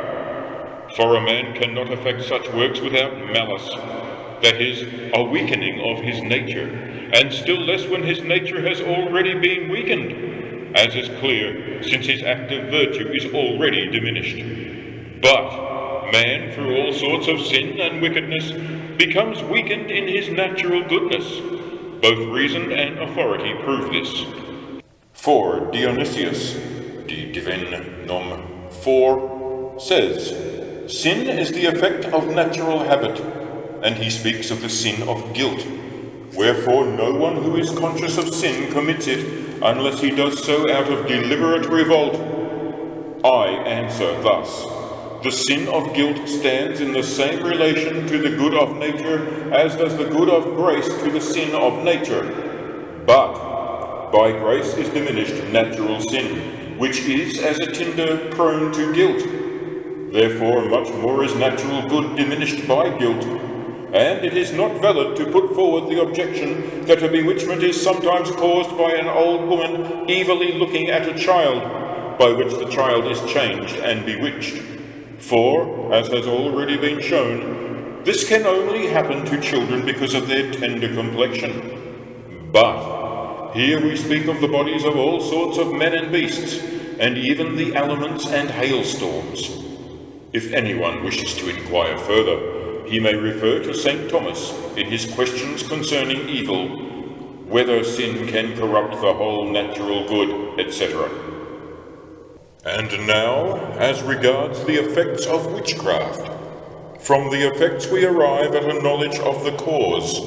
Now, these effects, as they concern us, are outside the order of created nature as known to us, and are done through the power of some creature unknown to us, although they are not miracles, which are things done outside the order of the whole of created nature. As for miracles, why are wrought by his power, who is above the whole order of the entire natural creation, which is the blessed God, as it is said. So also the works of witches are said to be miraculous only inasmuch as they are done by some cause unknown to us, and outside the order of created nature as known to us, from which it follows that the corporeal virtue of a man cannot extend itself to the causation of such works, for it has always this quality, that the cause with the natural effect is, in the case of man, recognized naturally and without wonder, and that the works of witches can in some way be called miraculous, insofar as they exceed human knowledge, is clear from their very nature, for they are not done naturally. It is shown also by all the doctors, especially St. Augustine in Book 83, where he says that by magic arts many miracles are wrought similar to those miracles which are done by the servants of God. And again, in the same book, he says that magicians do miracles by private contract, good Christians by public justice, and bad Christians by the signs of public justice. And all this is explained as follows: for there is a divine justice in the whole universe, just as there is a public law in the state. But the virtue of any creature has to do with the universe, as that of the private individual has to do with the state. Therefore, inasmuch as good Christians work miracles by divine justice, they are said to work them by public justice.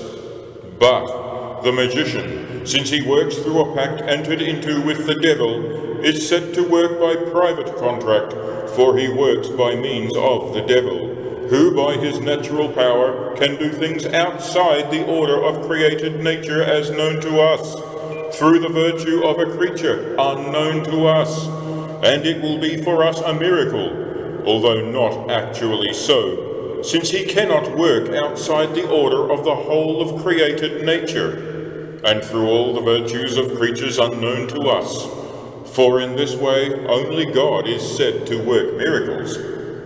As it is said, Thou art God who alone workest great marvels, but bad Christians work through the signs of public justice, as by invoking the name of Christ, or by exhibiting certain sacraments.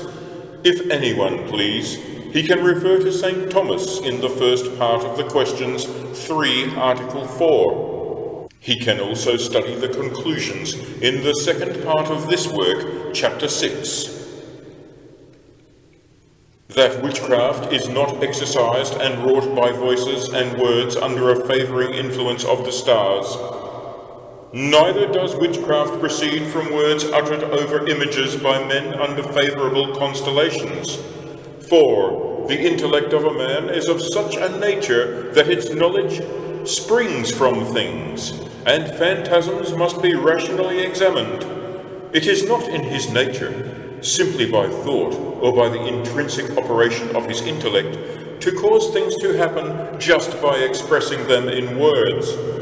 For if there were men who had such power, they would not be of the same nature as we, and could only equivocally be called men. But it is said that they effect these things by words when the stars of the nativity are favourable, from which it would follow that they would be able to act by the power of words only under certain conditions, and that they would be powerless without the help of the stars of their victim's nativity. But this is clearly false from what has been said before concerning astromancers, casters of horoscopes, and fortune tellers. Besides, words express the conception of the mind, and the stars cannot influence the understanding, neither can the powers that move them, unless they wish on their own account, and apart from the motion of the stars, to enlighten the understanding. And this would only happen in regard to good works, for not enlightenment, but darkness is given to the understanding for the performance of evil works, and such is the function not of good, but of evil spirits. Therefore it is clear that if their words are in any way effective, it is not by virtue of any star, but by virtue of some intelligence, which may be naturally good, but cannot be good in respect of will, since it always works for evil, and such is the devil, as has been shown above. And they cannot effect such things by images influenced, as it were, by the stars. For such images, marked with whatever characters and figures, are the result of a man working by art. But the stars cause natural effects, a term which cannot be applied to the effects caused by evil witches, to the harm of creatures, proceeding apart from the accustomed order of nature. Wherefore this argument is not relevant. Again, it has been shown above that there are two kinds of images. Those of the astrologers and mages are ordained not for corruption, but for the obtaining of some private good. But the images of witches are quite different, since always they are secretly placed somewhere by the command of the devil for the hurt of a creature, and they who walk or sleep over them are harmed, as the witches themselves confess. Therefore, whatever they effect is done by means of devils, and is not due to the influence of the stars. To the arguments. For the first, we must understand the words of St. Augustine, that the cause of man's depravity lies in man's will, meaning the cause which produces the effect, which is properly said to be the cause. It is not so, however, with the cause which permits the effect, or arranges or advises or suggests it, in which sense the devil is said to be the cause of sin and depravity, God only permitting it that good may come of evil. As St. Augustine says, the devil provides the inner suggestion and persuades both inwardly and outwardly by more active stimulation. But he instructs those who are entirely in his power, as are witches, whom there is no need to tempt from within, but only from without, etc. And through this we come to the second argument, that everyone is, by direct understanding, the cause of his own wickedness. And concerning this it is to be said that, though it would be contrary to the doctrine of free will to believe that a man may be influenced by direct command, it is not so to say that he is influenced by suggestion. Thirdly, impulses to good or evil can be caused to be suggested by the influence of the stars, and the impulse is received as a natural inclination to human virtue or vice. But the works of witches are outside the common order of nature, and therefore they cannot be subject to those influences. The fourth argument is equally clear, for though the stars are a cause of human acts, witchcraft is not properly a human act. For the fifth argument, that the powers that move the stars can influence souls, if that is understood directly, they do so influence them by enlightening them towards goodness, but not to witchcraft, as has been shown above. But if it is understood mediately, then through the medium of the stars they exert an indirect and suggestive influence. Sixthly, there are two reasons why devils molest men at certain phases of the moon. First, that they may bring disrepute on a creature of God, namely the moon, as St. Jerome and St. John Chrysostom say. Secondly, because they cannot, as has been said above, operate except through the medium of the natural powers. Therefore they study the aptitudes of bodies for receiving an impression. And because, as Aristotle says, the brain is the most humid of all parts of the body, therefore it chiefly is subject to the operation of the moon, which itself has power to incite humours. Moreover, the animal forces are perfected in the brain, and therefore the devils disturb a man's fancy according to certain phases of the moon, when the brain is ripe for such influences. And there are two reasons why the devils are present as counselors in certain constellations. First, that they may lead men into the error of thinking that there is some divinity in the stars. Secondly, because they think that under the influence of some constellations, corporeal matter is more apt for the deeds that they counsel.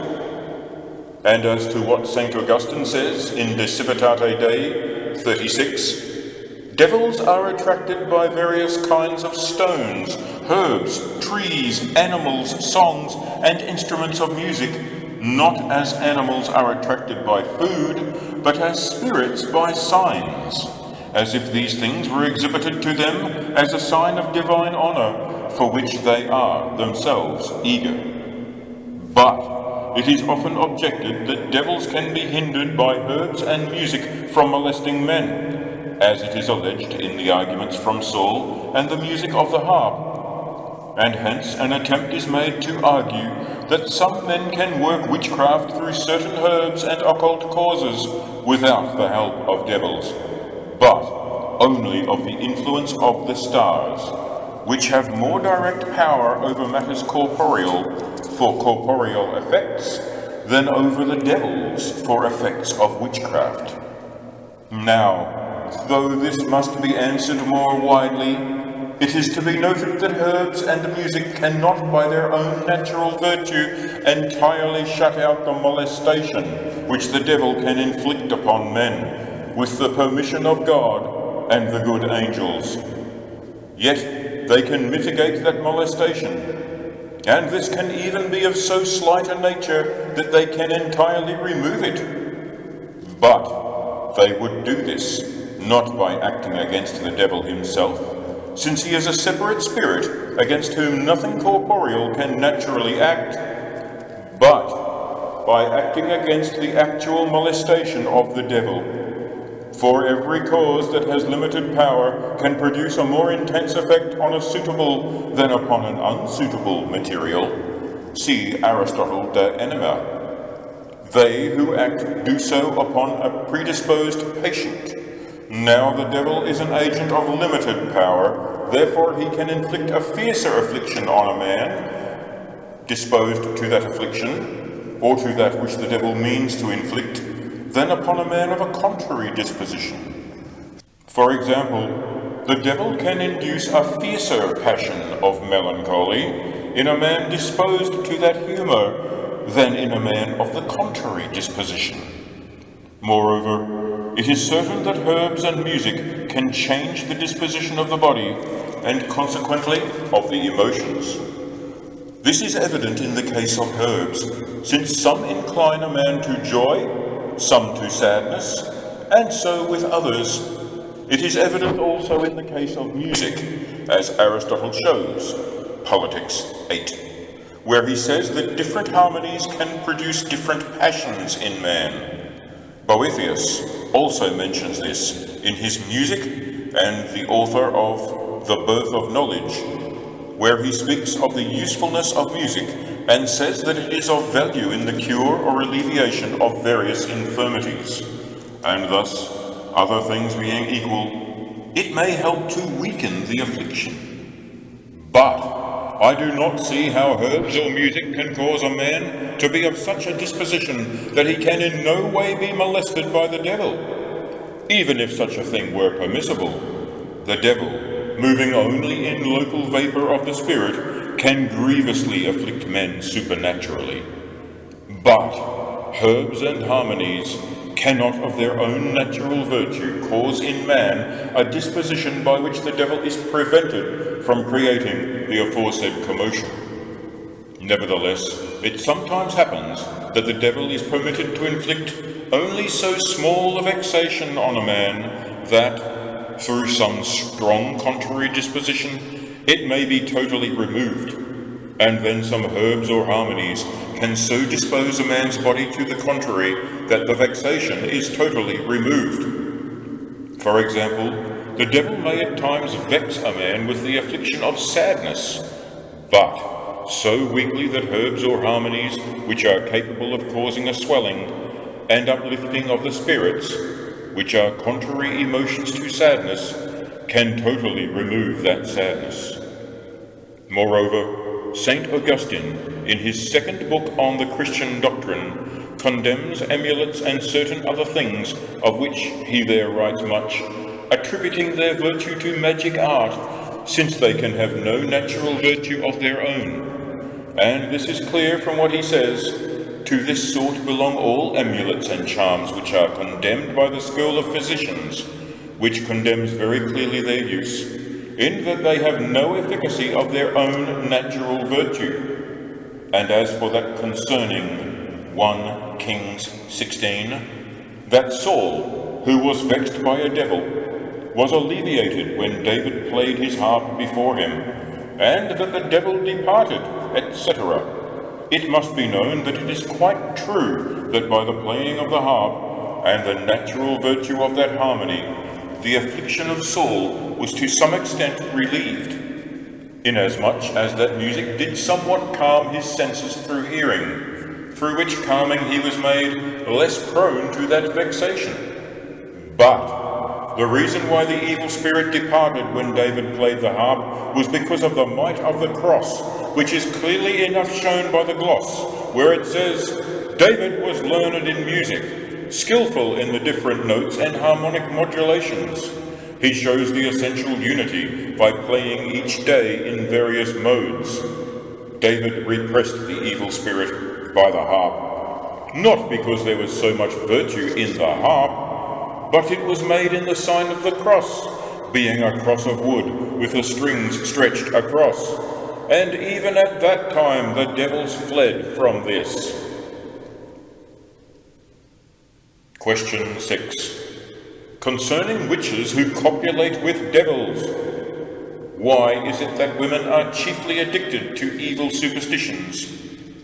There is also, concerning witches who copulate with devils, much difficulty in considering the methods by which such abominations are consummated. On the part of the devil, first, of what element the body is made that he assumes. Secondly, whether the act is always accompanied by the injection of semen received from another. Thirdly, as to time and place, whether he commits this act more frequently at one time than at another. Fourthly, whether the act is invisible to any who may be standing by. And on the part of the women, it has to be inquired whether only they who were themselves conceived in this filthy manner are often visited by devils. And thirdly, whether the actual venereal delectation of such is of a weaker sort. But we cannot here reply to all these questions, both because we are only engaged in a general study, and because in the second part of this work they are all singly explained by their operations, as will appear in the 4th chapter, where mention is made of each separate method. Therefore, let us now chiefly consider women, and first, why this kind of perfidy is found more in so fragile a sex than in men. And our inquiry will first be general, as to the general conditions of women. Secondly, particular, as to which sort of women are found to be given to superstition and witchcraft. And thirdly, specifically with regard to midwives, who surpass all others in wickedness. Why superstition is chiefly found in women. As for the first question, why a greater number of witches is found in the fragile feminine sex than among men, it is indeed a fact that it were idle to contradict, since it is accredited by actual experience, apart from the verbal testimony of credible witnesses, and without in any way detracting from a sex in which God has always taken great glory that his might should be spread abroad. Let us say that various men have assigned various reasons for this fact, which nevertheless agree in principle. Wherefore it is good for the admonition of women to speak of this matter, and it has often been proved by experience that they are eager to hear of it, so long as it is set forth with discretion. For some learned men propound this reason, that there are 3 things in nature, the tongue, an ecclesiastic, and a woman, which know no moderation in goodness or vice, and when they exceed the bounds of their condition, they reach the greatest heights and the lowest depths of goodness and vice. When they are governed by a good spirit, they are most excellent in virtue, but when they are governed by an evil spirit, they indulge the worst possible vices. This is clear in the case of the tongue, since by its ministry most of the kingdoms have been brought into the faith of Christ, and the Holy Ghost appeared over the apostles of Christ in tongues of fire. Other learned preachers also have had it, as it were, the tongues of dogs. This is clear in the case of the tongue, since by its ministry most of the kingdoms have been brought into the faith of Christ, and the Holy Ghost appeared over the apostles of Christ in tongues of fire. Other learned preachers also have had, as it were, the tongues of dogs, licking the wounds and the sores of the dying Lazarus. As it is said, "With the tongues of dogs ye save your souls from the enemy." For this reason, Saint Dominic, the leader and father of the order of preachers, is represented in the figure of a barking dog with a lighted torch in his mouth, that even to this day he may by his barking keep off the heretic wolves from the flock of Christ's sheep. It is also a matter of common experience that the tongue of one prudent man can subdue the wrangling of a multitude. Wherefore, not unjustly, Solomon sings much in their praise in Proverbs 10. In the lips of him that hath understanding, wisdom is found. And again, the tongue of the just is as choice silver. The heart of the wicked is little worth. And again, the lips of the righteous feed many, but fools die for want of wisdom. For this cause, he adds in chapter 16, the preparations of the heart belong to man, but the answer of the tongue is from the Lord. But concerning an evil tongue, you will find in Ecclesiasticus 28, a backbiting tongue hath disquieted many, and driven them from nation to nation. Strong cities hath it pulled down, and overthrown the houses of great men. And by backbiting tongue, it means a third party who rashly or spitefully interferes between two contending parties.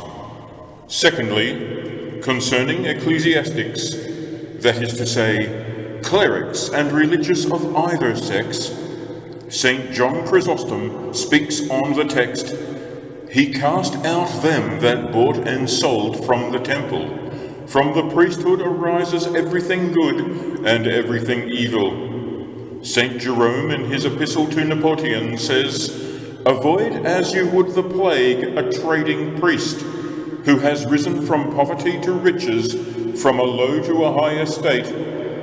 And Blessed Bernard in his 23rd homily on the Psalms says of clerics, "If one should arise as an open heretic, let him be cast out and put to silence. If he is a violent enemy, let all good men flee from him. But how are we to know which ones to cast out or to flee from? For they are confusedly friendly and hostile, peaceable and quarrelsome, neighborly and utterly selfish." And in another place, "Our bishops are become spearmen, and our pastors shearers." And by bishops here is meant those proud abbots who impose heavy labors on their inferiors, which they would not themselves touch with their little finger. And St. Gregory says concerning pastors, "No one does more harm in the church than he who, having the name or order of sanctity, lives in sin. For no one dares to accuse him of sin, and therefore the sin is widely spread, since the sinner is honored for the sanctity of his order." Blessed Augustine also speaks of monks to Vincent the Donatist, "I freely confess to your charity before the Lord our God, which is the witness of my soul from the time I began to serve God, what great difficulty I have experienced in the fact that it is impossible to find either worse or better men than those who grace or disgrace the monasteries." Now, the wickedness of women is spoken of in Ecclesiasticus 25. "There is no head above the head of a serpent, and there is no wrath above the wrath of a woman. I had rather dwell with a lion and a dragon than to keep house with a wicked woman." And among much which in that place precedes and follows about a wicked woman, he concludes, "All wickedness is but little to the wickedness of a woman." Wherefore St. John Chrysostom says on the text, "It is not good to marry." St. Matthew 19. "What else is woman but a foe to friendship, an unescapable punishment, a necessary evil, a natural temptation, a desirable calamity, a domestic danger, a delectable detriment, an evil of nature, painted with fair colours? Therefore, if it be a sin to divorce her when she ought to be kept, it is indeed a necessary torture. For either we commit adultery by divorcing her, or we must endure daily strife." Cicero, in his second book of the Rhetorics, says, "The many lusts of men lead them into one sin, but the one lust of women leads them into all sins. For the root of all women's vices is avarice." And Seneca says in his tragedies, "A woman either loves or hates. There is no third grade." and the tears of a woman are a deception, for they may spring from true grief, or they may be a snare. When a woman thinks alone, she thinks evil. But for good women there is so much praise that we read that they have brought beatitude to men, and have saved nations, lands, and cities, as is clear in the case of Judith, Deborah, and Esther. See also 1 Corinthians 7. If a woman hath a husband that believeth not, and he be pleased to dwell with her, let her not leave him. For the unbelieving husband is sanctified by the believing wife. And Ecclesiasticus 26, Blessed is the man who has a virtuous wife, for the number of his days shall be doubled. And throughout that chapter much high praise is spoken of the excellence of good women, as also in the last chapter of Proverbs concerning a virtuous woman. And all this is made clear also in the New Testament concerning women and virgins and other holy women who have by faith led nations and kingdoms away from the worship of idols to the Christian religion. Anyone who looks at Vincent of Beauvais in Section History 26:9 will find marvelous things of the conversion of Hungary by the most Christian Gila, and of the Franks by Clotilda, the wife of Clovis. Wherefore, in many vituperations that we read against women, the word woman is used to mean the lust of the flesh. And as it is said, I have found a woman more bitter than death, and a good woman subject to carnal lust. Others again have propounded other reasons why there are more superstitious women found than men. And the first is that they are more credulous, and since the chief aim of the devil is to corrupt faith, therefore he rather attacks them. See Ecclesiasticus 19. He that is quick to believe is light-minded and shall be diminished. The second reason is that women are naturally more impressionable and more ready to receive the influence of a disembodied spirit, and that when they use this quality well, they are very good, but when they use it ill, they are very evil. The third reason is that they have slippery tongues, and are unable to conceal from their fellow women those things which by evil arts they know, and since they are weak, they find an easy and secret manner of vindicating themselves by witchcraft. See Ecclesiasticus as quoted above. I had rather dwell with a lion and a dragon than to keep house with a wicked woman. All wickedness is but little to the wickedness of a woman. And to this may be added that, as they are very impressionable, they act accordingly. There are also others who bring forward yet other reasons, of which preachers should be very careful how they make use. For it is true that in the Old Testament the Scriptures have much that is evil to say about women, and this because of the first temptress, Eve, and her imitators. Yet afterwards in the New Testament we find a change of name, as from Evato Ave, as St. Jerome says, and the whole sin of Eve taken away by the benediction of Mary. Therefore, preachers should always say as much praise of them as possible. But, because in these times this perfidy is more often found in women than in men, as we learn by actual experience, if anyone is curious as to the reason, we may add to what has already been said the following, that since they are feebler both in mind and body, it is not surprising that they should come more under the spell of witchcraft. For, as regards intellect, or the understanding of spiritual things, they seem to be of a different nature from men, a fact which is vouched for by the logic of the authorities, backed by various examples from the Scriptures. Terence says, women are intellectually like children, and, Lactantius, Institutiones 3, no woman understood philosophy except Temeste, and Proverbs 11, as it were describing a woman, says, as a jewel of gold in a swine's snout, so is a fair woman which is without discretion. But the natural reason is that she is more carnal than a man, as is clear from her many carnal abominations. And it should be noted that there was a defect in the formation of the first woman, since she was formed from a bent rib, that is, rib of the breast, which is bent, as it were, in a contrary direction to a man. And since through this defect she is an imperfect animal, she always deceives. For Cato says, when a woman weeps, she weaves snares.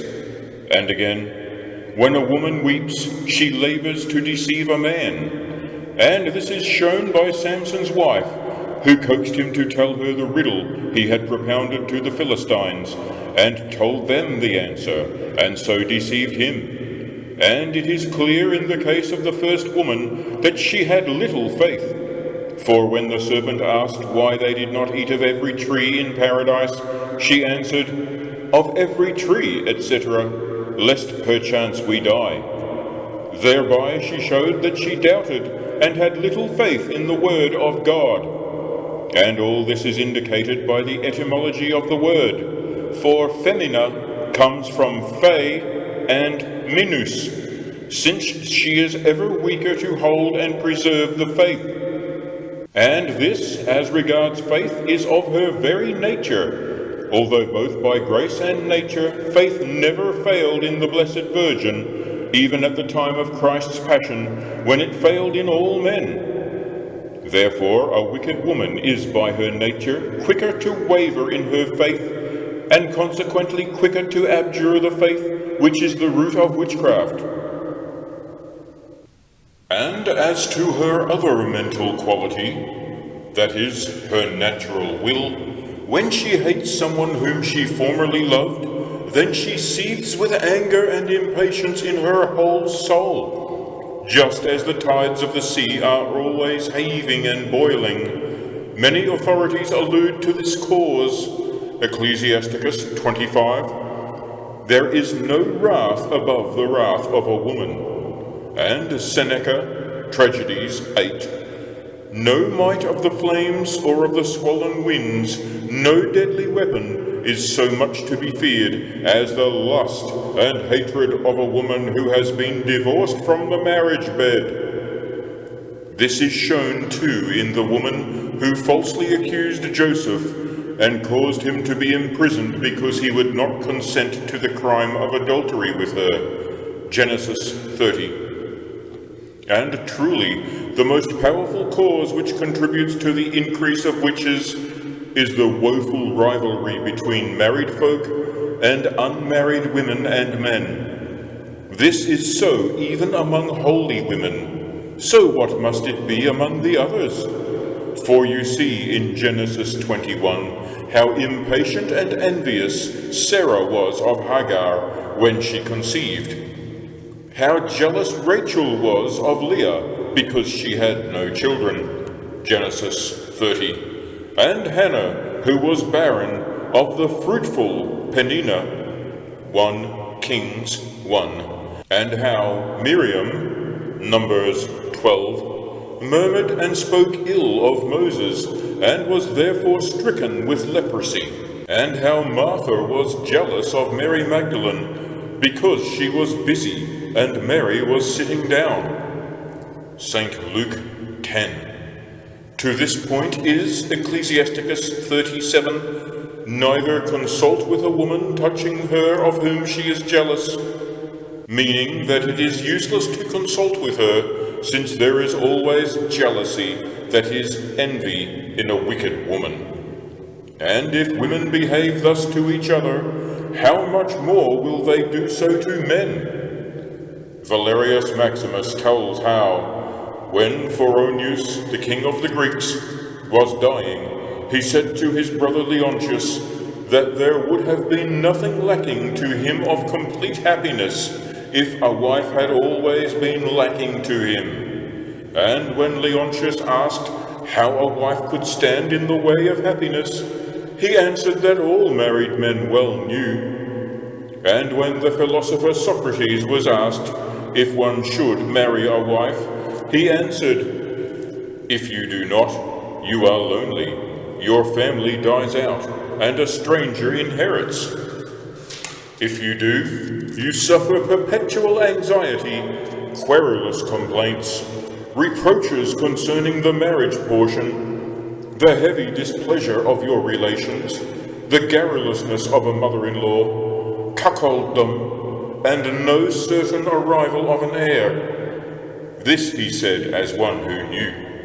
For St. Jerome in his Contra Jovinianum says, "This Socrates had 2 wives, whom he endured with much patience, but could not be rid of their contumelies and clamorous vituperations.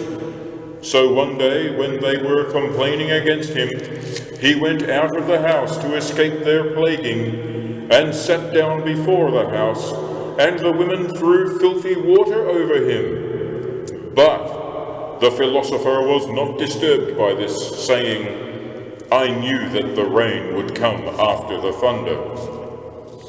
There is also a story of a man whose wife was drowned in a river, who, when he was searching for the body to take it out of the water, walked up the stream. And when he was asked why, since heavy bodies do not rise but fall, he was searching against the current of the river, he answered, "When that woman was alive, she always, both in word and deed, went contrary to my commands. Therefore I am searching in the contrary direction, in case even now she is dead, she may preserve her contrary disposition." And indeed, just as through the first defect in their intelligence they are more prone to abjure the faith, so through their second defect of inordinate affections and passions they search for, brood over, and inflict various vengeances, either by witchcraft or by some other means. Wherefore it is no wonder that so great a number of witches exist in this sex. Women also have weak memories, and it is a natural vice in them not to be disciplined, but to follow their own impulses without any sense of what is due. This is her whole study, and all that she keeps in her memory. So Theophrastus says, "If you hand over the whole management of the house to her, but reserve some minute detail to your own judgment, she will think that you are displaying a great want of faith in her, and will stir up strife, and unless you quickly take counsel, she will prepare poison for you, and consult seers and soothsayers, and will become a witch. But as to domination by women, hear what Cicero says in the Paradoxes. Can he be called a free man whose wife governs him, imposes laws on him, orders him, and forbids him to do what he wishes, so that he cannot and dare not deny her anything that she asks?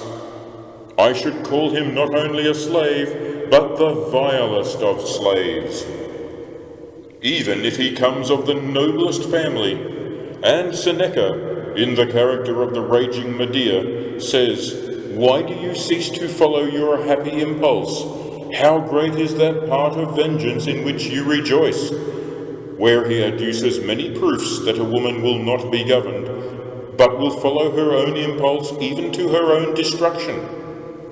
In the same way, we read of many women who have killed themselves, either for love or sorrow, because they were unable to work their vengeance. St. Jerome, writing of Daniel, tells a story of Laodice, wife of Antiochus, king of Syria, how, being jealous lest he should love his other wife, Berenice, more than her, she first caused Berenice and her daughter by Antiochus to be slain, and then poisoned herself. And why? Because she would not be governed, but would follow her own impulse. Therefore, St. John Chrysostom says, not without reason, O evil worse than all evil, a wicked woman, whether she be poor or rich. For if she be the wife of a rich man, she does not cease night and day to excite her husband with hot words, to use evil blandishments and violent importunations. And if she have a poor husband, she does not cease to stir him also to anger and strife. And if she be a widow, she takes it upon herself everywhere to look down on everybody, and is inflamed to all boldness by the spirit of pride.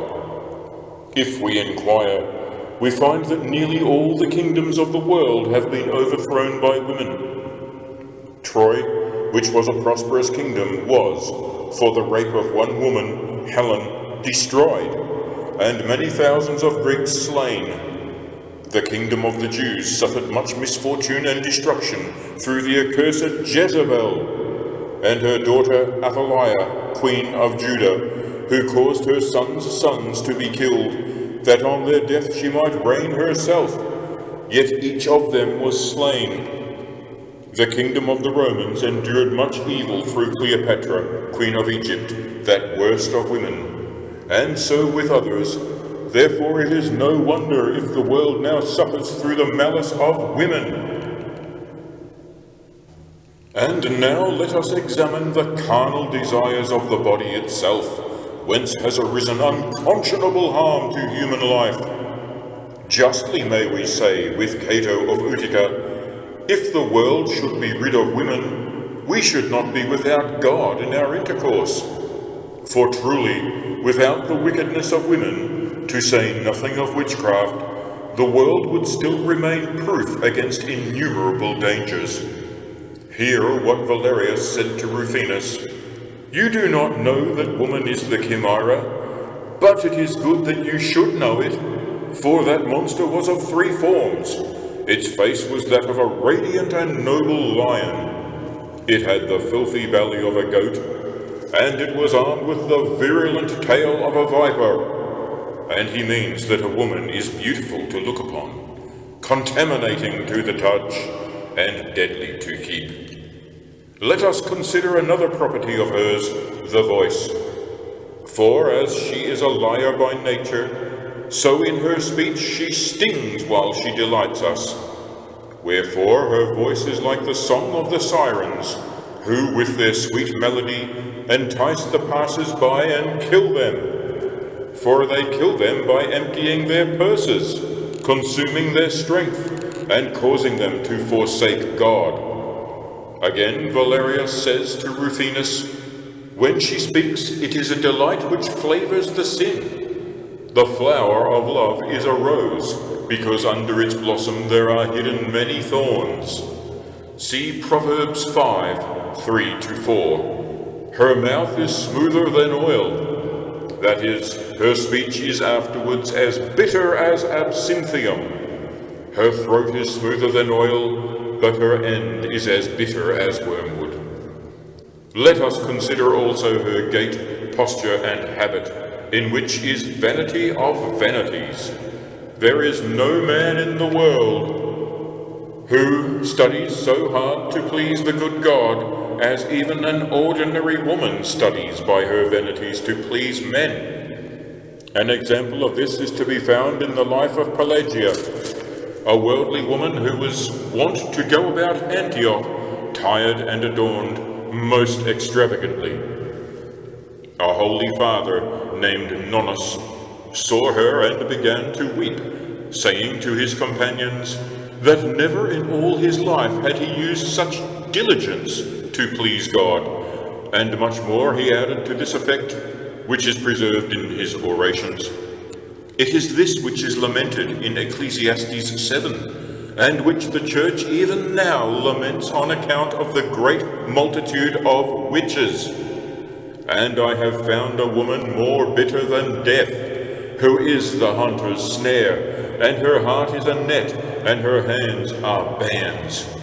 He that pleaseth God shall escape from her, but he that is a sinner shall be caught by her. More bitter than death, that is, than the devil. Apocalypse 6:8. His name was Death, For though the devil tempted Eve to sin, yet Eve seduced Adam. And as the sin of Eve would not have brought death to our soul and body unless the sin had afterwards passed on to Adam, to which he was tempted by Eve, not by the devil. Therefore she is more bitter than death. More bitter than death again, because that is natural and destroys only the body. But the sin which arose from woman destroys the soul by depriving it of grace, and delivers the body up for the punishment of sin, and delivers the body up to the punishment for sin. More bitter than death again, because bodily death is an open and terrible enemy. But woman is a wheedling and secret enemy, and that she is more perilous than a snare does not speak of the snare of hunters, but of devils. For men are caught not only through their carnal desires, when they see and hear women. For St. Bernard says, their face is a burning wind, and their voice the hissing of serpents.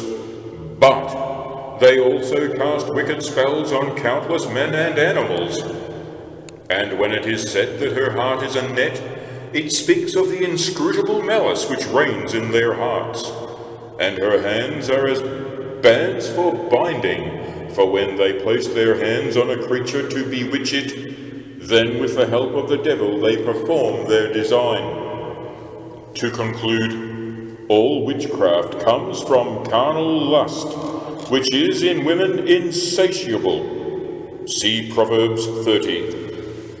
There are 3 things that are never satisfied, yea, a 4th thing which says not, it is enough, that is, the mouth of the womb. Wherefore, for the sake of fulfilling their lusts, they consort even with devils.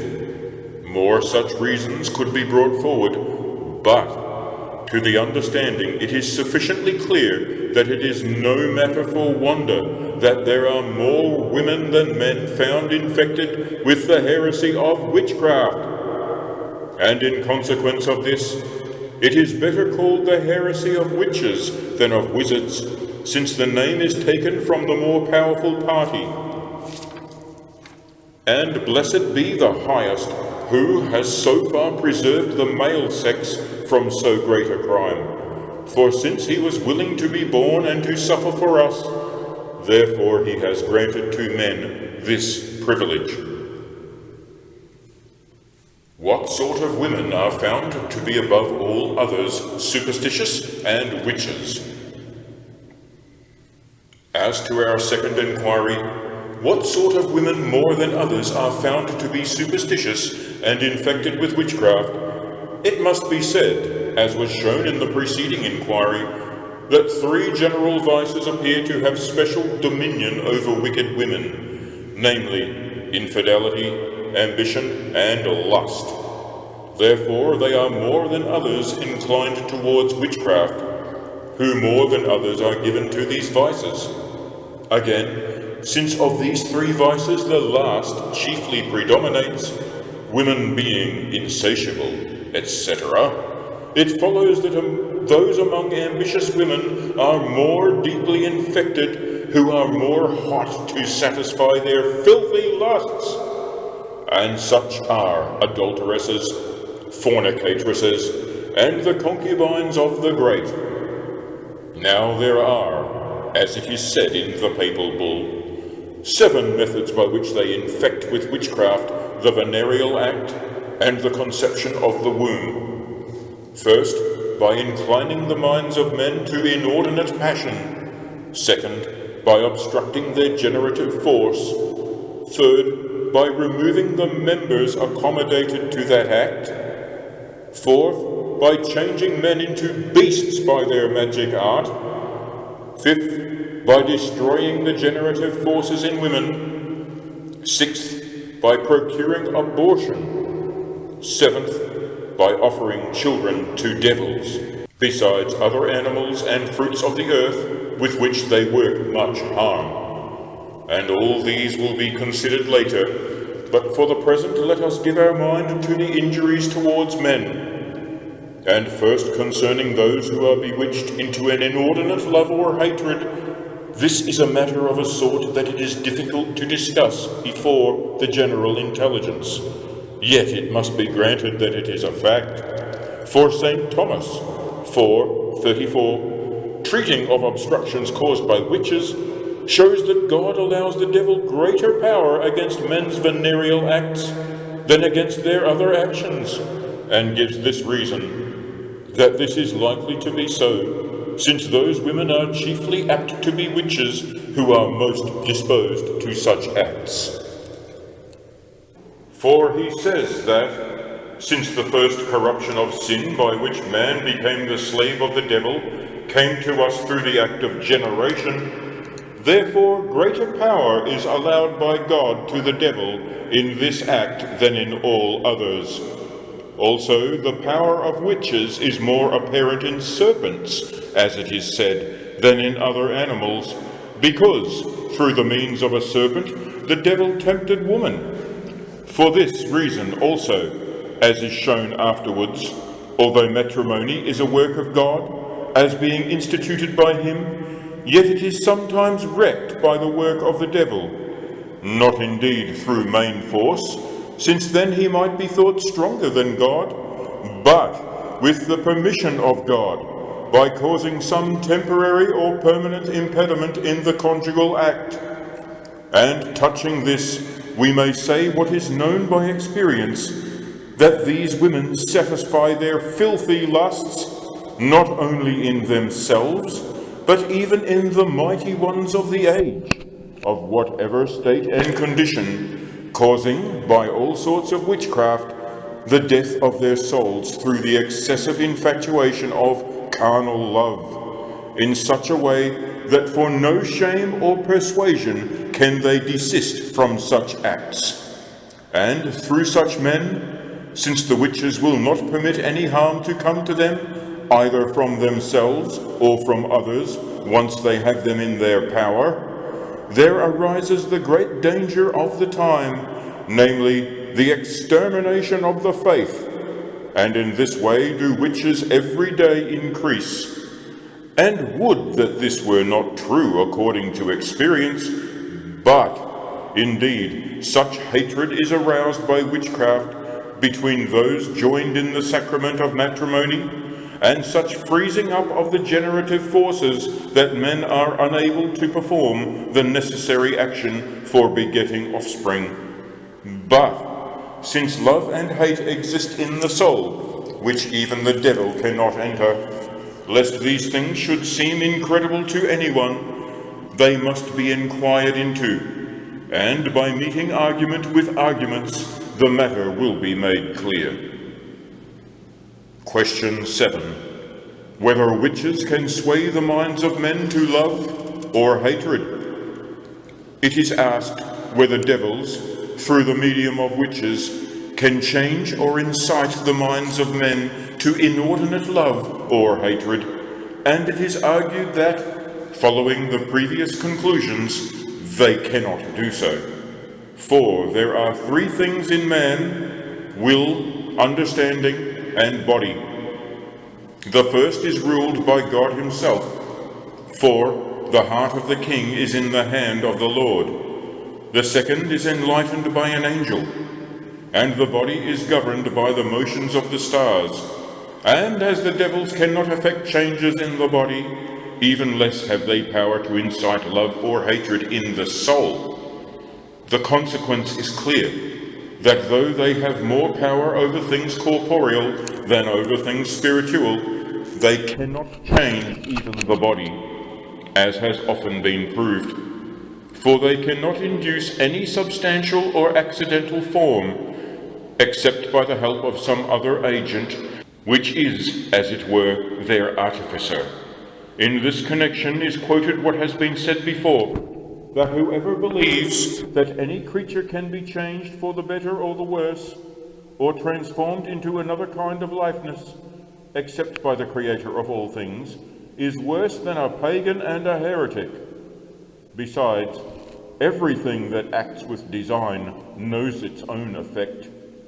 If, therefore, the devil could change the minds of men to hatred or love, he would also be able to see the inner thoughts of the heart. But this is contrary to what is said in the book of ecclesiastic dogma. The devil cannot see our inner thoughts. And again, in the same place, not all our evil thoughts are from the devil, but sometimes they arise from our own choice.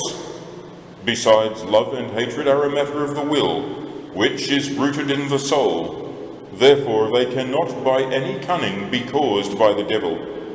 The conclusion holds that he alone, as St. Augustine says, is able to enter into the soul who created it. Besides, it is not valid to argue that because he can influence the inner emotions, therefore he can govern the will. For the emotions are stronger than physical strength, and the devil can affect nothing in a physical way, such as the formation of flesh and blood. Therefore he can affect nothing through the emotions. But against this, the devil is said to tempt men not only visibly, but also invisibly. But this would not be true unless he were able to exert some influence over the inner mind. Besides, St. John Damascene says, all evil and all filthiness is devised by the devil. And Dionysius, De Divin Nom 4, the multitude of devils is the cause of all evil, etc. Answer. First, one sort of cause is to be distinguished from another. Secondly, we shall show how the devil can affect the inner powers of the mind, that is, the emotions. And thirdly, we shall draw the fit conclusion. And as to the first, it is to be considered that the cause of anything can be understood in two ways, either as direct or as indirect. For when something causes a disposition to some effect, it is said to be an occasional and indirect cause of that effect. In this way, it may be said that he who chops wood is the cause of the actual fire. And similarly, we may say that the devil is the cause of all our sins. For he incited the first man to sin, from whose sin it has been handed down to the whole human race, to have an inclination towards all sin. And in this way are to be understood the words of St. John Damascene and Dionysius. But a direct cause is one that directly causes an effect, and in this sense the devil is not the cause of all sin, for all sins are not committed at the instigation of the devil, but some are of our own choosing.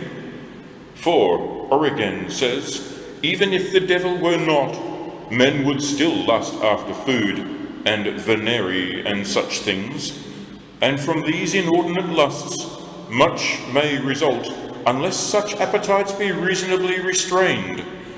But to restrain such ungoverned desire is the part of man's free will, over which even the devil has no power. And because this distinction is not sufficient to explain how the devil at times produces a frantic infatuation of love, it is further to be noted that though he cannot cause that inordinate love by directly compelling a man's will, yet he can do so by means of persuasion, and this again in two ways, either visibly or invisibly. Visibly, when he appears to witches in the visible form of a man, and speaks to them materially, persuading them to sin. So he tempted our first parents in paradise in the form of a serpent, and so he tempted Christ in the wilderness, appearing to him in visible form. But it is not to be thought that this is the only way he influences a man, for in that case no sin would proceed from the devil's instruction, except such as were suggested by him in visible form. Therefore it must be said that even invisibly he instigates man to sin, and this he does in two ways, either by persuasion or by disposition. By persuasion he presents something to the understanding as being a good thing, And this he can do in three ways, for he presents it either to the intellect, or to the inner perception, or to the outer. And as for the intellect, the human intellect can be helped by a good angel to understand a thing by means of enlightenment, as Dionysius says, and to understand a thing, according to Aristotle, is to suffer something. Therefore the devil can impress some form upon the intellect, by which the act of understanding is called forth. And it may be argued that the devil can do this by his natural power, which is not, as has been shown, diminished. It is to be said, however, that he cannot do this by means of enlightenment, but by persuasion. For the intellect of man is of that condition that, the more it is enlightened, the more it knows the truth, and the more it can defend itself from deception. And because the devil intends his deception to be permanent, therefore no persuasion that he uses can be called enlightenment, although it may be called revelation, in that when he invisibly uses persuasion by means of some impression, he plants something on the inner or outer senses, and by this the reasoning intellect is persuaded to perform some action.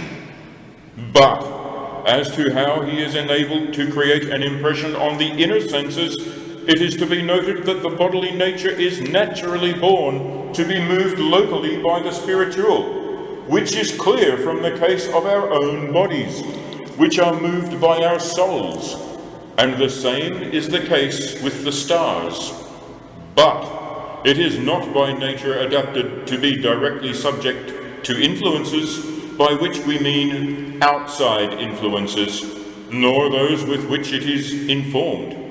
Wherefore the consequences of some bodily agent is necessary, as is proved in the 7th book of the Metaphysics. Corporeal matter naturally obeys a good or bad angel as to local motion, and it is due to this that devils can, through local motion, collect semen, and employ it for the production of wonderful results. This was how it happened that Pharaoh's magicians produced serpents and actual animals, when corresponding active and passive agents were brought together. Therefore, there is nothing to prevent the devils from affecting anything that appertains to the local motion of corporeal matter, unless God prevent it. And now, let us examine how the devil can, through local motion, excite the fancy and inner sensory perceptions of a man by apparitions and impulsive actions.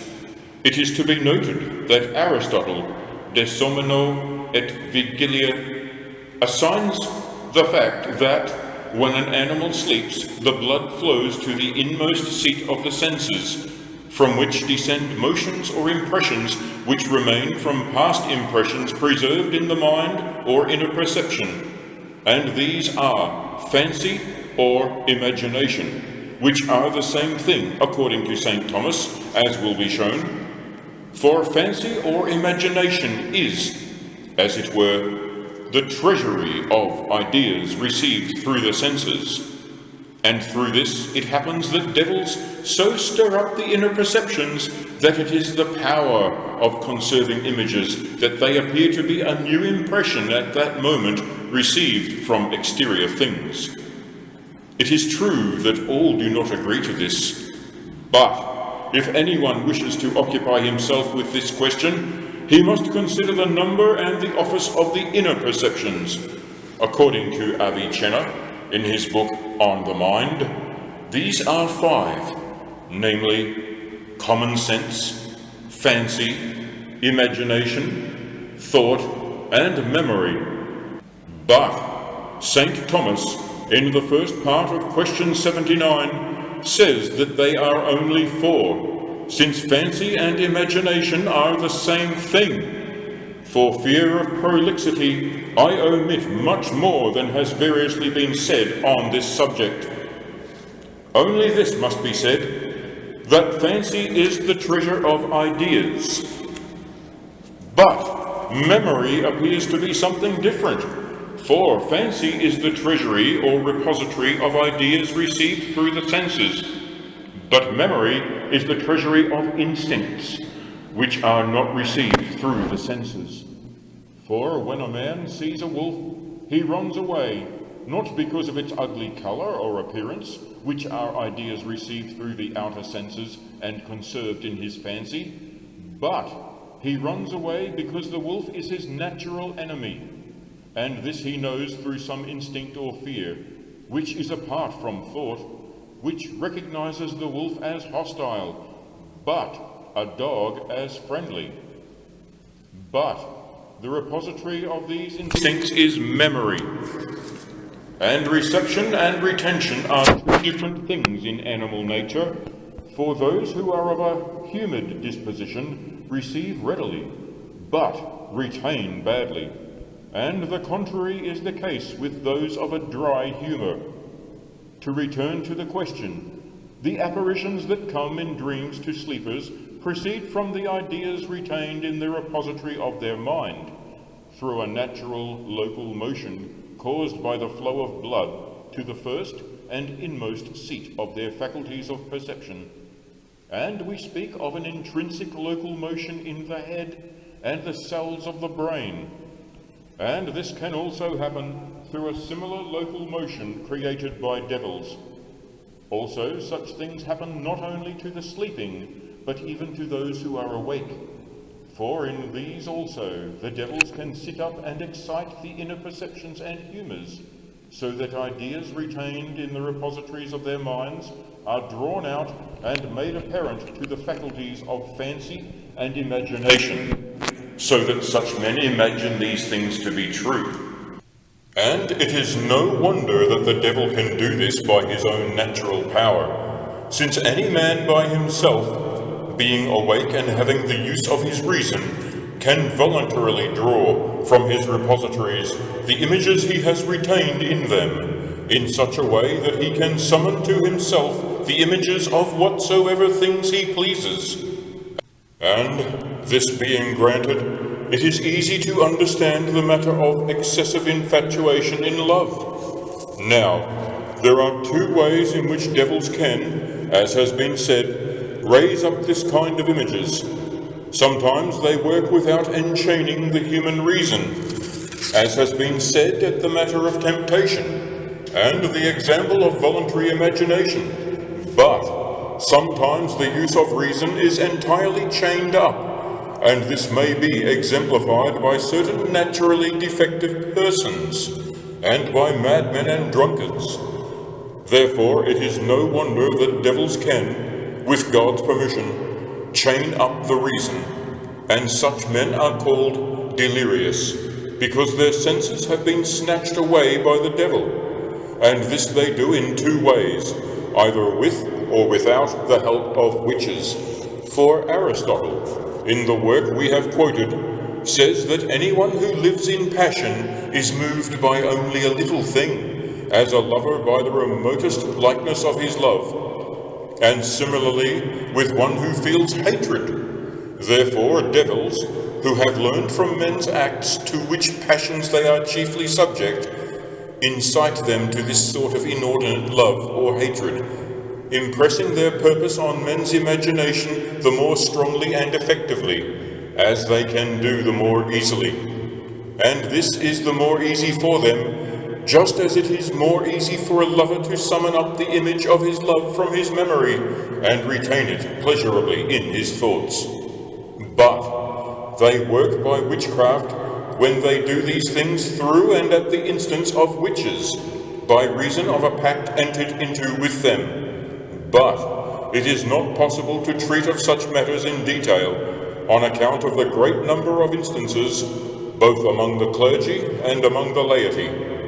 For how many adulterers have put away the most beautiful wives to lust after the vilest of women? We know of an old woman who, according to the common account of the brothers in that monastery even up to this day, in this manner not only bewitched 3 successive abbots, but even killed them, and in the same way drove the 4th out of his mind. For she herself publicly confessed it, and does not fear to say, I did so and I do so. And they are not able to keep from loving me because they have eaten so much of my dung, measuring off a certain length on her arm. I confess, moreover, that since we had no case to prosecute her or bring her to trial, she survives to this day. It will be remembered that it was said that the devil invisibly lures a man to sin, not only by means of persuasion, as has been said, but also by the means of disposition. Although this is not very pertinent, yet it be said that by a similar admonition of the disposition and humours of men, he renders some more disposed to anger, or concupiscence, or other passions. For it is manifest that a man who has a body so disposed is more prone to concupiscence and anger and such passions, and when they are aroused, he is more apt to surrender to them.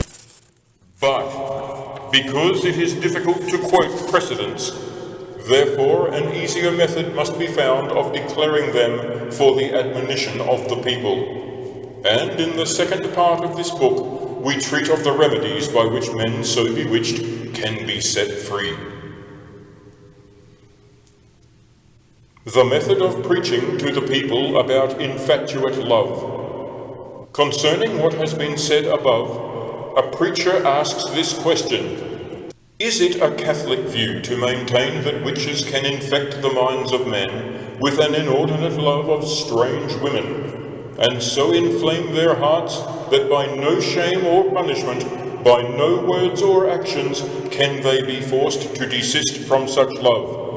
And that similarly they can stir up such hatred between married couples that they are unable in any way to perform the procreant functions of marriage. And that similarly they can stir up such hatred between married couples that they are unable in any way to perform the procreant functions of marriage, so that, indeed, in the untimely silence of night, they cover great distances in search of mistresses and irregular lovers. As to this matter, he may, if he wishes, find some arguments in the preceding question. Otherwise, it need only be said that there are difficulties in those questions on account of love and hate. For these passions invade the will, which is in its own act always free, and not to be coerced by any creature except God, who can govern it. From which it is clear that neither the devil nor a witch, working by his power, can force a man's will to love or to hate. Again, since the will, like the understanding, exists subjectively in the soul, and he alone can enter into the soul who created it, therefore this question presents many difficulties in the matter of unraveling the truth of it. But notwithstanding this, we must speak first of infatuation and hatred, and secondly, about the bewitching of the generative power. And as to the first, although the devil cannot directly operate upon the understanding and will of man, yet, according to all the learned theologians in the second book of Sentences, on the subject of the power of the devil, he can act upon the body, or upon the faculties belonging to or allied to the body, whether they be the inner or outer perceptions. This is authoritatively and reasonably proved in the preceding question, if one cares to look. But, if not, there is the authority of Job 2. The Lord said unto Satan, Behold, he is in thine hand. That is, Job is in his power. But this was only in regard to the body, for he would not give his soul into his power. Wherefore he said, Only save thou his life, that is, keep it unharmed. And that power that he gave him over his body, he gave also over all the faculties allied to the body, which are the 4 or 5 outer and inner perceptions, namely common sense, fancy or imagination, thought, and memory. If no other instance can be given, let us take an example from pigs and sheep. For pigs know by instinct their way home, and by natural instinct sheep distinguish a wolf from a dog, knowing one to be the enemy, and the other the friend of their nature. Consequently, since all our reasoned knowledge comes from the senses, for Aristotle, in the second book on the mind, says that an intelligent man must take notice of phantasms, therefore the devil can affect the inner fancy, and darken the understanding. And this is not to act immediately upon the mind, but through the medium of phantasms, because, also, nothing is loved until it is known.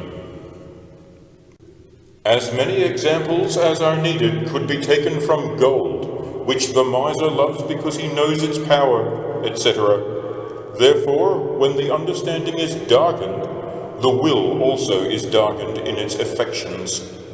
Moreover, the devil can effect this either with or without the help of a witch, and such things can even happen through mere want of foresight. But we shall give examples of each kind. For, as it is said in St. James 1, every man is tempted when he is drawn away of his own lust, and enticed. Then, when lust hath conceived, it bringeth forth sin, and sin, when it is finished, bringeth forth death. Again, when Shechem saw Dinah going out to see the daughters of the land, he loved her, and seized her, and lay with her, and his soul clave unto her. Genesis 34. And according to the gloss, when the infirm mind forsakes its own business, and takes heed, like Dinah, of that of other people, it is led astray by habit, and becomes one with the sinners. Secondly, that this lust can arise apart from witchcraft, and simply through the temptation of the devil, is shown as follows. For we read in 2 Samuel 13 that Ammon desperately loved his own sister Tamar, and yearned greatly for her, so that he grew ill for love of her. But no one would fall into so great and foul a crime unless he were totally corrupt and grievously tempted by the devil. Wherefore the gloss says, this is a warning to us, and was permitted by God that we should always be on our guard, lest vice should get the mastery over us, and the prince of sin, who promises a false peace to those who are in danger, finding us ready, should slay us unaware. Mention is made of this sort of passion in the book of the Holy Fathers, where it says that, however far they withdrew themselves from all carnal lusts, yet they were sometimes tempted by the love of women more than could possibly be believed. Wherefore, in 2 Corinthians 12, the apostle says, there was given to me a thorn in the flesh, the messenger of Satan to buffet me. On which the gloss says, it was given to me to be tempted by lust, but he who is tempted and does not yield is no sinner, but it is a matter for the exercise of virtue. And by temptation is understood that of the devil, not that of the flesh, which is always venial in a little sin. The preacher could find many examples if he pleased. The third point, that infatuate love proceeds from the evil works of the devil, has been discussed above, and we speak of this temptation. It may be asked how it is possible to tell whether such inordinate love proceeds not from the devil, but only from a witch. And the answer is that there are many ways. First, if the man tempted has a beautiful and honest wife, or the converse in the case of a woman, etc. Secondly, if the judgment of the reason is so chained up that by no blows or words or deeds or even by shame can he be made to desist from that lust. And thirdly, in especial, when he cannot contain himself, but that he is at times unexpectedly, and in spite of the roughness of the journey, forced to be carried through great distances, as anyone can learn from the confessions of such men, both by day and by night. For as St. John Chrysostom says on Matthew 20, concerning the ass upon which Christ rode, when the devil possesses the will of a man with sin, he carries him at his will where he pleases, giving the example of a ship in the sea without a rudder, which the winds carry about at their pleasure, and of a man sitting firmly on a horse, and a king having dominion over a tyrant. And fourthly, it is shown by the fact that they are sometimes suddenly and unexpectedly carried away, and at times transformed, so that nothing can prevent it. It is shown also by the hideousness of their very appearance. And before we proceed to the further question of witches, touching the powers of generation, which follows, we must first resolve the arguments. Here follow the resolutions of the arguments. But for the answer to the arguments, for the first, that the will of man is ruled by God, just as his understanding is by a good angel, the solution is clear. For the intellect is enlightened by a good angel only to the knowledge of the truth, from which proceeds the love of that which is good. For the true and the actual are the same thing. So also the intellect can be darkened by a bad angel in the knowledge of what appears to be true, and this through a confusion of the ideas and images received and stored by the perceptions, from which comes an inordinate love of the apparently good, such as bodily delectation, which such men seek after. As to the second argument, that the devil cannot effect physical changes in the body, this is in part true, and in part not, and this is with reference to three sorts of mutation. For the devil cannot change the body in such a way that its whole shape and appearance is altered, which is rather to be called a new production than a change, without the help of some agent, or with the permission of God. But if we speak of a change in quality, as in the matter of sickness and health, as has been shown before, he can inflict upon the body various diseases, even to taking away the reason, and so can cause inordinate hatred and love. And a third kind of mutation can be added, which is when a good or bad angel enters into the body, in the same way that we say that God alone is able to enter into the soul, that is, the essence of life. But when we speak of an angel, especially a bad angel, entering the body, as in the case of an obsession, he does not enter beyond the limits of the essence of the body, for in this way only God the Creator can enter, who gave it to be, as it were, the intrinsic operation of life. But the devil is said to enter the body when he effects something about the body, for where he works, there he is, as St. John Damascene says, and then he works within the bounds of corporeal matter, but not within the very essence of the body. From this it appears that the body has two properties, matter and spirit, and this is like the distinction between the apparent and the real. Therefore, when devils enter the body, they enter the powers belonging to the bodily organs, and can so create impressions on those powers. And so it happens that through such operations and impressions a phantasm is projected before the understanding, such as the seeing of colours, as it is said in the third book De Anima. And so this impression penetrates also to the will, for the will takes its conception of what is good from the intellect, according as the intellect accepts something as good either in truth or in appearance.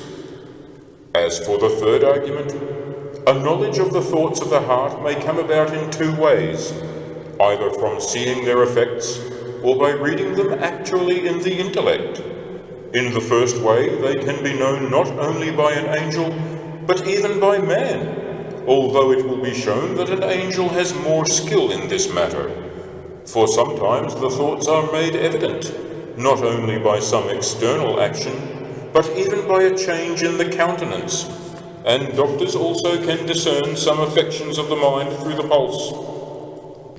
Wherefore St. Augustine says, De Divination Daemonium, that sometimes it is very easy to tell a man's disposition, not only from his words, but from his very thoughts, which are signs of the soul expressed in the body. Although in his book of Retractations he says that no definite rule can be laid down how this can be done, and I think that he is reluctant to admit that the devil can know the inner thoughts of the heart. For the will of a rational creature is subject only to God, and he alone can work in it, who is its first cause and ultimate end. Therefore that which is in the will, or depends only on the will, is known only to God. Moreover, it is manifest what depends only on the will, if one considers things by their resultant actions.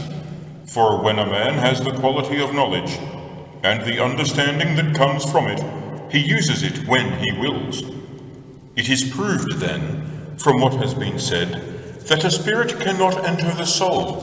Therefore he cannot naturally see what is in the mind, especially what is in the inner depths of the soul. Wherefore, when it is argued that the devil cannot see the thoughts of the heart, and therefore cannot move the hearts of men to love or hatred, it is answered that he does learn men's thoughts through their visible effects, and is more skillful in this matter than man, and so by subtle ways he can move men to love and hatred, by creating phantasms and darkening the intellect.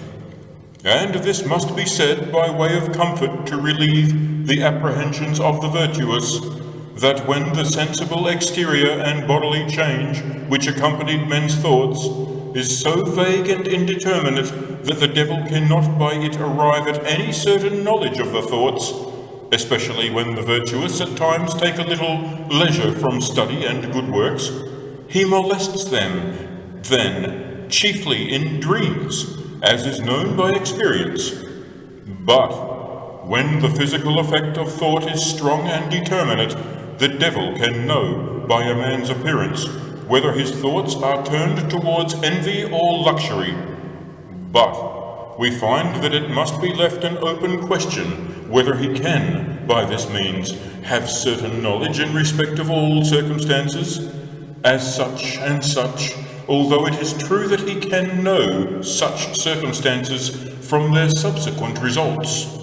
And fourthly, although to enter the soul belongs only to God, yet it is possible for a good or bad angel to enter the body, and the faculties allied to the body, in the manner which has been shown above. And in this way, hatred and love can be aroused in such a man.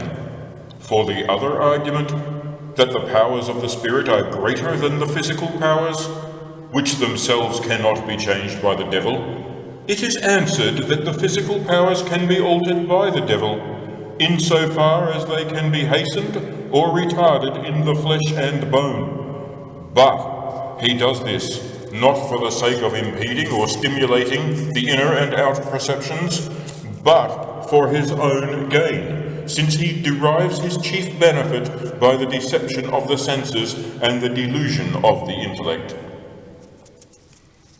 Question 8. Whether witches can habitate the powers of generation or obstruct the venereal act.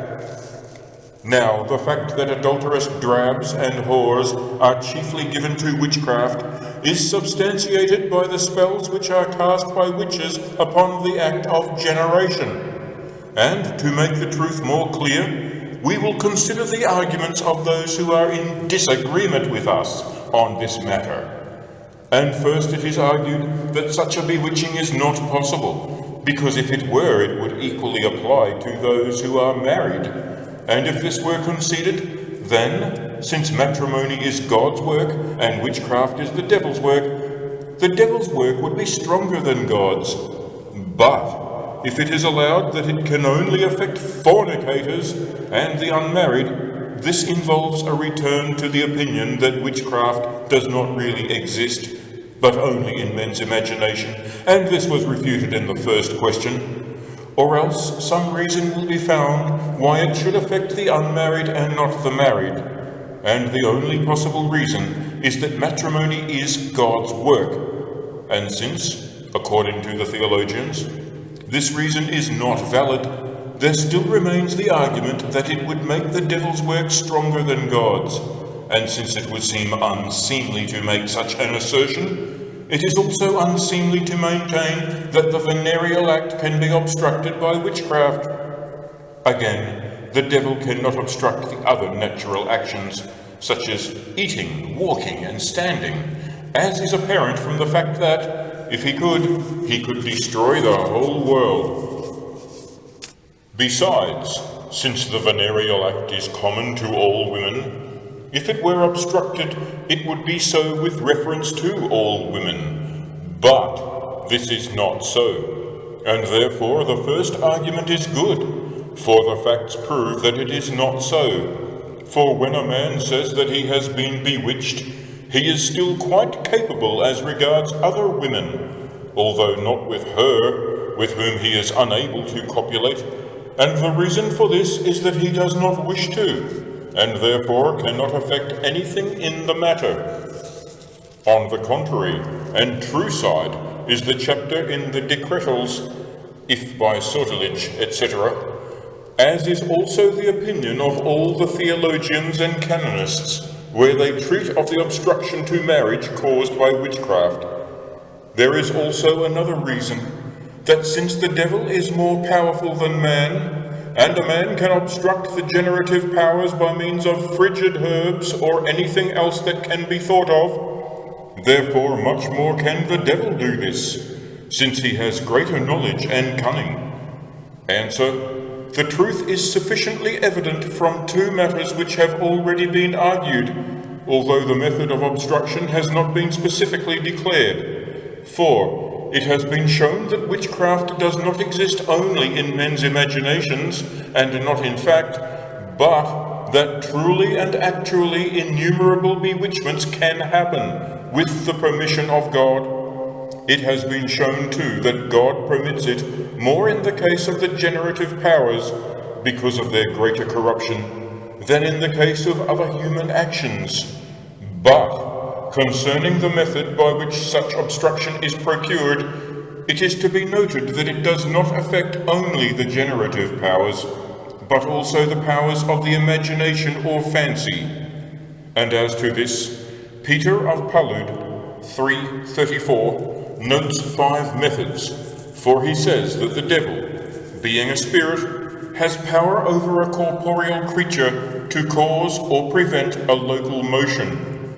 Therefore, he can prevent bodies from approaching each other, either directly or indirectly, by interposing himself in some bodily shape. In this way, it happened to the young man who was betrothed to an idol, and nevertheless married a young maiden, and was consequently unable to copulate with her. Secondly, he can excite a man to that act, or freeze his desire for it, by virtue of secret things of which he best knows the power. Thirdly, he can so disturb a man's perception and imagination as to make the woman appear loathsome to him, since he can, as has been said, influence the imagination. Fourthly, he can directly prevent the erection of that member which is adapted to fructification, just as he can prevent a local motion. Fifthly, he can prevent the flow of the vital essence to the members in which lies the motive power, by closing, as it were, the seminary ducts, so that it does not descend to the generative channels, or falls back from them, or does not project from them, or in any of many ways fails in its function. And he continues in agreement with what has been treated of above by other doctors, for God allows the devil more latitude in respect of this act, through which sin was first spread abroad, than of other human acts. Similarly, serpents are more subject to magic spells than are other animals. And a little later he says, it is the same in the case of a woman, for the devil can so darken her understanding that she considers her husband so loathsome that not for all the world would she allow him to lie with her. Later, he wishes to find the reason why more men than women are bewitched in respect of that action, and he says that such obstruction generally occurs in the seminal duct, or in an inability in the matter of erection, which can more easily happen to men, and therefore more men than women are bewitched. It might also be said that, the greater part of witches being women, they lust more for men than for women. Also, they act in the despite of married women, finding every opportunity for adultery when the husband is able to copulate with other women, but not with his own wife. And similarly, the wife also has to seek other lovers. He adds also that God allows the devil to afflict sinners more bitterly than the just. Wherefore the angel said to Tobias, he gives the devil power over those who are given up to lust, but he has power also against the just sometimes, as in the case of Job, but not in respect of the genital functions. Wherefore they ought to devote themselves to confession and other good works, lest the iron remain in the wound, and it be in vain to apply remedies. So much for Peter. But the method of removing such effects will be shown in the second part of this work. Some incidental doubts on the subject of copulation prevented by evil spells are made clear. But, incidentally, if it is asked why this function is sometimes obstructed in respect of one woman, but not of another, the answer, according to Saint Bonaventura, is this. Either the enchantress or witch afflicts in this way those persons upon whom the devil has determined, or it is because God will not permit it to be inflicted on certain persons. For the hidden purpose of God in this is obscure, as is shown in the case of the wife of Tobias. And he adds, if it is asked how the devil does this, it is to be said that he obstructs the genital power, not intrinsically by harming the organ, but extrinsically by rendering it useless. Therefore, since it is an artificial and not a natural obstruction, he can make a man impotent towards one woman, but not towards others, by taking away the inflammation of his lust for her, but not for other women, either through his own power, or through some herb or stone, or some occult natural means. And this agrees with the words of Peter of Palude. Besides, since impotency in this act is sometimes due to coldness of nature, or some natural defect, it is asked how it is possible to distinguish whether it is due to witchcraft or not. Hostiensis gives the answer in his Summa, but this must not be publicly preached. When the member is in no way stirred, and can never perform the act of coition, this is a sign of frigidity of nature. But when it is stirred and becomes erect, but yet cannot perform, it is a sign of witchcraft. It is to be noted also that impotence of the member to perform the act is not the only bewitchment, but sometimes the woman is caused to be unable to conceive, or else she miscarries.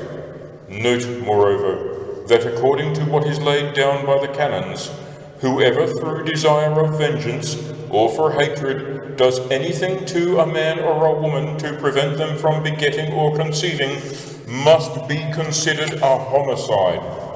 And note, further, that the canon speaks of loose lovers who, to save their mistress from shame, use contraceptives, such as potions, or herbs that contravene nature, without any help from devils, and such penitents are to be punished as homicides. But witches who do such things by witchcraft are by law punishable by the extreme penalty, as has been touched on above in the first question. And for a solution of the arguments, when it is objected that these things cannot happen to those joined together in matrimony, it is further to be noted that, even if the truth in this matter has not already been made sufficiently plain, Yet these things can truly and actually happen, just as much to those who are married as to those who are not. And the prudent reader, who has plenty of books, will refer to the theologians and the canonists, especially where they speak of the impotent and bewitched. He will find them in agreement in condemning two errors, especially with regard to married people who seem to think that such bewitchment cannot happen to those who are joined in matrimony, advancing the reason that the devil cannot destroy the works of God. And the first error which they condemn is that of those who say that there is no witchcraft in the world, but only in the imagination of men who, through their ignorance of hidden causes which no man yet understands, ascribe certain natural effects to witchcraft, as though they were affected not by hidden causes, but by devils working either by themselves or in conjunction with witches. And although all the other doctors condemn this error as a pure falsehood, yet St. Thomas impugns it more vigorously and stigmatizes it as actual heresy, saying that this error proceeds from the root of infidelity. And since infidelity in a Christian is accounted heresy, therefore such deserve to be suspected as heretics. And this matter was touched on in the first question, though it was not there declared so plainly. For if anyone considers the other sayings of St. Thomas in other places, he will find the reasons why he affirms that such an error proceeds from the root of infidelity. For in his questions concerning sin, where he treats of devils, and in his first question, whether devils have bodies that naturally belong to them, among many other matters, he makes mention of those who referred every physical effect to the virtue of the stars, to which they said that the hidden causes of terrestrial effects were subject. And he says, it must be considered that the Peripatetics, the followers of Aristotle, held that devils did not really exist, but that those things which are attributed to devils proceeded from the power of the stars and other natural phenomena. Wherefore St. Augustine says, De Civitate Dei 10, that it was the opinion of Porphyry that from herbs and animals, and certain sounds and voices, and from figures and figments observed in the motion of the stars, powers corresponding to the stars were fabricated on earth by men, in order to explain various natural effects. And the error of these is plain, since they referred everything to hidden causes in the stars, holding that devils were only fabricated by the imagination of men. But this opinion is clearly proved to be false by St. Thomas in the same work, for some works of devils are found which can in no way proceed from any natural cause. For example, when one who is possessed by a devil speaks in an unknown language, and many other devil's works are found, both in the rhapsodic and the necromantic arts, which can in no way proceed except from some intelligence, which may be naturally good, but is evil in its intention. And therefore, because of these incongruities, other philosophers were compelled to admit that there were devils. Yet they afterwards fell into various errors, some thinking that the souls of men, when they left their bodies, became devils. For this reason, many soothsayers have killed children, that they might have their souls as their cooperators, and many other errors are recounted. From this it is clear that not without reason does the holy doctor say that such an opinion proceeds from the root of infidelity. And anyone who wishes may read St. Augustine, De Civitate Dei 8:10, on the various errors of infidels concerning the nature of devils, and indeed the common opinion of all doctors, quoted in the above-mentioned work, against those who err in this way by denying that there are any witches, is very weighty in its meaning, even if it is expressed in few words. For they say that they who maintain that there is no witchcraft in the world go contrary to the opinion of all the doctors and of the Holy Scripture, and declare that there are devils, and that devils have power over the bodies and imaginations of men, with the permission of God. Wherefore, those who are the instruments of the devils, at whose instance the devils at times do mischief to a creature, they call witches. Now, in the doctors' condemnation of this first error, nothing is said concerning those joined together in matrimony, but this is made clear in their condemnation of the second error. For they say that others fall into the error of believing that, though witchcraft exists and abounds in the world, even against carnal copulation, yet, since no such bewitchment can be considered to be permanent, it never annuls a marriage that has already been contracted. Here is where they speak of those joined in matrimony.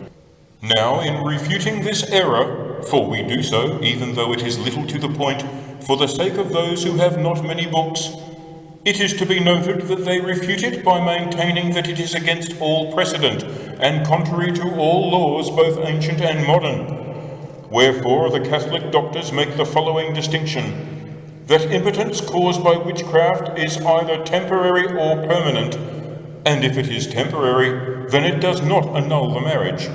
Moreover, it is presumed to be temporary if they are able to be healed of the impediment within 3 years from their cohabitation, having taken all possible pains, either through the sacraments of the Church or through other remedies, to be cured. But if they are not then cured by any remedy, from that time it is presumed to be permanent, and in that case it either precedes both the contract and the consummation of marriage, and then it prevents the contracting of a marriage, and annuls one that is not yet contracted, or else it follows the contract of marriage, but precedes its consummation, and then also, according to some, it annuls the previous contract.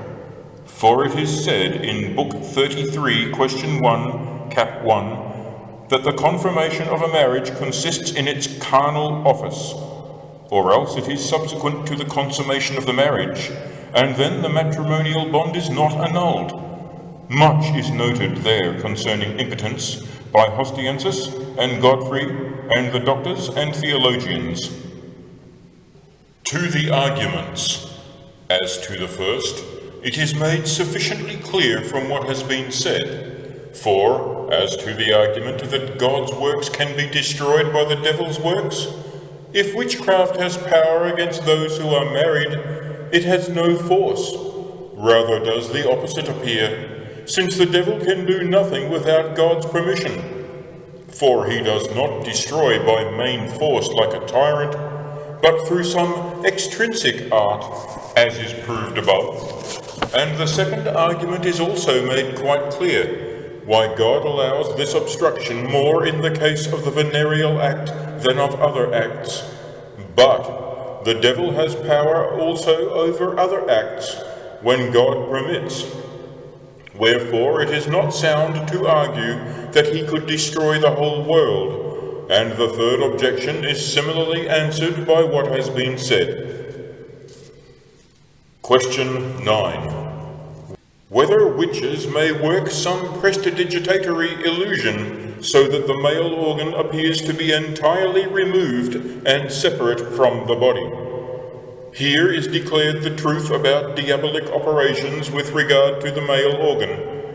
And to make plain the facts in this matter, it is asked whether witches can, with the help of devils, really and actually remove the member, or whether they only do so apparently by some glamour or illusion, and that they can actually do so is argued a fortiori, for since devils can do greater things than this, as killing them or carrying them from place to place, as was shown above in the cases of Job and Tobias, therefore they can also truly and actually remove men's members. Again, an argument is taken from the gloss on the visitations of bad angels in the Psalms. God punishes by means of bad angels, as he often punished the people of Israel with various diseases, truly and actually visited upon their bodies. Therefore the member is equally subject to such visitations. It may be said that this is done with the divine permission, and in that case, as it has already been said, that God allows more power of witchcraft over the genital functions on account of the first corruption of sin which came to us from the act of generation, so also he allows greater power over the actual genital organ, even to its total removal. And again, it was a greater thing to turn Lot's wife into a pillar of salt than it is to take away the male organ, and that, Genesis 19, was a real and actual, not an apparent metamorphosis. For it is said that that pillar is still to be seen, and this was done by a bad angel, just as the good angel struck the men of Sodom with blindness, so that they could not find the door of the house. And so it was with the other punishments of the men of Gomorrah. The gloss, indeed, affirms that Lot's wife was herself tainted with that vice, and therefore was she punished. And again, whoever can create a natural shape can also take it away. But devils have created many natural shapes, as is clear from Pharaoh's magicians, who, with the help of devils, made frogs and serpents.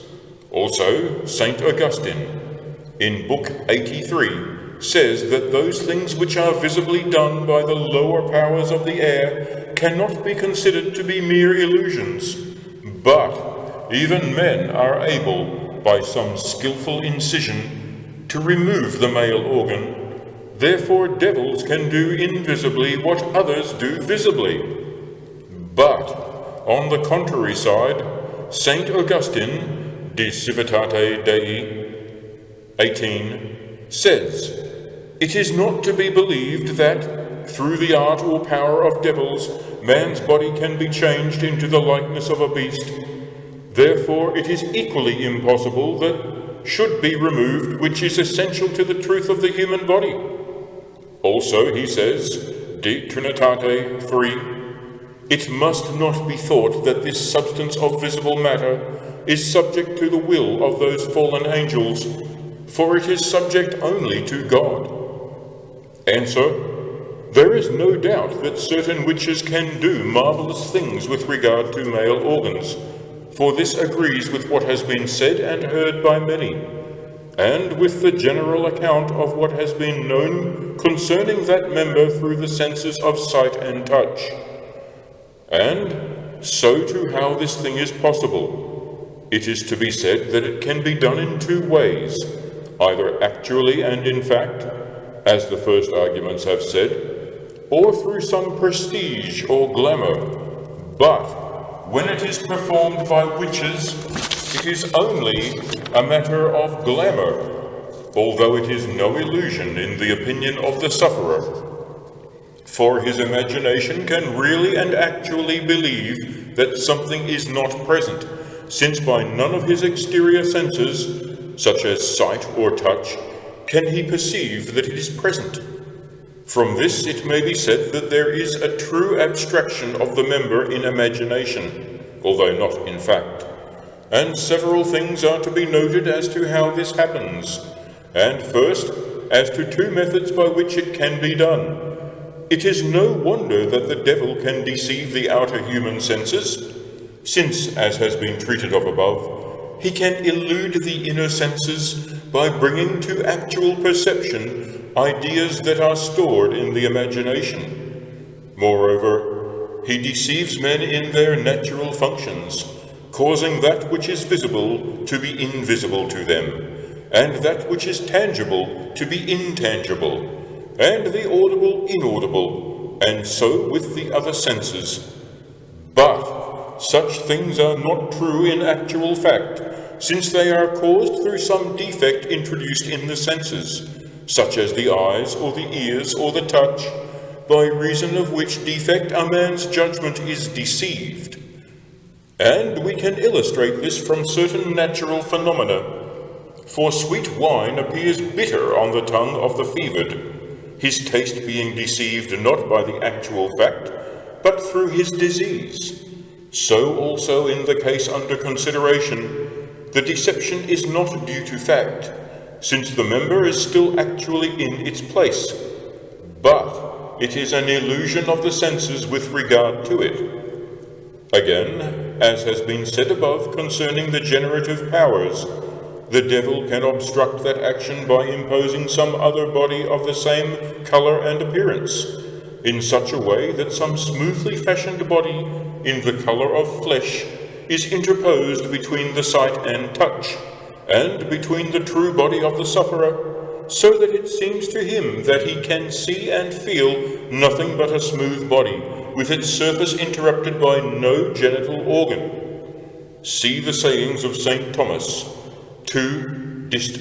8, Article 5, concerning glamours and illusions, and also in the second of the second, 91, and in his questions concerning sin, where he frequently quotes that of St. Augustine in Book 83.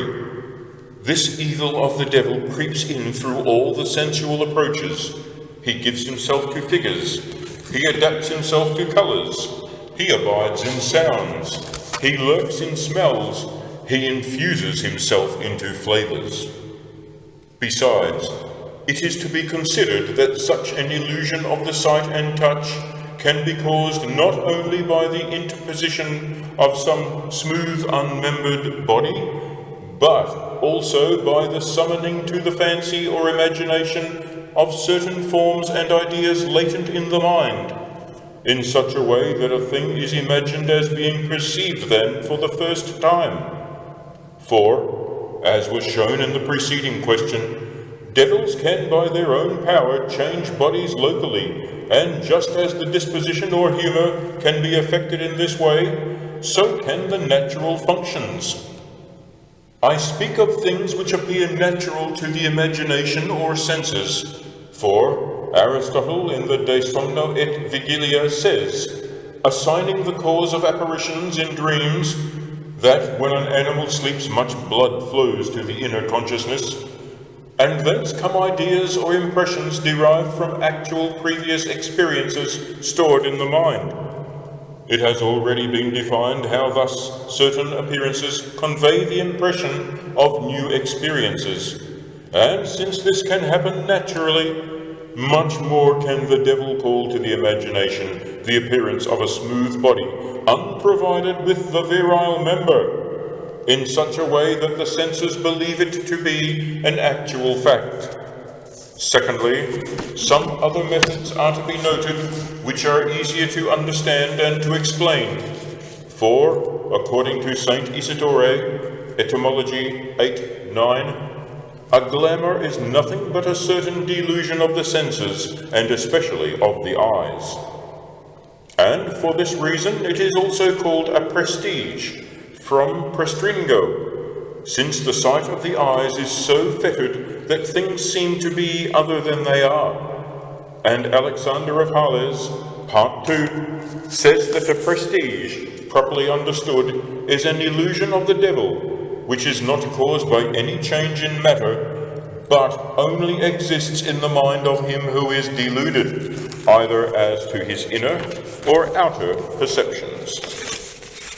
Wherefore, in a manner of speaking, we may say even of human prestidigitatory art that it can be effected in three ways. For the first, it can be done without devils, since it is artificially done by the agility of men who show things and conceal them, as in the case of the tricks of conjurers or ventriloquists. The second method is also without the help of devils, as when men use some natural virtue in natural bodies of minerals, so as to impart to such objects some other appearance quite different from their true appearance. Wherefore, according to St. Thomas, 1:114, and several others, men, by the smoke of certain smouldering or lighted herbs, can make rods appear to be serpents. The third method of delusion is effected with the help of devils, the permission of God being granted.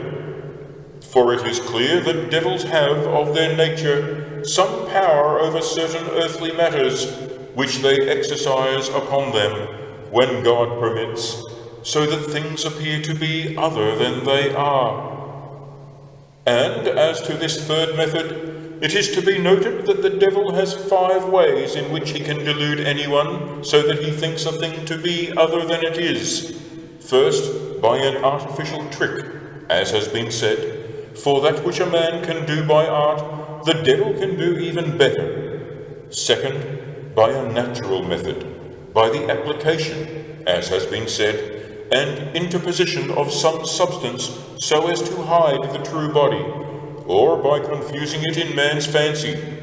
The third way is when, in an assumed body, he presents himself as being something which he is not, as witness the story which St. Gregory tells in his first dialogue of a nun who ate a lettuce, which, however, as the devil himself confessed, was not a lettuce, but the devil in the form of a lettuce, or in the lettuce itself. Or as when he appeared to St. Anthony in a lump of gold which he found in the desert. Or as when he touches a real man and makes him appear like a brute animal, as will shortly be explained. The fourth method is when he confuses the organ of sight so that a clear thing seems hazy, or the converse, or when an old woman appears to be a young girl, for even after weeping the light appears different from what it was before. His fifth method is by working in the imaginative power, and by a disturbance of the humours, effecting a transmutation in the forms perceived by the senses, as has been treated of before, so that the senses then perceive, as it were, fresh and new images. And accordingly, by the last 3 of these methods, and even by the second, the devil can cast a glamour over the senses of a man. Wherefore there is no difficulty in his concealing the virile member by some prestige or glamour, and a manifest proof, for example, of this, which was revealed to us in our inquisitorial capacity, will be set forth later, where more is recounted of these and other matters in the second part of this treatise. How a bewitchment can be distinguished from a natural defect. An incidental question, with certain other difficulties, follows. Peter's member has been taken off, and he does not know whether it is by witchcraft or in some other way by the devil's power with the permission of God. Are there any ways of determining or distinguishing between these? It can be answered as follows. First, that those to whom such things most commonly happen are adulterers or fornicators. For when they fail to respond to the demand of their mistress, or if they wish to desert them and attach themselves to other women, then their mistress, out of vengeance, causes such a thing to happen, or through some other power causes their members to be taken off. Secondly, it can be distinguished by the fact that it is not permanent. For if it is not due to witchcraft, then the loss is not permanent, but it will be restored some time. But here there arises another doubt, whether it is due to the nature of the witchcraft that it is not permanent. It is answered that it can be permanent and last until death, just as the canonists and theologians judge concerning the impediment of witchcraft in matrimony, that the temporary can become permanent. For Godfrey says in his Summa, a bewitchment cannot always be removed by him who caused it, either because he is dead, or because he does not know how to remove it, or because the charm has been lost. Wherefore we say, in the same way that the charm which has been worked on Peter will be permanent if the witch who did it cannot heal him. For there are 3 degrees of witches, for some both heal and harm, some harm but cannot heal, and some seem able only to heal, that is, to take away injuries, as will be shown later. For thus it happened to us. 2 witches were quarrelling, and while they were taunting each other, one said, I am not so wicked as you, for I know how to heal those whom I injure. The charm will also be permanent if, before it has been healed, the witch departs, either by changing her dwelling or by dying. For St. Thomas also says, any charm may be permanent when it is such as can have no human remedy, or, if it has a remedy, it is not known to men, or unlawful, although God can find a remedy through a holy angel who can coerce the devil, if not the witch. However, the chief remedy against witchcraft is the sacrament of penitence, for bodily infirmity often proceeds from sin, and how the charms of witches can be removed will be shown in the second part of this treatise, and in the second question, chapter 6, where other different matters are treated of and explained. Solutions of the arguments.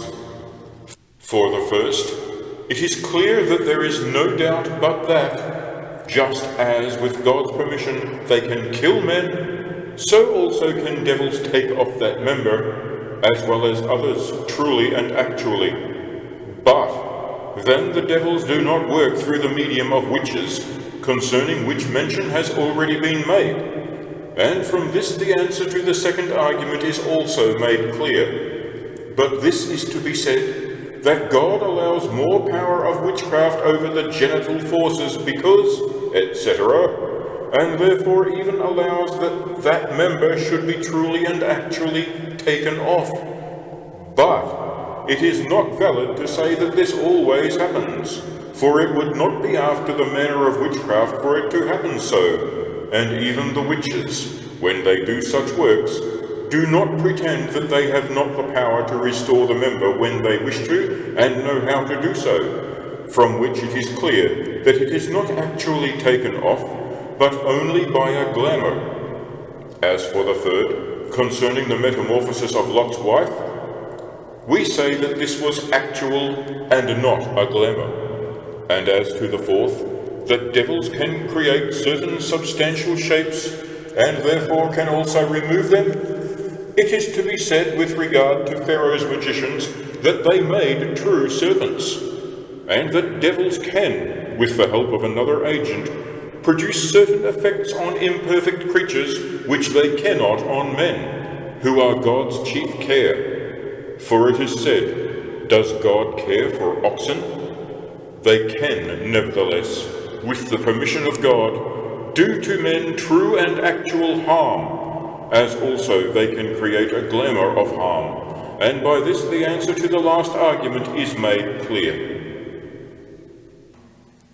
Question 10. Whether witches can by some glamour change men into beasts? Here we declare the truth as to whether and how witches transform men into beasts. And it is argued that this is not possible from the following passage of Episcopus 36:5. Whoever believes that it is possible for any creature to be changed for the better or for the worse, or to be transformed into any other shape or likeness, except by the Creator himself, who made all things, and by whom all things are created, is without doubt an infidel, and worse than a pagan.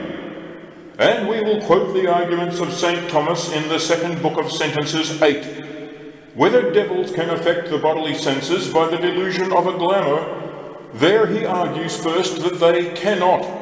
For though that shape of a beast which is seen must be somewhere, it cannot exist only in the senses, for the senses perceive no shape that is not received from actual matter, and there is no actual beast there. And he adduces the authority of the canon. And again, that which seems to be cannot really be, as in the case of a woman who seems to be a beast, for two substantial shapes cannot exist at one and the same time in the same matter. Therefore, since that shape of a beast which appears cannot exist anywhere, no glamour or illusion can exist in the eye of the beholder, for the sight must have some object in which it terminates. And if it is argued that the shape exists in the surrounding atmosphere, this is not possible, both because the atmosphere is not capable of taking any shape or form, and also because the air around that person is not always constant, and cannot be so on account of its fluid nature, especially when it is moved. And again, because in that case, such a transformation would be visible to everyone. But this is not so, because the devils seem to be unable to deceive the sight of holy men in the least.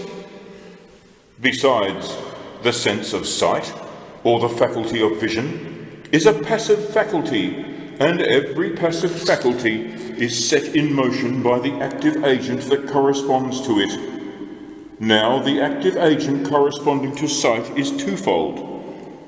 One is the origin of the act, or the object. The other is the carrier, or medium. But that apparent shape cannot be the object of the sense. Neither can it be the medium through which it is carried. First, it cannot be the object, since it cannot be taken hold of by anything, as was shown in the foregoing argument, since it does not exist in the senses received from an object. Neither is it in the actual object, nor even in the air, as in a carrying medium, as was treated of above in the third argument. Besides, if the devil moves the inner consciousness, he does so either by projecting himself into the cognitive faculty or by changing it. But he does not do so by projecting himself, for he would either have to assume a body, and even so could not penetrate into the inner organ of imagination, for two bodies cannot be at the same time in the same place, or he would assume a phantasmal body, and this again would be impossible, since no phantasm is quite without substance. Similarly, also he cannot do it by changing the cognition, for he would either change it by alteration, which he does not seem able to do, since all alteration is caused by active qualities in which the devils are lacking, or he would change it by transformation or local motion, and this does not seem feasible for two reasons. First, because a transformation of an organ cannot be effected without a sense of pain. Secondly, because in this case the devil would only make things of a known shape appear. But St. Augustine says that he creates shapes of this sort, both known and unknown. Therefore it seems that the devils can in no way deceive the imagination or senses of a man. But against this, St. Augustine says, De Civitate Dei 18, that the transmutations of men into brute animals, said to be done by the art of devils, are not actual, but only apparent. But this would not be possible if devils were not able to transmute the human senses. The authority of St. Augustine is again to the point in Book 83, which has already been quoted. This evil of the devil creeps in through all the sensual approaches, etc. Answer. If the reader wishes to refer to the method of transmutation, he will find it in the second part of this work, Chapter 6, Various Methods. But, proceeding for the present in a scholastic manner, let us say, in agreement with the opinions of the three doctors, that the devil can deceive the human fancy so that a man really seems to be an animal.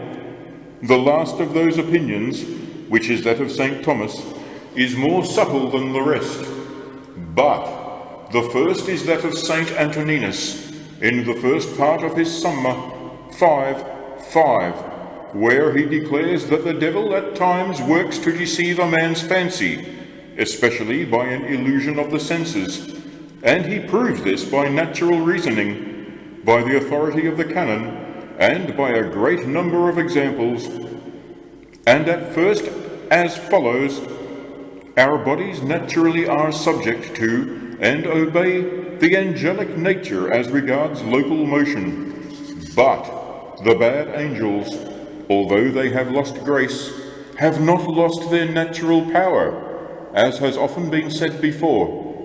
And since the faculty of fancy or imagination is corporeal, that is, allied to a physical organ, it also is naturally subject to devils, so that they can transmute it, causing various fantasies by the flow of the thoughts and perceptions to the original image received by them.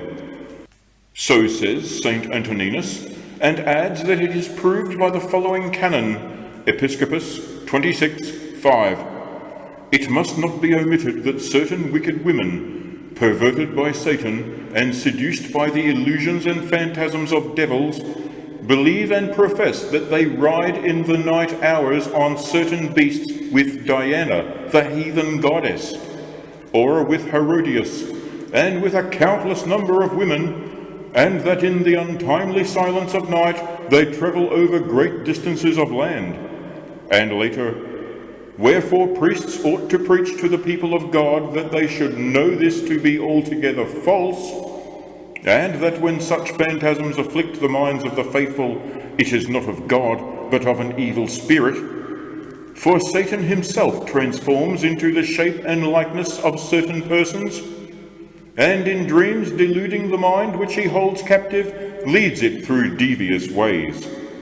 Indeed, the meaning of this canon has been treated of in the first question, as to the 4 things which are to be preached.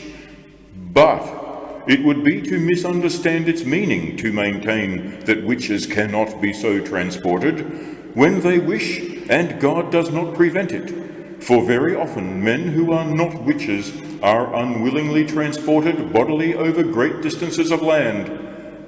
But that these transmutations can be effected in both ways will be shown by the aforesaid Summa, and in the chapter where St. Augustine relates that it is read in the books of the Gentiles that a certain sorceress named Circe changed the companions of Ulysses into beasts, but that this was due to some glamour or illusion rather than an actual accomplishment, by altering the fancies of men, and this is clearly proved by several examples. For we read in the Lives of the Fathers that a certain girl would not consent to a young man who was begging her to commit a shameful act with him, and the young man, being angry because of this, caused a certain Jew to work a charm against her, by which she was changed into a filly. But this metamorphosis was not an actual fact, but an illusion of the devil, who changed the fancy and senses of the girl herself, and of those who looked at her, so that she seemed to be a filly who was really a girl. For when she was led to the blessed Macarius, the devil could not so work as to deceive his senses as he had those of other people, on account of his sanctity. For to him she seemed a true girl, not a filly. And at length by his prayer she was set free from that illusion. And it is said that this had happened to her because she did not give her mind to holy things, or attend the sacraments as she ought. Therefore the devil had power over her, although she was in other respects honest. Therefore the devil can, by moving the inner perceptions and humours, effect changes in the actions and faculties, physical, mental, and emotional, working by means of any physical organ whatsoever, and this accords with St. Thomas 1:91. And of this sort we may believe to have been the acts of Simon Magus in the incantations which are narrated of him. But the devil can do none of these things without the permission of God, who, with his good angels, often restrains the wickedness of him who seeks to deceive and hurt us. Wherefore St. Augustine, speaking of witches, says, "These are they who, with the permission of God, stir up the elements and confuse the minds of those who do not trust in God." 26:5. Also, devils can by witchcraft cause a man to be unable to see his wife rightly, and the converse. And this comes from an affectation of the fancy, so that she is represented to him as an odious and horrible thing. The devil also suggests representations of loathsome things to the fancy of both the waking and the sleeping, to deceive them and lead them to sin. But because sin does not consist in the imagination but in the will, therefore man does not sin in these fancies suggested by the devil, and these various transformations, unless of his own will he consents to sin. The second opinion of the modern doctors is to the same effect, when they declare what is glamour, and in how many ways the devil can cause such illusions. Here we refer to what has already been said concerning the arguments of Saint Antoninus, which there is no need to repeat. The third opinion is that of Saint Thomas, and is an answer to the argument where it is asked, wherein lies the existence of the shape of a beast that is seen, in the senses, or in reality, or in the surrounding air? And his opinion is that the apparent shape of a beast only exists in the inner perception, which, through the force of imagination, sees it in some way as an exterior object. And the devil has two ways of effecting such a result. In one way, we may say that the forms of animals which are conserved in the treasure of the imagination pass by the operation of the devil into the organs of inner senses, and in this way it happens in dreams, as has been declared above. And so, when these forms are impressed on the organs of the outer senses, such as sight, they appear as if they were present as outer objects, and could actually be touched. The other way results from a change in the inner organs of perception, through which the judgment is deceived, as is shown in the case of him who has his taste corrupted, so that everything sweet seems bitter, and this is not very different from the first method. Moreover, even men can accomplish this by the virtue of certain natural things, as when in the vapor of a certain smoke the beams of a house appear to be serpents, and many other instances of this are found, as has been mentioned above. Solutions of the arguments. As to the first argument, that text is often quoted, but is badly understood. For as to where it speaks of transformation into another shape or likeness, it has been made clear how this can be done by prestidigitatory art. And as to where it says that no creature can be made by the power of the devil, this is manifestly true if made is understood to mean created. But if the word made is taken to refer to natural production, it is certain that devils can make some imperfect creatures. And St. Thomas shows how this may be done, for he says that all transmutations of bodily matters, which can be effected by the forces of nature, in which the essential thing is the semen which is found in the elements of this world, on land or in the waters, as serpents and frogs and such things deposit their semen, can be effected by the work of devils who have acquired such semen. So also it is when anything is changed into serpents or frogs, which can be generated by putrefaction.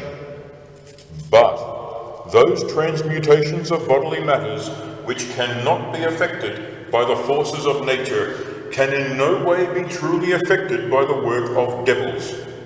For when the body of a man is changed into the body of a beast, or a dead body is brought to life, such things only seem to happen, and are a glamour or illusion, or else the devil appears before men in an assumed body. These arguments are substantiated, for Blessed Albertus, in his book on animals, where he examines whether devils, or let us say even witches, can really make animals, says that they can, with God's permission, make imperfect animals. But they cannot do so in an instant as God does, but by means of some motion, however sudden, as is clear in the case of witches. And touching the passage in Exodus 7, where Pharaoh called his wise men, he says, "The devils roam throughout the world and collect various germs, and by using them can evolve various species." And the gloss thereon says, when witches attempt to effect anything by the invocation of devils, they run about the world and bring the semen of those things which are in question, and by its means, with the permission of God, they produce new species. But this has been spoken of above. Another difficulty may arise, whether such devils' works are to be deemed miraculous. The answer was made clear in the preceding arguments, that even the devils can perform certain miracles to which their natural powers are adopted. And although such things are true in fact, they are not done with a view to the knowledge of the truth, and in this sense the works of Antichrist may be said to be deceptions, since they are done with a view to the seduction of men. The answer to the other argument, that concerning the shape, is also clear. The shape of a beast which is seen does not exist in the air, or in actual fact, as has been shown, but only in the perception of the senses, as has been demonstrated above from the opinion of St. Thomas. For the argument that every passive is set in motion by its corresponding active, this is granted. But when it is inferred that the shape which is seen cannot be the original object which sets in motion the act of sight, since it arises from none of the senses, it is answered that it does not arise, since it originates from some sensible image conserved in the imagination, which the devil can draw out and present to the imagination, or powers of perception, as has been said above. For the last argument, it is to be said that the devil does not, as has been shown, change the perceptive and imaginative powers by projecting himself into them, but by transmuting them, not indeed by altering them, except in respect of local motion. For he cannot of himself induce new appearances, as has been said, but he changes them by transmutation, that is, local motion. And this again he does, not by dividing the substance of the organ of perception, since that would result in a sense of pain, but by a movement of the perceptions and humours. But it may be further objected as follows, that, according to this, the devil cannot present to a man the appearance of anything new in respect of things seen. It is to be said that a new thing can be understood in two ways. In one way, it may be entirely new, both in itself and in its beginnings, and in this sense, the devil cannot present anything new to a man's sense of vision, for he cannot cause one who is born blind to imagine colours, or a deaf man to imagine sounds. In another sense, a thing may be new as to the composition of its whole, as we may say that it is an imaginatively new thing, if a man imagines that he sees mountains of gold, which he never saw, for he has seen gold, and he has seen a mountain, and can by some natural operation imagine the phantasm of a mountain of gold. And in this way, the devil can present a new thing to the imagination. What is to be thought of wolves which sometimes seize and eat men and children out of their cradles, whether this also is a glamour caused by witches? There is, incidentally, a question concerning wolves, which sometimes snatch men and children out of their houses and eat them, and run about with such astuteness that by no skill or strength can they be hurt or captured. It is to be said that this sometimes has a natural cause, but is sometimes due to a glamour when it is affected by witches. And as to the first, Blessed Albertus, in his book on animals, says that it can arise from 5 causes, sometimes on account of great famine. When stags and other beasts have come near to men, sometimes on account of the fierceness of their strength, as in the case of dogs in cold regions. But this is nothing to the point, and we say that such things are caused by an illusion of devils, when God punishes some nation for sin. See Leviticus 26. If ye do not my commandments, I will send the beasts of the field against you, who shall consume you and your flocks. And again, Deuteronomy 32, I will also send the teeth of beasts upon them, etc. As to the question whether they are true wolves or devils appearing in that shape, we say that they are true wolves, but are possessed by devils, and they are so roused up in two ways. It may happen without the operation of witches, and so it was in the case of the 42 boys who were devoured by 2 bears coming out of the woods, because they mocked the prophet Elisaus, saying, Go up, thou bald head, etc. Also in the case of the lion which slew the prophet who would not perform the commandment of God. 3 Kings 8. Also in the case of the lion which slew the prophet who would not perform the commandment of God. 3 Kings 13. And it is told that a bishop of Vienna ordered the minor litanies to be solemnly chanted on certain days before the Feast of the Ascension, because wolves were entering the city and publicly devouring men. But in another way, it may be an illusion caused by witches, for William of Paris tells of a certain man who thought that he was turned into a wolf, and at certain times went hiding among the caves. For there he went at a certain time, and though he remained there all the time stationary, he believed that he was a wolf which went about devouring children. And though the devil, having possessed a wolf, was really doing this, he erroneously thought that he was prowling about in his sleep. And he was for so long thus out of his senses that he was at last found lying in the wood raving. The devil delights in such things, and caused the illusion of the pagans who believed that men and old women were changed into beasts. From this it is seen that such things only happen by the permission of God alone, and through the operation of devils, and not through any natural defect, since by no art or strength can such wolves be injured or captured. In this connection also, Vincent of Beauvais, in Spec Hist. 640, tells that in Gaul, before the incarnation of Christ and before the Punic War, a wolf snatched a sentry's sword out of its sheath.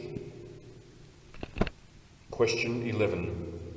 That witches who are midwives in various ways kill the child conceived in the womb and procure an abortion, or if they do not, this offer newborn children to devils. Here is set forth the truth concerning 4 horrible crimes which devils commit against infants, both in the mother's womb and afterwards. And the devils do these things through the medium of women and not men. This form of homicide is associated rather with women than with men. And the following are the methods by which it is done. The canonists treat more fully than the theologians of the obstructions due to witchcraft, and they say that it is witchcraft not only when anyone is unable to perform the carnal act of which we have spoken above, but also when a woman is prevented from conceiving or is made to miscarry after she has conceived. A third and fourth method of witchcraft is when they have failed to procure an abortion and then either devour the child or offer it to a devil. There is no doubt concerning the first 2 methods, since, without the help of devils, a man can, by natural means, such as herbs, saving, for example, or other emmenagogues, procure that a woman cannot generate or conceive, as has been mentioned above. But with the other 2 methods it is different, for they are effected by witches, and there is no need to bring forward the arguments, since very evident instances and examples will more readily show the truth of this matter. The former of these 2 abominations is the fact that certain witches, against the instinct of human nature, and indeed against the nature of all beasts, with the possible exception of wolves, are in the habit of devouring and eating infant children. And concerning this, the inquisitor of Como, who has been mentioned above, has told us the following, that he was summoned by the inhabitants of the county of Barbie to hold an inquisition because a certain man had missed his child from its cradle, and finding a congress of women in the night time, swore that he saw them kill his child and drink its blood and devour it. Also in one single year, which is the year now last past, he says that 41 witches were burned, certain others taking flight to the Lord Archduke of Austria, Sigismund. For confirmation of this, there are certain writings of John Nieder in his Formicarius, of whom, as of those events which he recounts, the memory is still fresh in men's minds. Wherefore it is apparent that such things are not incredible. We must add that in all these matters witch midwives cause yet greater injuries, as penitent witches have often told us, and to others, saying, no one does more harm to the Catholic faith than midwives. For when they do not kill children, then, as if for some other purpose, they take them out of the room, and, raising them up in the air, offer them to devils. But the method which they observe in crimes of this sort will be shown in the second part, which we must soon approach. But first one more question must be inquired into, namely that of the divine permission. For it was said at the beginning that 3 things are necessary for the effecting of witchcraft: the devil, a witch, and the divine permission. Question 12. Whether the permission of Almighty God is an accompaniment of witchcraft. Now we must consider the divine permission itself, touching which 4 things are asked. First, whether it is necessary that this permission should accompany a work of witchcraft. Secondly, that God in his justice permits a creature naturally sinful to perpetrate witchcraft and other horrid crimes, the other 2 necessary concomitants being presupposed. Thirdly, that the crime of witchcraft exceeds all other evils which God permits to be done. Fourthly, in what way this matter should be preached to the people. Concerning the third postulate of this first part, namely, the divine permission, it is asked whether it is as Catholic to affirm the divine permission in these works of witches, as it is quite heretical to contradict such an affirmation. And it is argued that it is not heretical to maintain that God does not permit so great power to the devil in this sort of witchcraft. For it is Catholic, and not heretical, to refute such things as appear to be the disparagement of the Creator. For it is Catholic, and not heretical, to refute such things as appear to be to the disparagement of the Creator. And it is submitted that it is Catholic to maintain that the devil is not allowed such power of injuring men, since to hold the opposite opinion seems to be a disparagement of the Creator. For it would then follow that not everything is subject to the divine providence, since the all-wise provider keeps away, as far as possible, all defect and evil from those for whom he cares. And if the works of witchcraft are permitted by God, they are not kept away by him. And if he does not keep them away, then God himself is not a wise provider, and all things are not subject to his providence. But since this is false, therefore it is false that God permits witchcraft. And again, to permit a thing to happen presupposes in him who permits it that either he can prevent it from happening if he wishes, or he cannot prevent it even if he wishes. And neither of these suppositions can apply to God. For in the first case, such a man would be thought spiteful, and in the second case, impotent. Then it is incidentally asked, as to that bewitchment that happened to Peter, if God could have prevented it, and did not do so, then God is either despiteful, or he does not care at all. But if he could not have prevented it even if he wished, then he is not omnipotent. But since it is not possible to maintain the opinion that God does not care for all, and the rest, Therefore it cannot be said that witchcraft is done with the permission of God. Besides, he who is responsible to himself and is the master of his own actions is not subject to the permission or providence of any governor. But men were made responsible to themselves by God, according to Ecclesiasticus 15. God made man from the beginning, and left him in the hand of his counsel. In particular, the sins which men do are left in their own counsel. According to the text, he gave to them according to their heart's desire. Therefore, not all evils are subject to divine permission. Yet again, St. Augustine says in his Enchiridion, as does also Aristotle in the 9th book of Metaphysics, it is better not to know certain vile things than to know them, but all that is good is to be ascribed to God. Therefore, God does not prevent the very vile works of witchcraft, whether he permits or not. See also St. Paul in 1 Corinthians 9. Doth God take care for oxen? And the same holds good of the other irrational beasts. Wherefore God takes no care whether they are bewitched or not, since they are not subject to his permission, which proceeds from his providence. Again, that which happens of necessity has no need of provident permission or prudence. This is clearly shown in Aristotle's Ethics, Book 2. Prudence is a right reasoning concerning things which happen and are subject to counsel and choice. But several effects of witchcraft happen of necessity, as when, for some reason, or owing to the influence of the stars, diseases come, or any other things which we judge to be witchcraft. Therefore, they are not always subject to divine permission.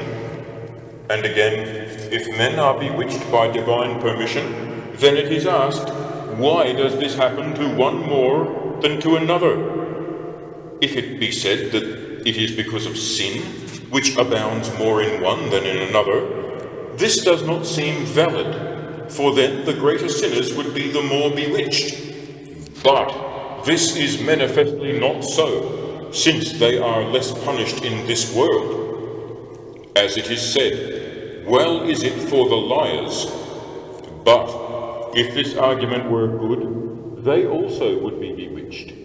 Finally, it is clear from the fact that innocent children and other just men suffer most from witchcraft. But against these arguments, it is submitted that God permits evil to be done, though he does not wish it, and this is for the perfecting of the universe. See Dionysius, De Divine Nom. 3rd. Evil will be for all time, even to the perfecting of the universe.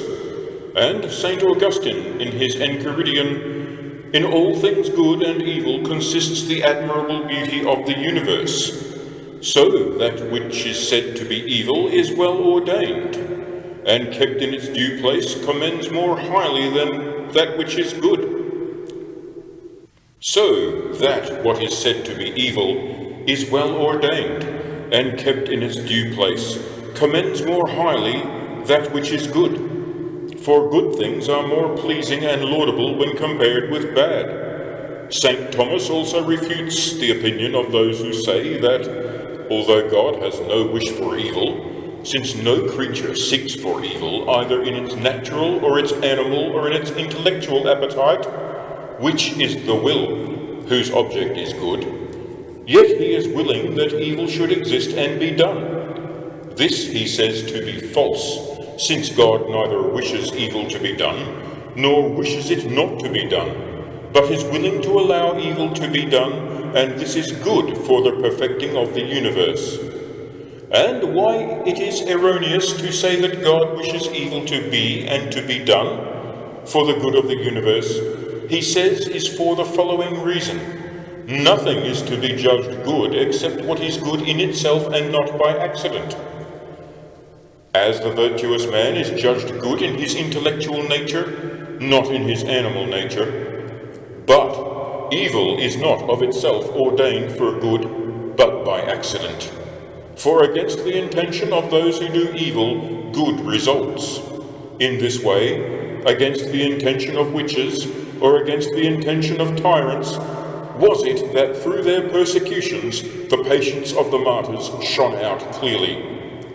Answer: this question is as difficult to understand as it is profitable to elucidate, for there is among the arguments not so much of laymen as of certain wise men, this in common, that they do not believe that such horrible witchcraft as has been spoken of is permitted by God, being ignorant of the causes of this divine permission. And by reason of this ignorance, since witches are not put down with the vengeance that is due to them, they seem now to be depopulating the whole of Christianity.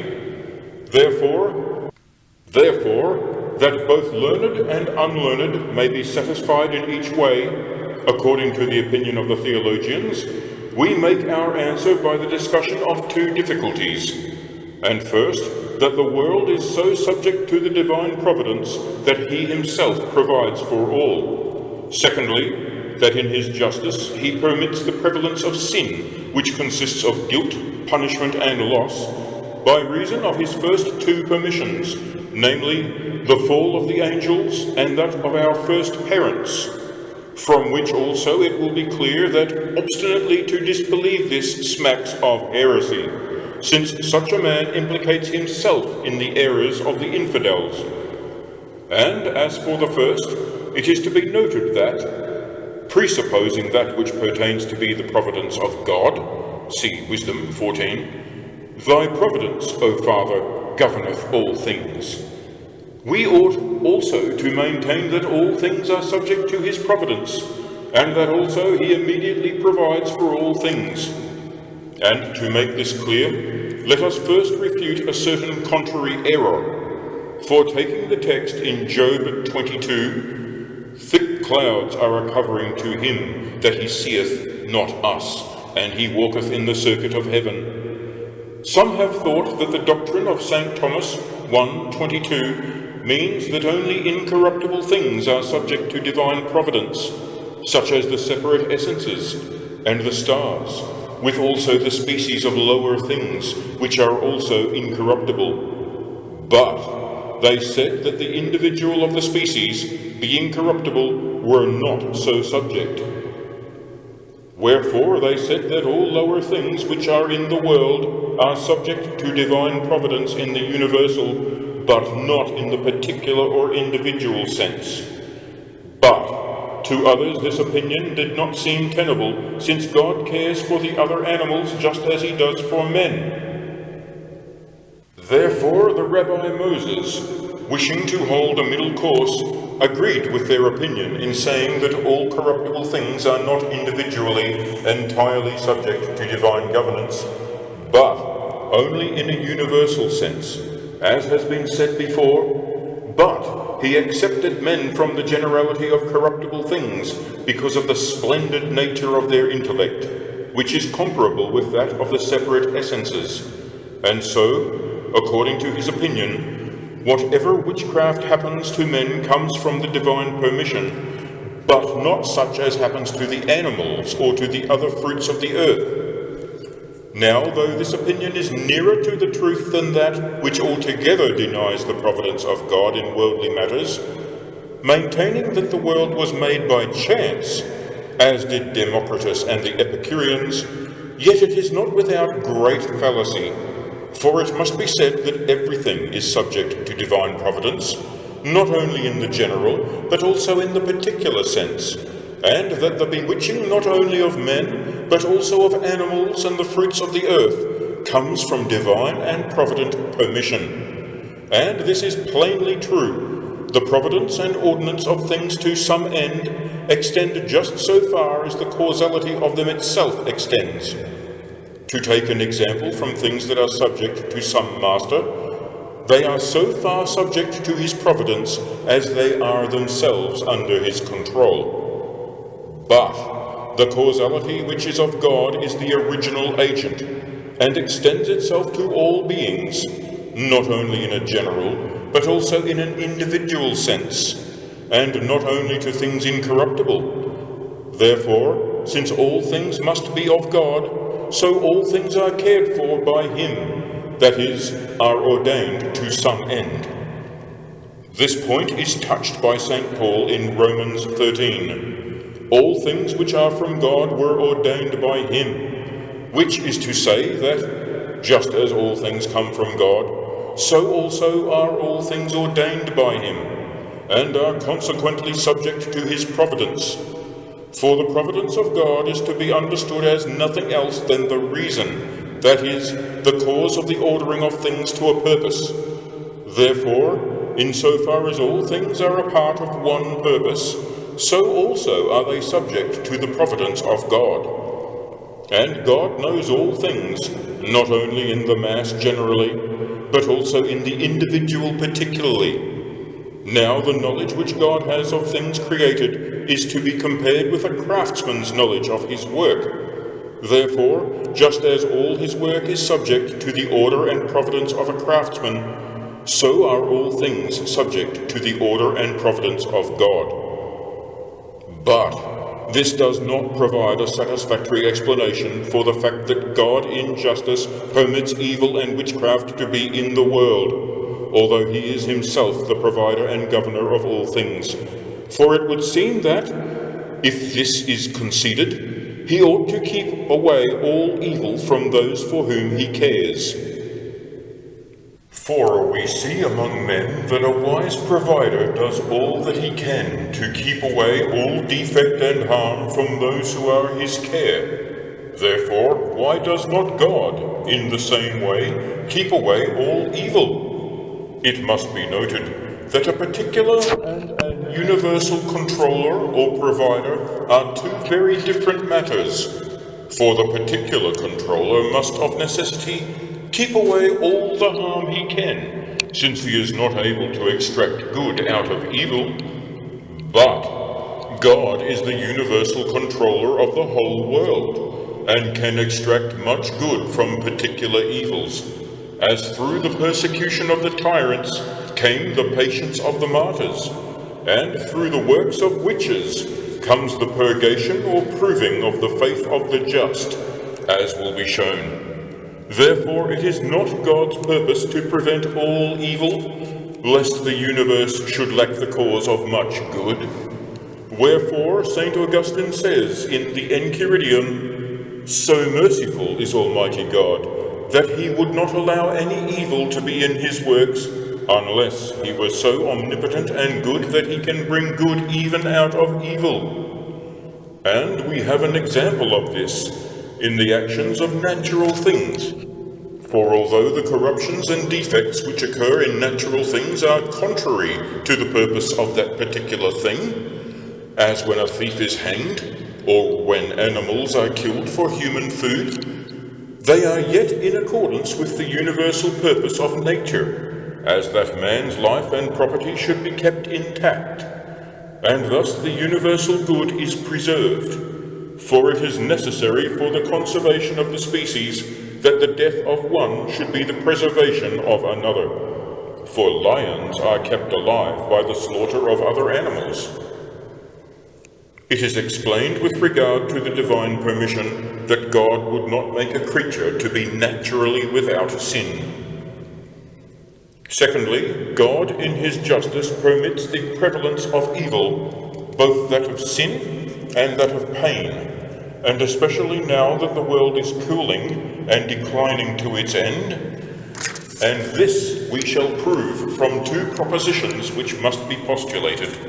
First, that God would not, or let us rather say, with the fear of God, that, humanly speaking, it is impossible that any creature, man or angel, can be of such a nature that it cannot sin.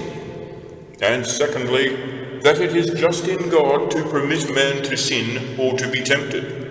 These two propositions being granted, and since it is a part of the divine providence that every creature shall be left to its own nature, it must be said that, according to the premises, it is impossible that God does not permit witchcraft to be committed with the help of devils.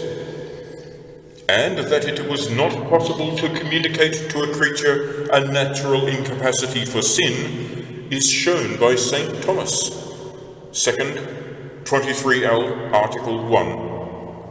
For if this quality were communicable to any creature, God would have communicated it, for he has, at least in kind, communicated all other graces and perfections to his creatures that are communicable. Such is the personal union of two natures in Christ, the maternity and virginity of Immaculate Mary, the free fellowship of travellers, the blessed companionship of the elect, and many other things. But we read that this quality was not given to any creature, either man or angel, for it is said, "Even in his angels he found sin." Therefore, it is certain that God will not communicate to man a natural incapacity for sin, although man may win to this through grace. Again, if this were communicable, and were not communicated, the universe would not be perfect, and its perfection consists in the fact that all communicable good qualities of creatures are communicated in kind. Neither is it valid to argue that God, being omnipotent, and having made men and angels in his likeness, could also have caused his creatures to be, by nature, impeccable, or even that he would make that condition of grace, which is the cause of confirmation in the goodness, an essential part of the nature of angels and men, so that through their natural origin and natural condition, they would be so confirmed in goodness that they would not be able to sin. For the first argument will not hold, since although God is all-powerful and all-good, yet he will not bestow this quality of impeccability, not because of any imperfection in his power, but because of the imperfection of the creature. And this imperfection lies chiefly in the fact that no creature, man or angel, is capable of receiving this quality, and for this reason, that, being a creature, its being depends upon its creator, just as an effect depends on the cause of its being, and to create it is to make something out of nothing, and this, if left to itself, perishes, but endures so long as it preserves the influence of its cause. You may take, if you wish, an example from a candle, which burns only so long as it has wax. This being so, it is to be noted that God created man and left him in the hand of his own counsel. Ecclesiasticus 17. And so also he created the angels in the beginning of creation, and this was done for the sake of free will, the property of which is to do or to omit doing, to recede or not to recede its cause. And since to recede from God, from free will, is to sin, therefore it was impossible for man or angel to receive, and God did not will to give, such a natural quality that he should at the same time be endowed with free will and also be incapable of sin. Another imperfection by reason of which this quality cannot be communicated to man or angel is that it implies a contradiction. And since a contradiction is by its nature impossible, we say that God will not do this thing. Or rather, we should say that his creatures cannot receive such a quality. For example, it is impossible that anything can be at one and the same time alive and dead. And so it would imply this contradiction, that a man should have free will by which he would be able to depart from his Creator, and that he should also be unable to sin. But if he were unable to sin, he would be unable to depart from his Creator. For this is sin, to despise the incommutable good and cleave to things that are variable. But to despise or not to despise is a matter of free will. The second argument also is not valid, For if the confirmation of grace was so essential a part of the original creation that it became a natural quality of the creature to be unable to sin, then his inability to sin would arise not from any exterior cause or from grace, but from his own very nature, and then he would be God, which is absurd. St. Thomas treats of this in his above solution of the last argument, when he says that whenever there happen to be any creature something that can only be caused by a superior influence, the lower nature cannot of itself cause that effect without the cooperation of the higher nature. For example, a gas becomes ignited by fire, but it could not of its own nature light itself without fire. I say, therefore, that since the confirmation of a rational creature comes only through grace, which is a sort of spiritual light or image of the light of creation, it is impossible for any creature to have, of its own nature, that confirmation or grace, unless it be made one with the divine nature, that is, unless it be of the same nature as God, which is altogether impossible.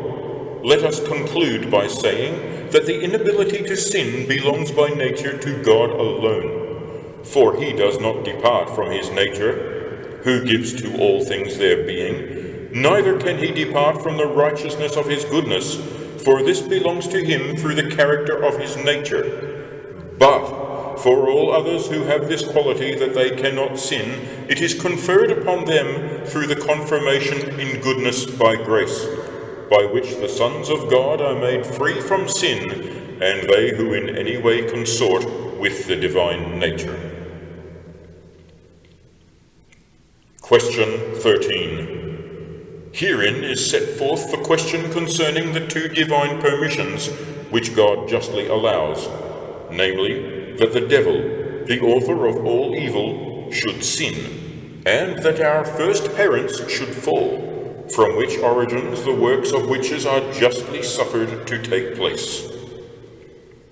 The second question and proposition is that God justly permitted certain angels to sin indeed, which he could not have allowed unless they were capable of sin, and that in like manner he preserved certain creatures through grace, without their having previously suffered temptation, and that he justly allows man both to be tempted and to sin. And all this is clearly shown as follows: for it is a part of divine providence that each single thing should be left to its own nature, and not be altogether impeded in its natural works.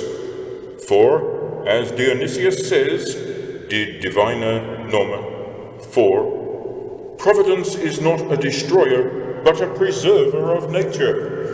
This being so, it is manifest that, just as the good of the race is better than the good of the individual, Aristotle, Ethics 1, so also the good of the universe takes precedence over the good of any particular creature. Therefore, we must add that, if men were prevented from sinning, many steps to perfection would be removed. For that nature would be removed, which has it in its power to sin or not to sin. But it has already been shown that this is a natural property of man's nature. And let it be answered that, if there had been no sin, but immediate confirmation, then there would never have appeared what debt of grace in good works is due to God, and what the power of sin has been able to effect, and many other things without which the universe would suffer great loss. For it behoved that Satan should sin, not through some outside suggestion, but that he should find in himself the occasion of sin. And this he did when he wished to be equal to God. Now this is to be understood neither simply and directly, nor indirectly, but only with a reservation.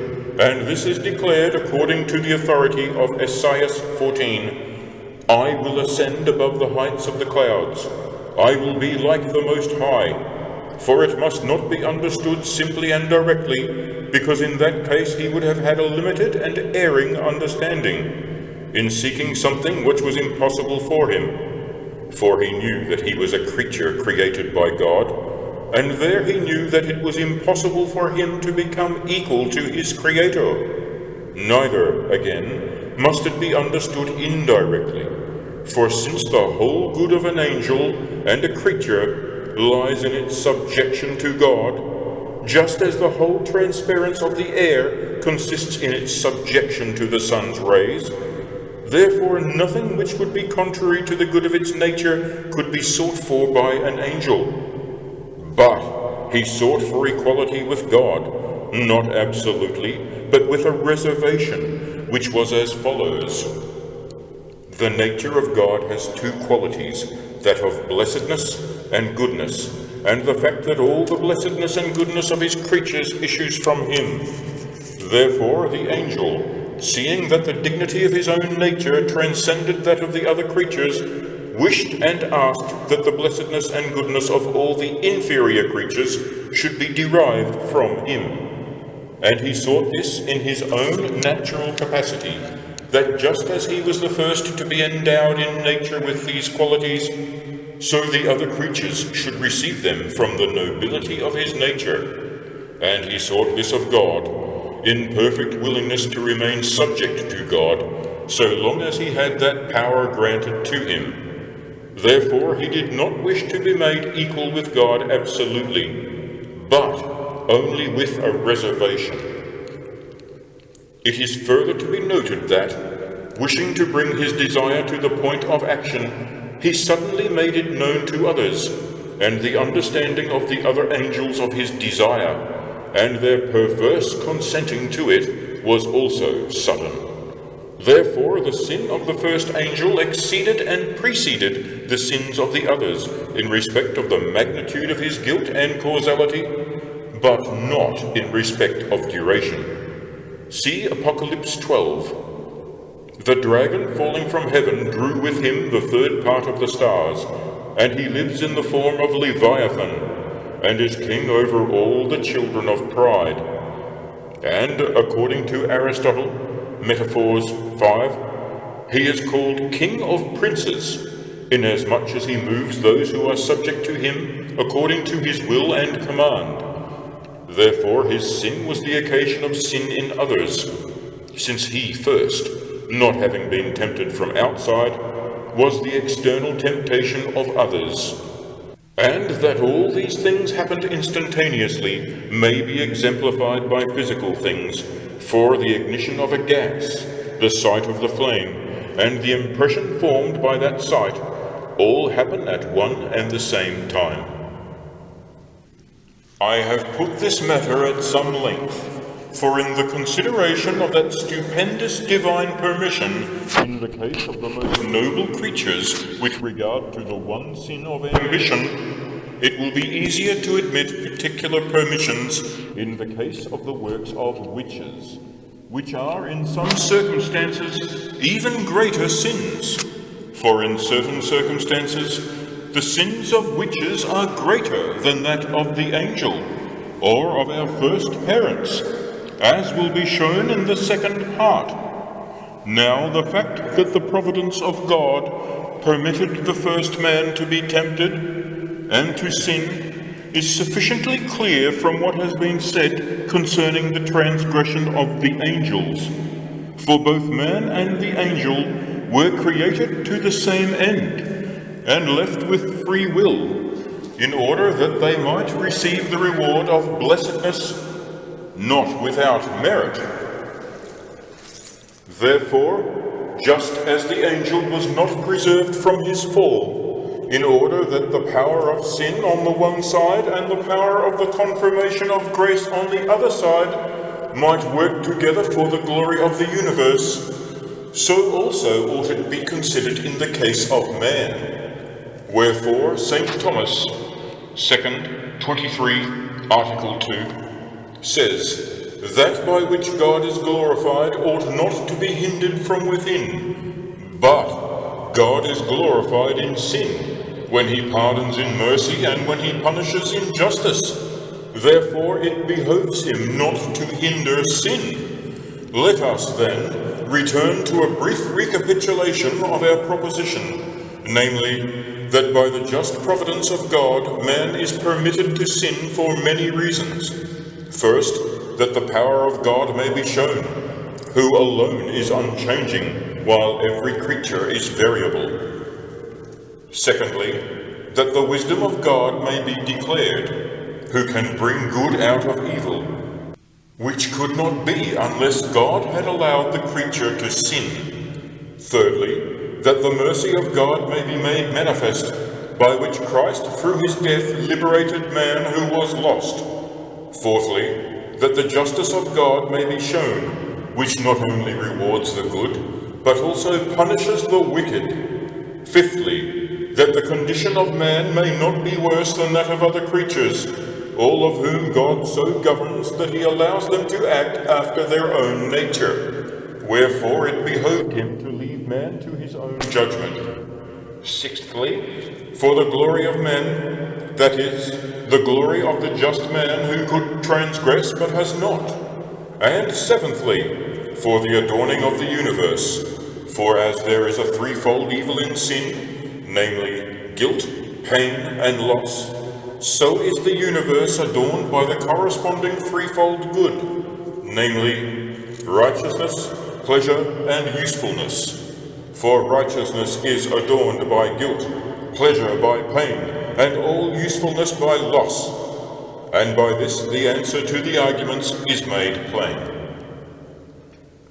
Solutions of the arguments.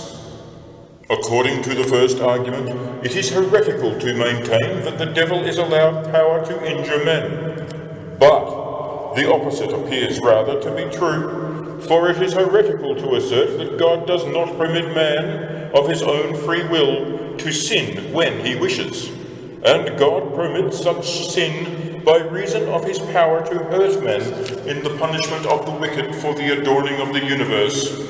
For it is said by St. Augustine in his book of Soliloquies, "Thou, Lord, hast commanded, and it is so, that the shame of guilt should never be without the glory of punishment." And that is not a valid proof of the argument which is taken from the wise ruler, who keeps away all defect and evil as far as he can. For it is quite different with God, who has a universal care, from one who has only a particular care. For God, whose care is universal, can bring good out of evil, as is shown by what has been said. For the second argument, it is clear that God's power, as well as his goodness and justice, are manifest in his permission of sin. So, when it is argued that God either can or cannot prevent evil, the answer is that he can prevent it, but that for the reasons already shown it does not behove him to do so. Neither is it valid to object that he therefore wishes evil to be, since he can prevent it, but will not. For, as has been shown in the arguments for the truth, God cannot wish evil to be. He neither wishes nor does not wish it, but he permits it for the perfecting of the universe. In the third argument, St. Augustine and Aristotle are quoted on the subject of human knowledge, saying that it is better for a man not to have knowledge of that which is evil and vile for two reasons. First, that then he will have less opportunity to think of evil, since we cannot understand many things at the same time. And secondly, because knowledge of evil sometimes perverts the will towards evil. But these arguments do not concern God, who, without any detriment, understands all the deeds of men and of witches. For the fourth argument, St. Paul accepts the care of God from oxen to show that a rational creature has, through free will, command over its actions, as has been said. Therefore God has a special providence over him, that either blame or merit may be imputed to him, and he may receive either punishment or reward. But that God does not in this way care for the irrational beasts, but to argue from that authority that the individuals of irrational creation have no part in divine providence would be heretical.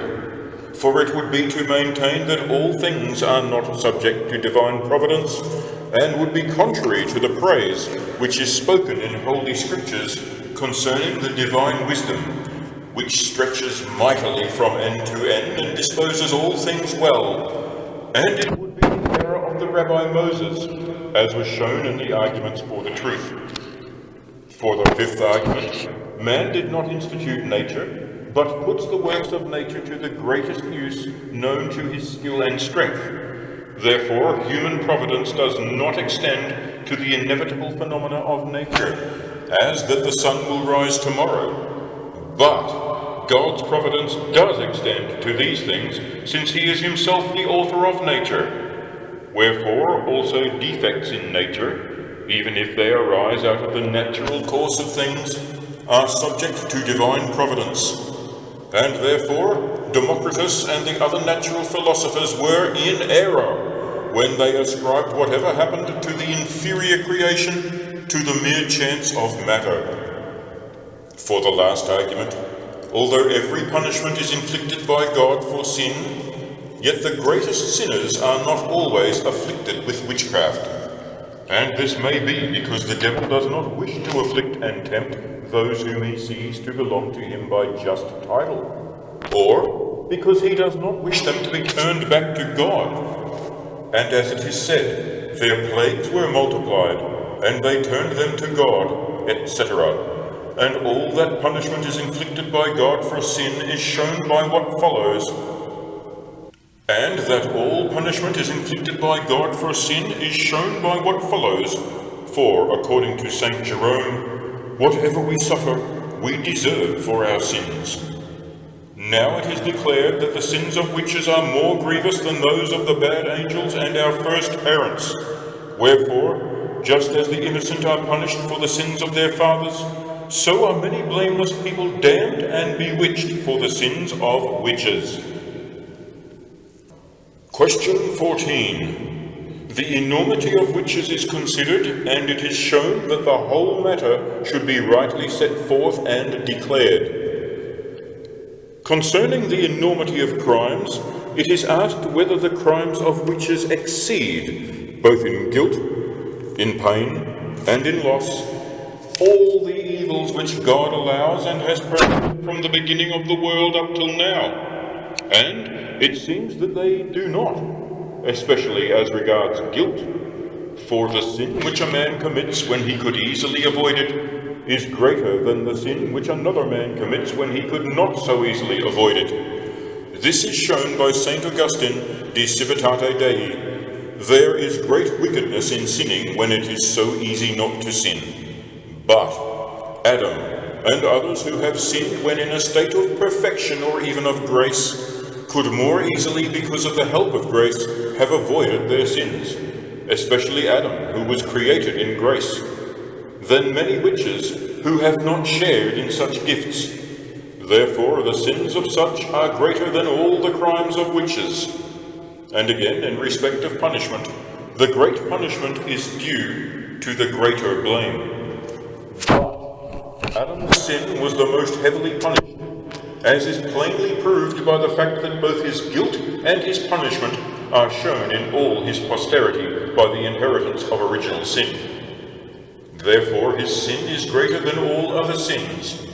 And again, the same is argued in respect of loss, for according to St. Augustine, a thing is evil in that it takes away from the good.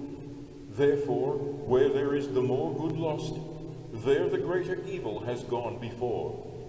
But the sin of our first parent brought the greatest loss, both to nature and to grace, since it deprived us of innocence and immorality.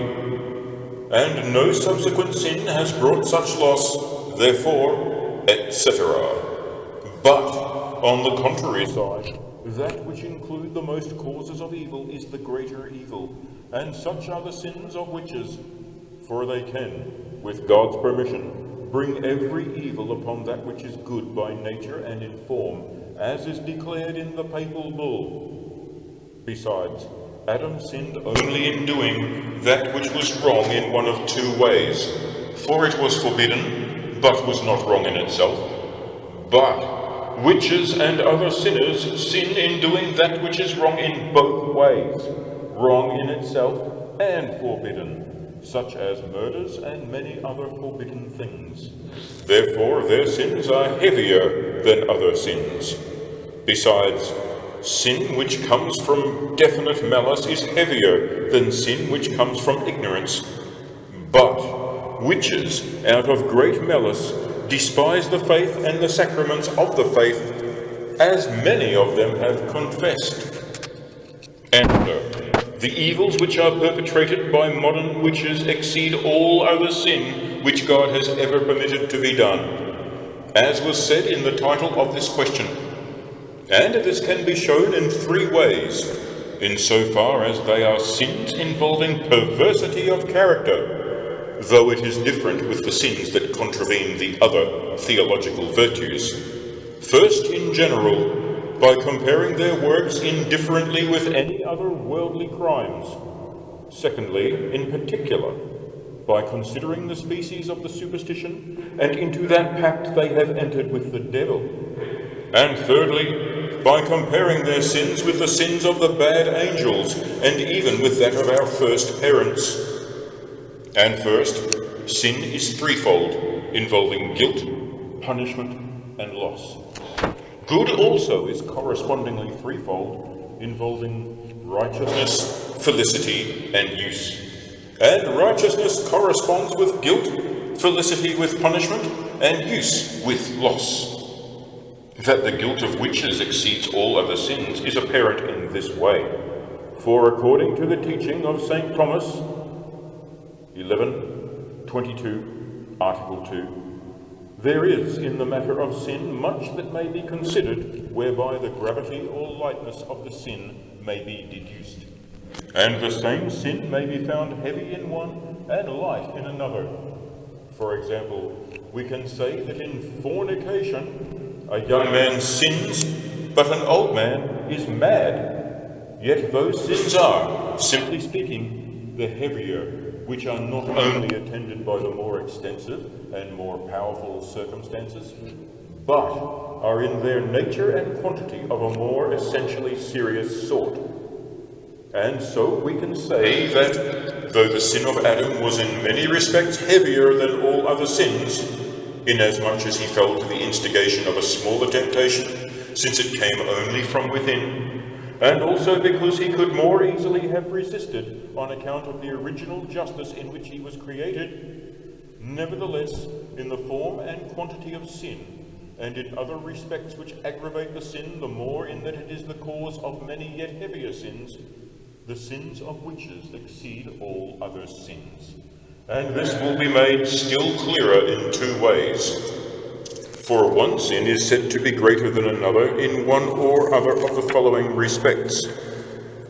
In causality, as was the sin of Lucifer. In generality, as Adam's sin. In hideousness, as was the sin of Judas. In the difficulty of forgiving it, as is the sin against the Holy Ghost. In danger, as is the sin of ignorance. In inseparability, as is the sin of covetousness. In inclination, as is the sin of the flesh. In the offending of the divine majesty, as is the sin of idolatry and infidelity. In the difficulty of combating it, as the sin of pride. In blindness of mind, as the sin of anger.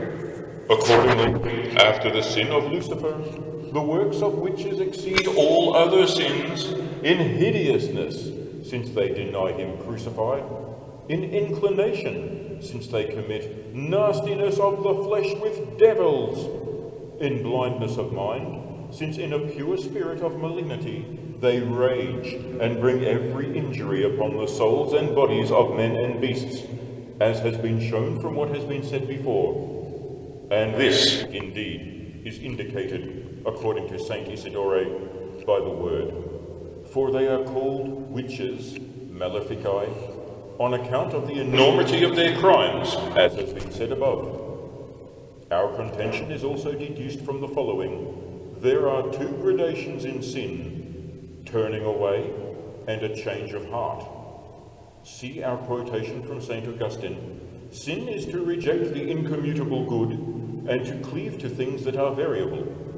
And the turning away from God is as it were formal, just as the change of heart is as it were material. Therefore, the more a man is separated from God by it, the heavier is the sin. And since infidelity is the chief cause of man's separation from God, the infidelity of witches stands out as the greatest of sins. And this is given the name of heresy, which is apostasy from the faith. And in this witches sin throughout their whole lives. For the sin of infidelity consists in opposing the faith, and this may come about in two ways, by opposing a faith which has not yet been received, or by opposing it after it has been received. Of the first sort is the infidelity of the pagans or Gentiles. In the second way, the Christian faith may be denied in two ways, either by denying the prophecies concerning it, or by denying the actual manifestation of its truth.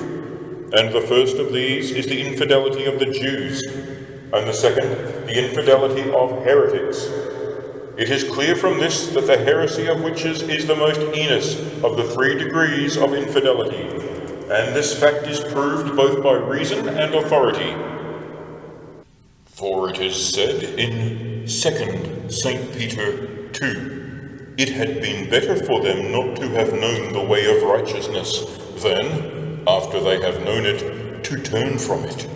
And it is reasonable to suppose that, just as he who does not perform what he has promised commits a greater sin than he who does not perform what he never promised, so the infidelity of heretics, who, while professing the faith of the gospel, fight against it by corrupting it, is a greater sin than that of the Jews and pagans.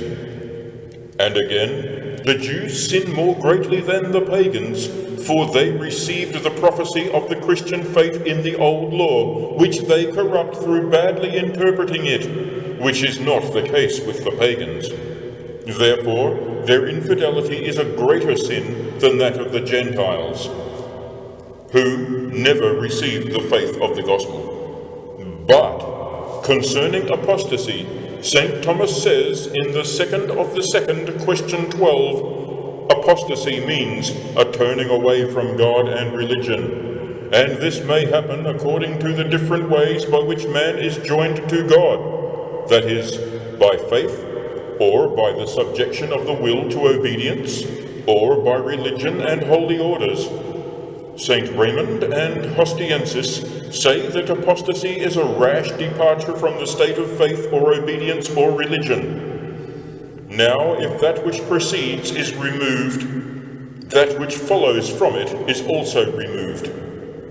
But the converse proposition is not true. Therefore, apostasy from the faith is a greater sin than the other two forms of infidelity, since, in its case, a precedent religion has been removed. But, according to St. Raymond, a man is not to be judged an apostate or deserter, however far and long he may have strayed, unless he shows by his subsequent life that he has no thought of returning to the faith.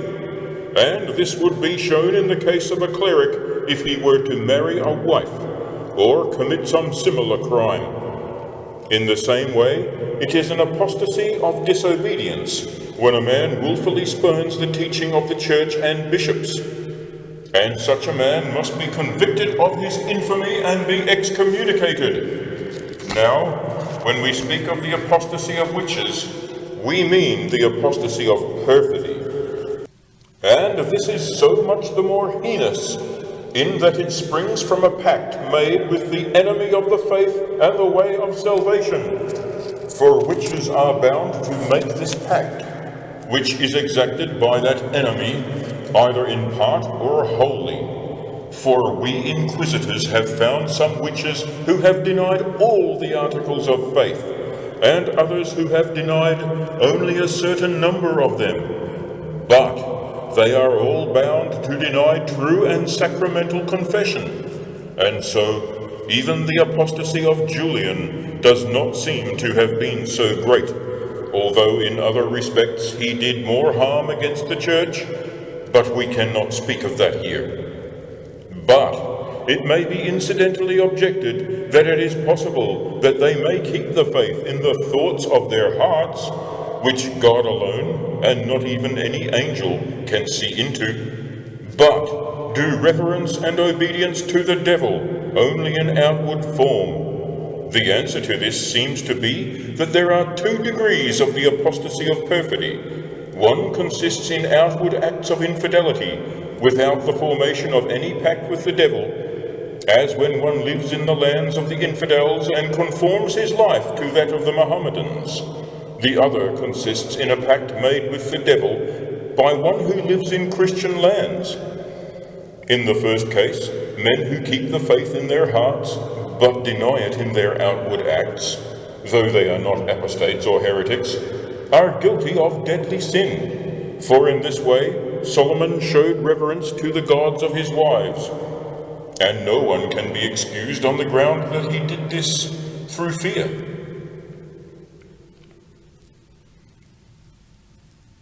And no one can be excused on the ground that he does this through fear. For St. Augustine says, "It is better to die of hunger than to be fed by idolaters." But however much witches may retain the faith in their hearts while denying it with their lips, they are still to be judged apostates, since they have made a treaty with death and a compact with hell.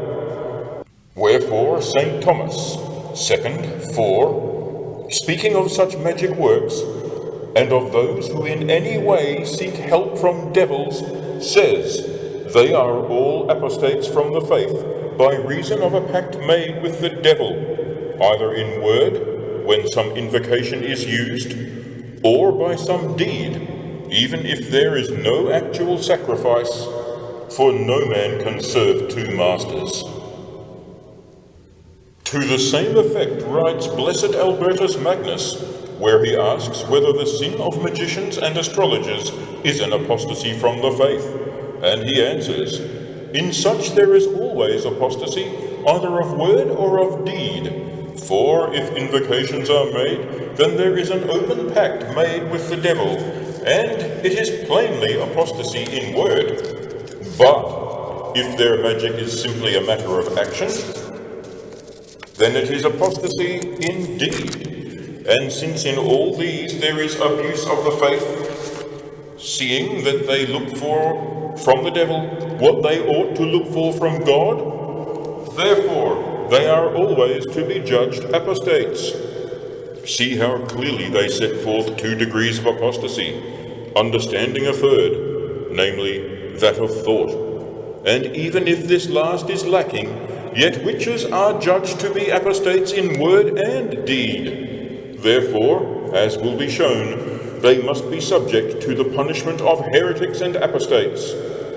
And there is in them a 3rd enormity of crime, exceeding all other heretics.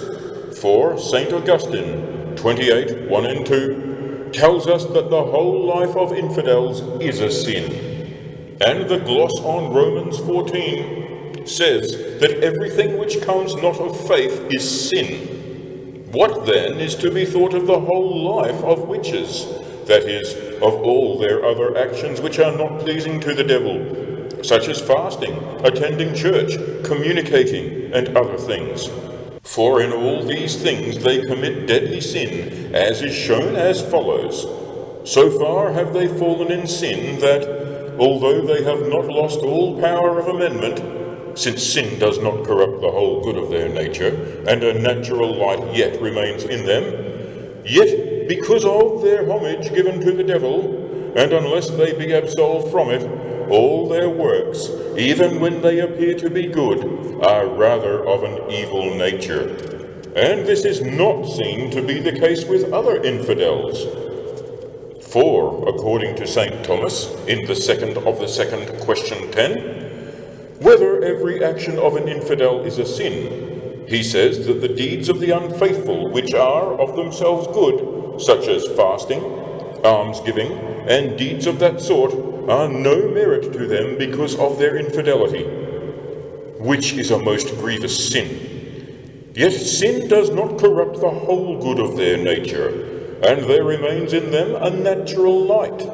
Therefore not every deed of theirs is mortal sin, but only those which proceed from their very infidelity, or are related to it. For example, a Saracen fasts to observe the law of Mohammed as to fasting, and a Jew observes his feast days, but in such things he is guilty of mortal sin. And in this way is to be understood the above dictum of St. Augustine, that the whole life of infidels is sin.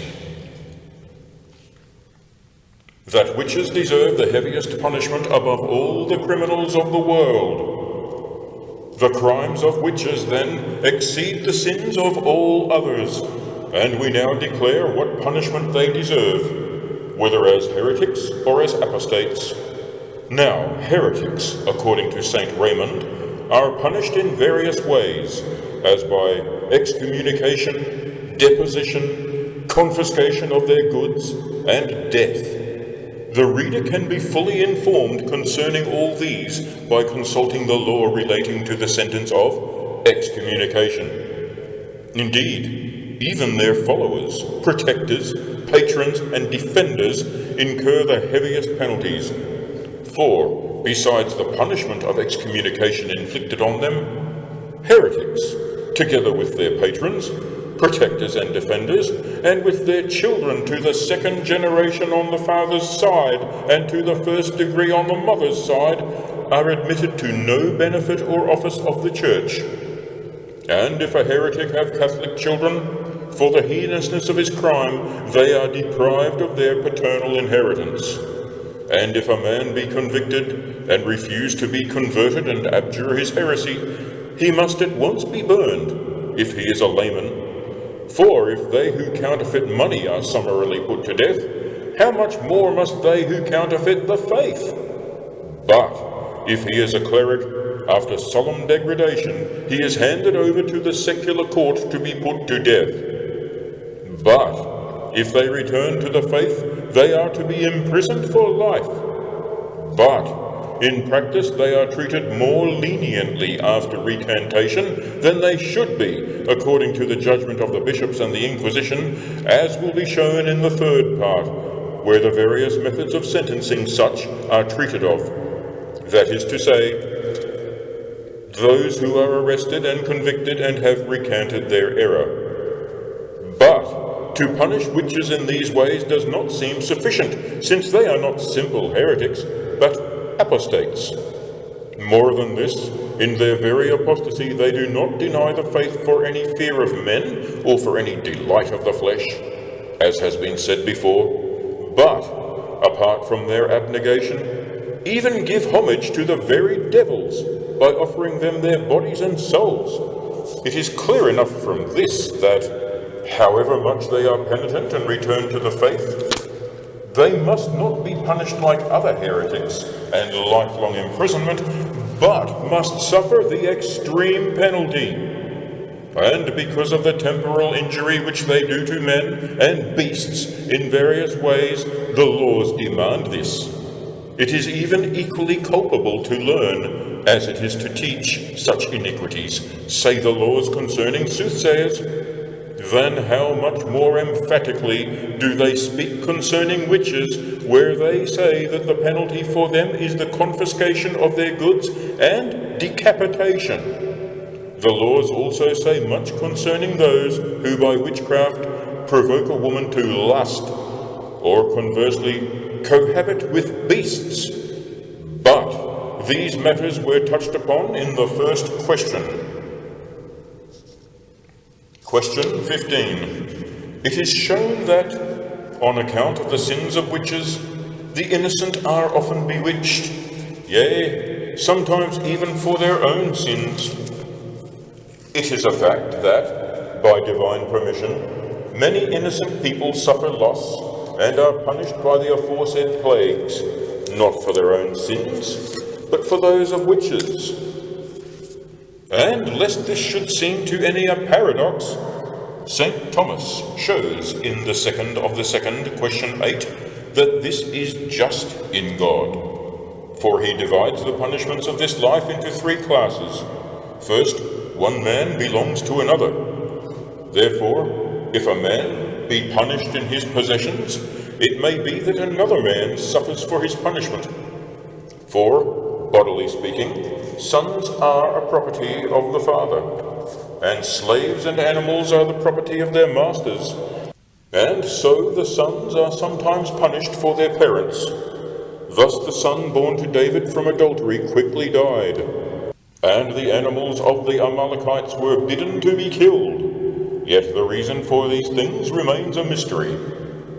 Secondly, the sin of one may be passed on to another, and this in 2 ways: by imitation, as children imitate the sins of their parents, and slaves and dependents the sins of their masters, that they may sin more boldly. In this way the sons inherit ill-gotten gain, and slaves share in robberies and unjust feuds, in which they are often killed. And they who are subject to governors sin the more boldly when they see them sin, even if they do not commit the same sins, wherefore they are justly punished. Also the sin of one is passed on to another in the way of desert, as when the sins of wicked subjects are passed on to a bad governor, because the sins of the subjects deserve a bad governor. See Job. He makes Hippocrates to reign on account of the sins of the people. Sin, and consequently punishment, can also be passed on through some consent or dissimulation. For when those in authority neglect to reprove sin, then very often the good are punished with the wicked, as St. Augustine says in the first book, De Civitate Dei. An example was brought to our notice as inquisitors. A town once was rendered almost destitute by the death of its citizens, and there was a rumor that a certain buried woman was gradually eating the shroud in which she had been buried, and that the plague could not cease until she had eaten the whole shroud and absorbed it into her stomach. A council was held, and the podesta with the governor of the city dug up the grave, and found half the shroud absorbed through the mouth and throat into the stomach and consumed. In horror at this sight, the podesta drew his sword and cut off her head and threw it out of the grave, and at once the plague ceased. Now the sins of that old woman were, by divine permission, visited upon the innocent on account of the dissimulation of what had happened before. For, when an inquisition was held, it was found that during a long time of her life she had been a sorceress and enchantress. Another example is the punishment of a pestilence because David numbered the people. Thirdly, sin is passed on by divine permission in commendation of the unity of human society, that one man should take care for another by refraining from sin, and also to make sin appear the more detestable, in that the sin of one rebounds upon all, as though all were one body. An example is the sin of Achan in Joshua 7. We can add to these 2 other methods that the wicked are punished sometimes by the good, and sometimes by other wicked men.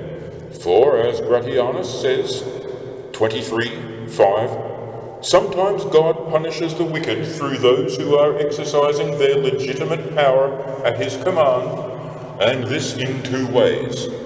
Sometimes with merit on the part of the punishers, as when he punished the sins of the Canaanites through his people, sometimes with no merit on the part of the punishers, but even to their own punishment, as when he punished the tribe of Benjamin and destroyed it except for a few men, and sometimes he punishes by his nations being aroused, either by command or permission, but with no intention of obeying God, but rather greedy for their own gain, and therefore to their own damnation, as he now punishes his people by the Turks, and did so more often by strange nations in the old law. But it must be noted that for whatever cause a man be punished, if he does not bear his pains patiently, then it becomes a scourge, not of correction, but only of vengeance, that is, of punishment. See Deuteronomy 32. A fire is kindled in mine anger, that is my punishment, for there is no other anger in God, and shall burn unto the lowest hell, that is, vengeance shall begin here and burn unto the last damnation, as St. Augustine explains. And there is further authority concerning punishment in his fourth distinction. But if men patiently bear their scourges and are patient in the state of grace, they take the place of a correction, as St. Thomas says in his fourth book. And this is true even of one punished for committing witchcraft, or of a witch, to a greater or less degree according to the devotion of the sufferer and the quality of his crime. But the natural death of the body, being the last terror, is not a correction, since of its nature it partakes in the punishment for original sin. Nevertheless, according to Scotus, when it is awaited with resignation and devotion, and offered in its bitterness to God, it can in some way become a correction. But violent death, whether a man deserves it or not, is always a correction, if it is borne patiently and in grace. So much for punishments inflicted on account of the sins of others. But God also punishes man in this life for their own sins, especially in the matter of bewitchment. For see Tobias 7. The devil has power over those who follow their lusts, and this is clear from what we have already said concerning the member and the genital powers, which God chiefly allows to be so bewitched. However, for the purpose of preaching to the public, it is to be noted that, notwithstanding the aforesaid punishments which God inflicts on men for their own and others' sins, the preached should keep as his basic principle and preach to the people this ruling of the law, which says, no one must be punished without guilt, unless there is some cause for doing so. And this ruling holds good in the court of heaven, that is, of God, just as it does in the human courts of justice, whether secular or ecclesiastic. The preacher may predicate this of the court of heaven, for the punishment of God is of two kinds, spiritual and temporal. In the former, punishment is never found without guilt. In the latter, it is sometimes found quite without guilt, but not without cause. The first, or spiritual punishment, is of three kinds, the first being forfeiture of grace and a consequent hardening in sin, which is never inflicted except for the sufferer's own guilt. The second is the punishment of loss, that is, deprivation of glory, which is never inflicted without personal guilt in adults, or contracted guilt in children born from their parents' sin. The third is the punishment of pain, that is, the torture of hellfire, and is plainly due to guilt. Wherefore, when it is said in Exodus 20, I am a jealous God, visiting the sins of the fathers upon the children unto the third and fourth generation, it is understood as speaking of the imitators of their fathers' crimes, as Gratian has explained, Book 1, Question 4, where he also gives other expositions.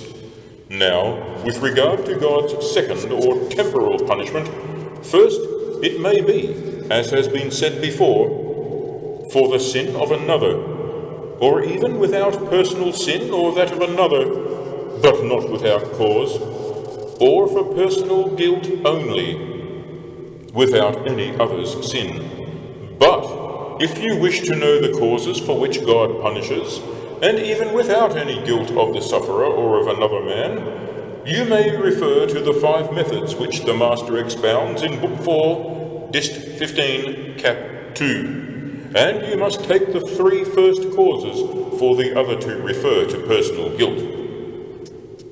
For he says that for 5 causes God scourges man in this life, or inflicts punishment. First, that God may be glorified, and this is when some punishment or affliction is miraculously removed, as in the case of the man born blind, St. John 9, or of the raising of Lazarus, St. John 11.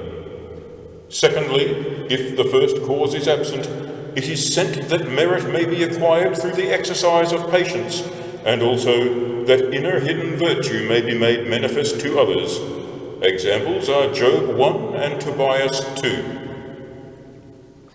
Thirdly, that virtue may be preserved through the humiliation of castigation. St. Paul is an example, who says of himself in 2 Corinthians 12, "There was given unto me a thorn in the flesh, the messenger of Satan.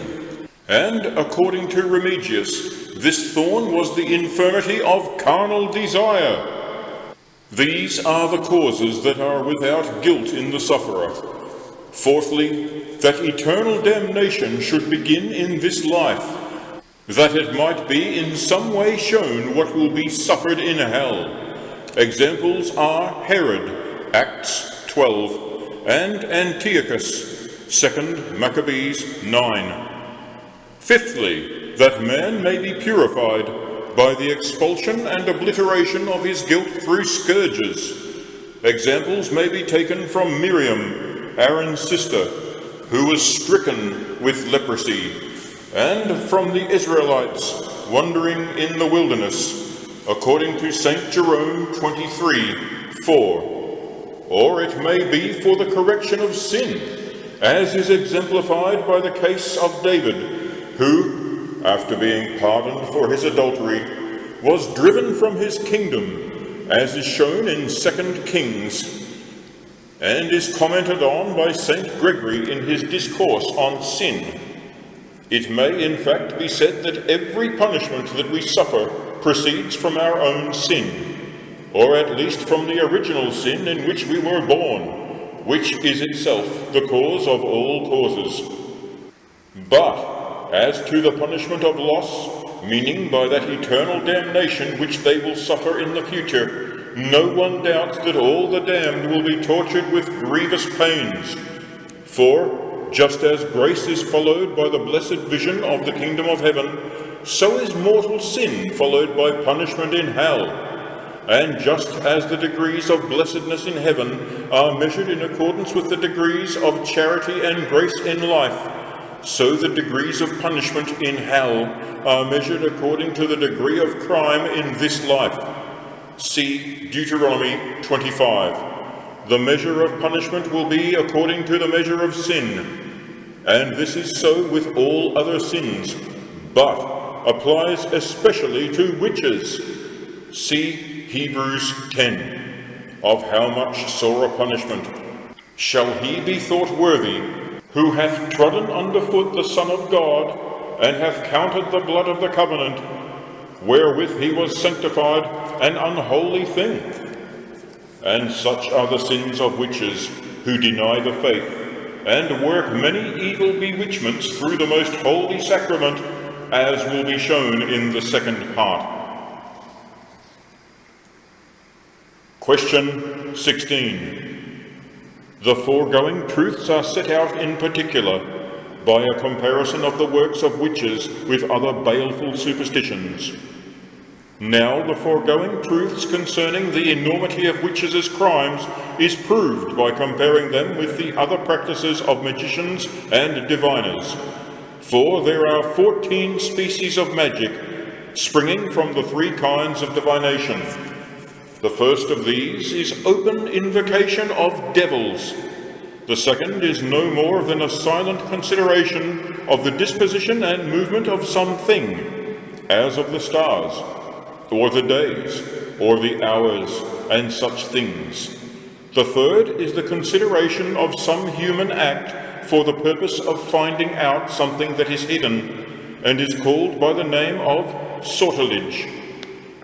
And the species of the first form of divination, that is, an open invocation of devils, are the following: sorcery, oneiromancy, necromancy, oracles, geomancy, hydromancy, aeromancy, pyromancy, and soothsaying.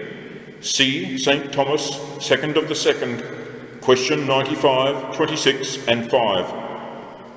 The species of the second kind are horoscopy, haruspici, augury, observation of omens, chiromancy, and spatulomancy. The species of the third kind vary according to all those things which are classed as sortilege for the finding out of something hidden, such as the consideration of pricks and straws, and figures in molten lead. And St. Thomas speaks also of those in the above-quoted reference. Now, the sins of witches exceed all these crimes, as will be proved in respect of the foregoing species. There can then be no question concerning smaller crimes.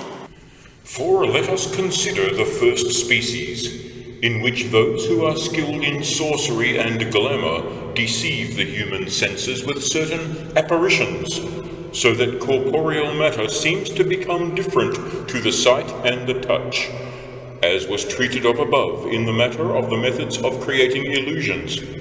Witches are not content with such practices in respect to the genital member, causing some prestidigitatory illusion of its disappearance, although this disappearance is not an actual fact. But they even frequently take away the generative power itself, so that a woman cannot conceive, and a man cannot perform the act even when he still retains his member.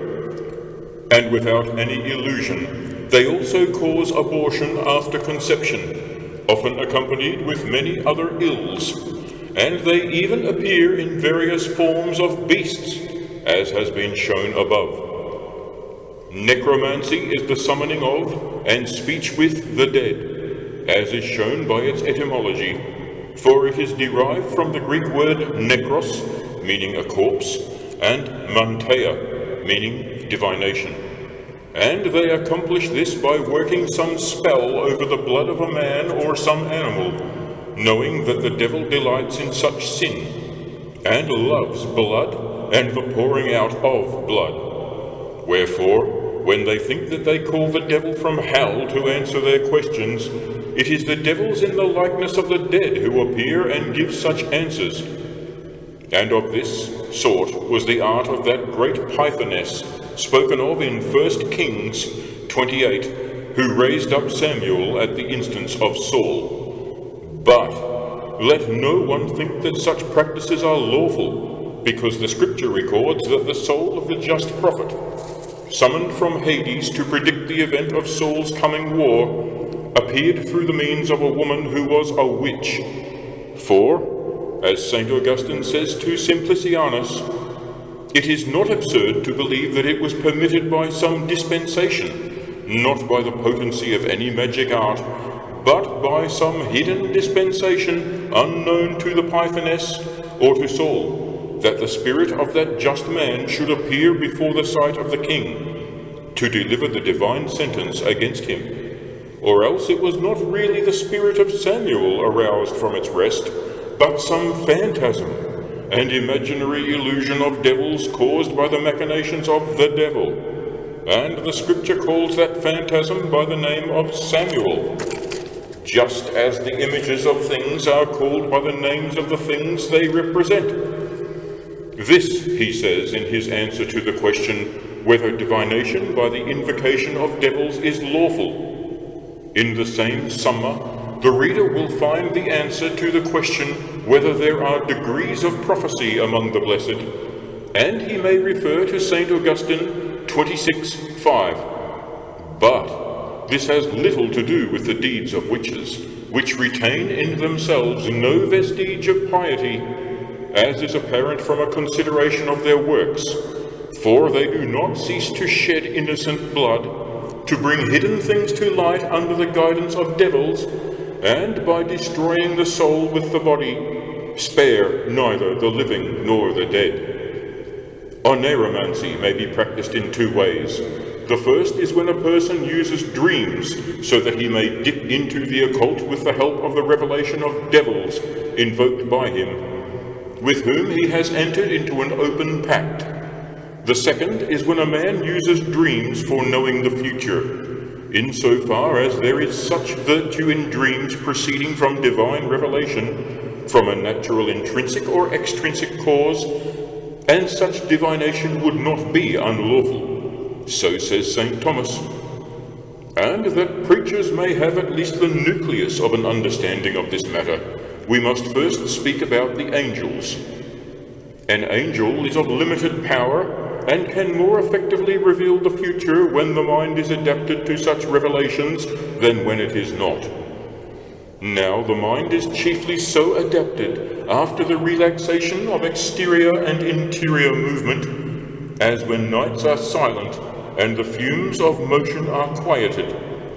And these conditions are fulfilled round about the dawn, when digestion is completed. And I say this of us who are sinners, to whom the angels in their divine piety and in the execution of their offices reveal certain things, so that when we study at the time of the dawn, we are given an understanding of certain occult matters in the Scriptures.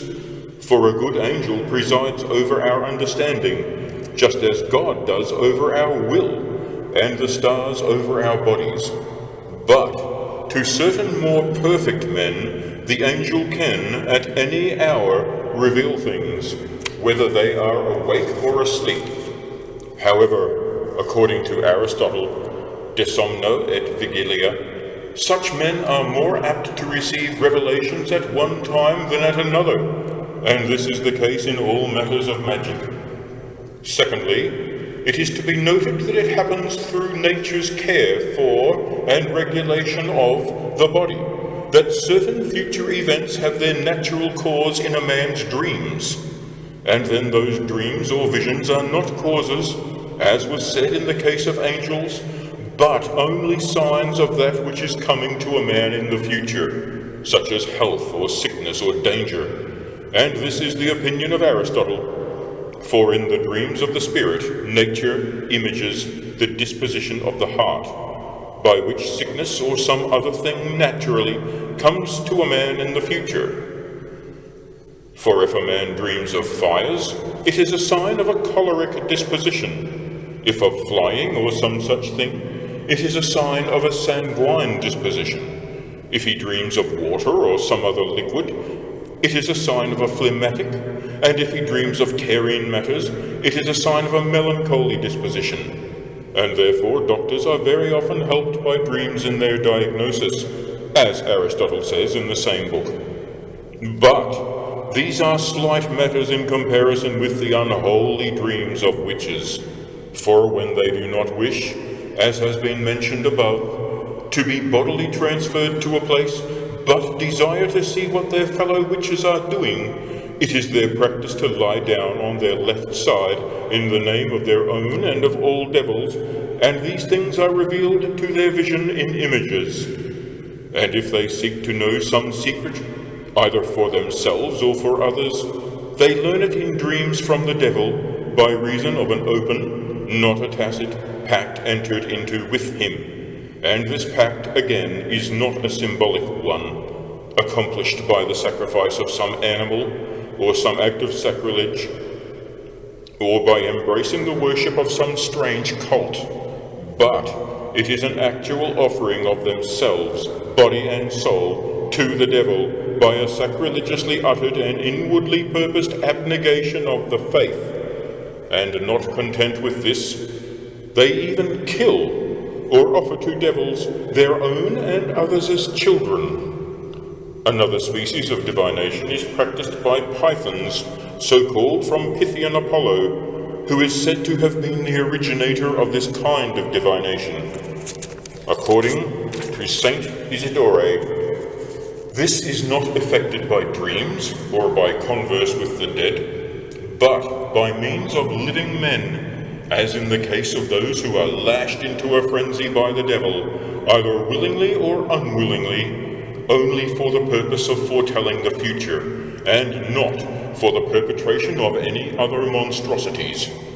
Of this sort was the girl mentioned in Acts 16, who cried after the apostles that they were the servants of the true God, And St. Paul, being angered by this, commanded the spirit to come out of her. But it is clear that there is no comparison between such things and the deeds of witches, who, according to St. Isidore, are so called for the magnitude of their sins and the enormity of their crimes. Wherefore, for the sake of brevity, there is no need to continue this argument in respect of the minor forms of divination, since it has been proved in respect of the major forms. For the preacher may, if he wishes, apply these arguments to the other forms of divination, to geomancy, which is concerned with terrene matters, such as iron or polished stone, hydromancy, which deals with water and crystals, aeromancy, which is concerned with the air, pyromancy, which is concerned with fire, soothsaying, which has to do with the entrails of animals sacrificed on the devil's altars. For, although all these are done by means of open invocation of devils, they cannot be compared with the crimes of witches, since they are not directly purposed for the harming of men or animals or the fruits of the earth, but only for the foreknowledge of the future. The other species of divination, which are performed with a tacit but not an open invocation of devils, are horoscopy, or astrology, so called from the consideration of the stars at birth, haruspicy, which observes the days and hours, augury, which observes the behavior and cries of birds, omens, which observe the words of men, and chiromancy, which observes the lines of the hand, or of the paws of animals. Anyone who wishes may refer to the teaching of Nider, and he will find much as to when such things are lawful and when they are not. But the works of witches are never lawful. Question 17. A comparison of their crimes under 14 heads, with the sins of the devils of all and every kind. So heinous are the crimes of witches, that they even exceed the sins and the fall of the bad angels. And if this is true as to their guilt, how should it not also be true of their punishments in hell? And it is not difficult to prove this by various arguments with regard to their guilt. And first, although the sin of Satan is unpardonable, this is not on account of the greatness of his crime, having regard to the nature of the angels, with particular attention to the opinion of those who say that the angels were created only in a state of nature and never in a state of grace. And since the good of grace exceeds the good of nature, there the sins of those who fall from a state of grace, as do the witches by denying the faith which they received in baptism, exceed the sins of the angels. And even if we say that the angels were created, but not confirmed in grace, so also witches, though they were not created in grace, have yet of their own will fallen from grace, just as Satan sinned of his own will. Secondly, it is granted that Satan's sin is unpardonable for various other reasons. For St. Augustine says that he sinned at the instigation of none, therefore his sin is justly remediable by none. And St. John Damascene says that he sinned in his understanding against the character of God, and that his sin was the greater by reason of the nobility of his understanding. For the servant who knows the will of his master, etc. The same authority says that, since Satan is incapable of repentance, therefore he is incapable of pardon, and this is due to his very nature, which, being spiritual, could only be changed once, when he changed it forever. But this is not so with men, in whom the flesh is always warring against the spirit. Or because he sinned in the high places of heaven, whereas man sins in the earth. But, notwithstanding all this, his sin is in many respects small in comparison with the crimes of witches. First, as St. Anselm showed in one of his sermons, he sinned in his pride while there was yet no punishment for sin. But witches continue to sin after great punishments have been often inflicted upon many other witches, and after the punishments which the Church teaches them have been inflicted by reason of the devil and his fall. And they make light of all these, and hasten to commit not the least deadly of sins, as do other sinners who sin through infirmity or wickedness, yet not from habitual malice, but rather the most horrible crimes from the deep malice of their hearts. Secondly, although the bad angel fell from innocence to guilt, and thence to misery and punishment, yet he fell from innocence once only, in such a way that he was never restored to innocence by baptism, and again falls from it, falls very deep. And this is especially true of witches, as is proved by their crimes. Thirdly, he sinned against the Creator, but we, and especially witches, sin against the Creator and the Redeemer. Fourthly, he forsook God, who permitted him to sin, but accorded him no pity, whereas we, and witches above all, withdraw ourselves from God by our sins, while, in spite of his permission of our sins, he continually pities us and prevents us with his countless benefits. Fifthly, when he sinned, God rejected him without showing him any grace, whereas we wretches run into sin although God is continually calling us back.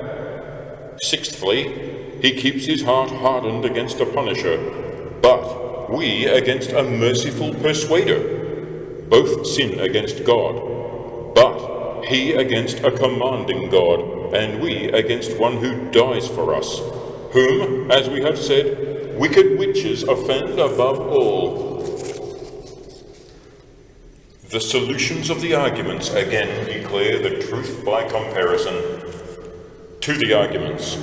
The answer to the first is clear from what was said in the beginning of this whole question. It was submitted that one sin ought to be thought heavier than another, and that the sins of witches are heavier than all others in respect of guilt, but not in respect of the penalties that they entail.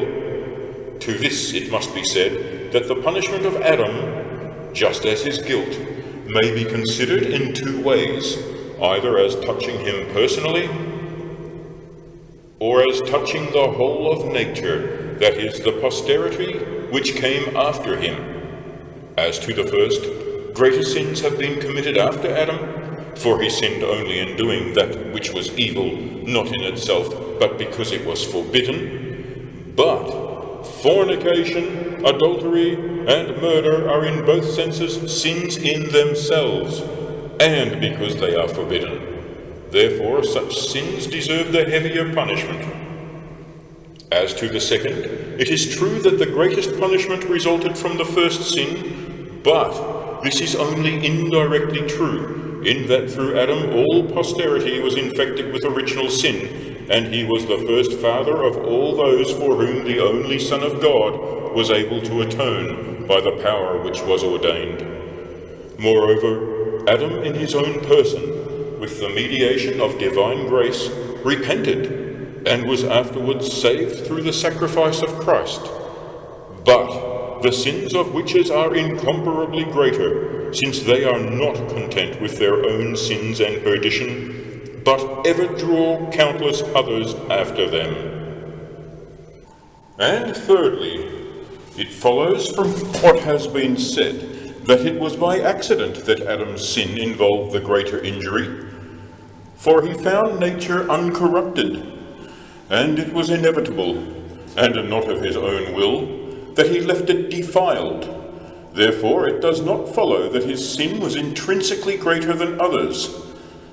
And again, posterity would have committed the same sin if it had found nature in the same state. Similarly, he who has not found grace does not commit so deadly a sin as he who has found it and lost it.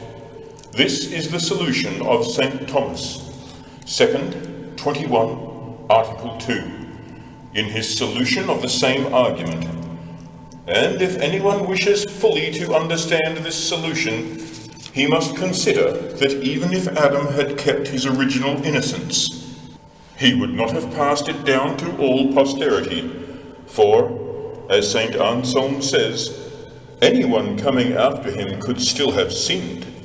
See also St. Thomas, Dist. 20, where he considers whether newborn children would have been confirmed in grace, and in Dist. 101, whether men who are now saved would have been saved if Adam had not sinned.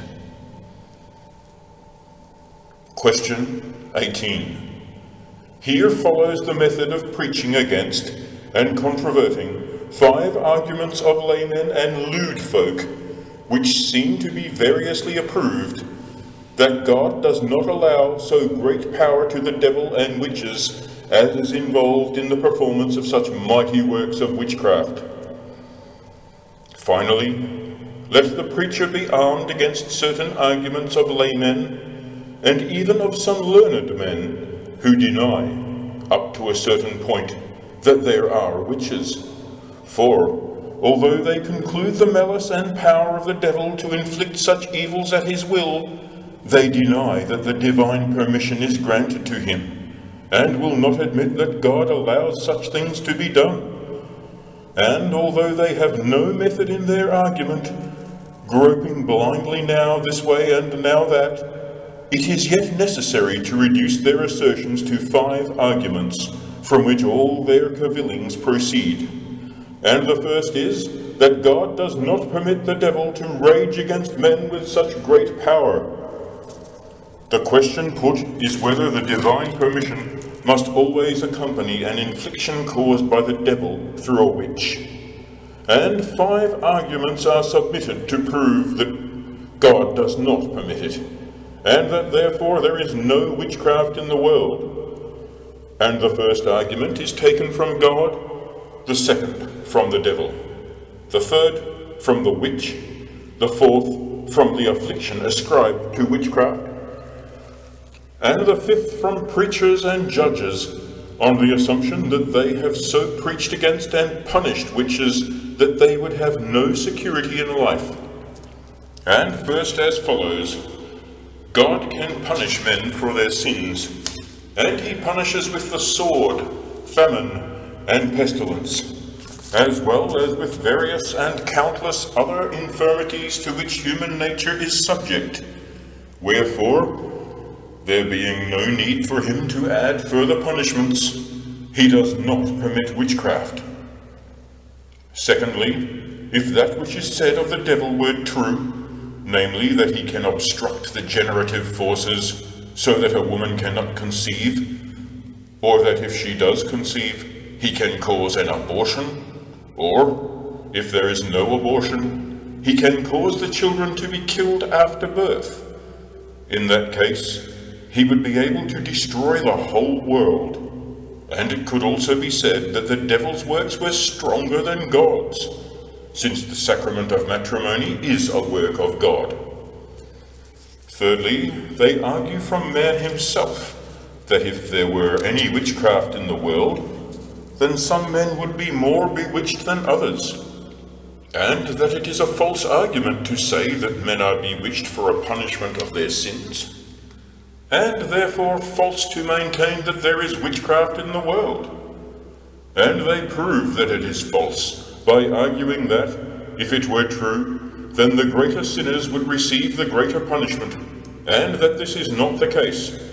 For sinners are less punished sometimes than the just, as is seen in the case of innocent children who are alleged to be bewitched.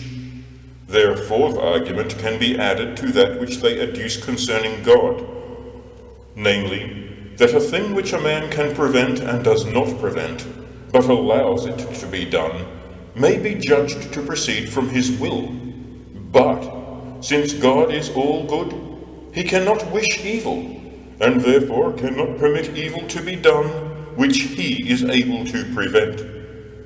Again, taking their argument from the infliction itself, which is alleged to be due to witchcraft, they submit that they are similar to natural infirmities and defects, and may therefore be caused by a natural defect. For it may happen through some natural defect that a man becomes lame, or blind, or loses his reason, or even dies. Wherefore such things cannot confidently be ascribed to witches. Lastly, they argue that preachers and judges have preached and practiced against witches in such a way that, if there were witches, their lives would never be safe from them on account of the great hatred that witches would have for them. But the contrary arguments may be taken from the first question, where it treats of the third postulate of the first part, and those points may be propounded to the people which are most fitting. How God permits evil to be, even though he does not wish it, but he permits it for the wonderful perfecting of the universe, which may be considered in the fact that good things are more highly commendable, are more pleasing and laudable, when they are compared with bad things, and authority can be quoted in support of this.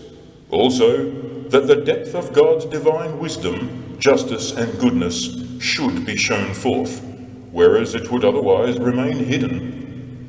For a brief settlement of this question, there are various treatises available on this subject for the information of the people, to the effect, namely, that God justly permitted two falls, that of the angels, and that of our first parents, and since these were the greatest of all falls, it is no matter for wonder if other smaller ones are permitted, but it is in their consequences that those two falls were the greatest, not in their circumstances, in which last respect, as was shown in the last question, the sins of witches exceed those of the bad angels and our first parents.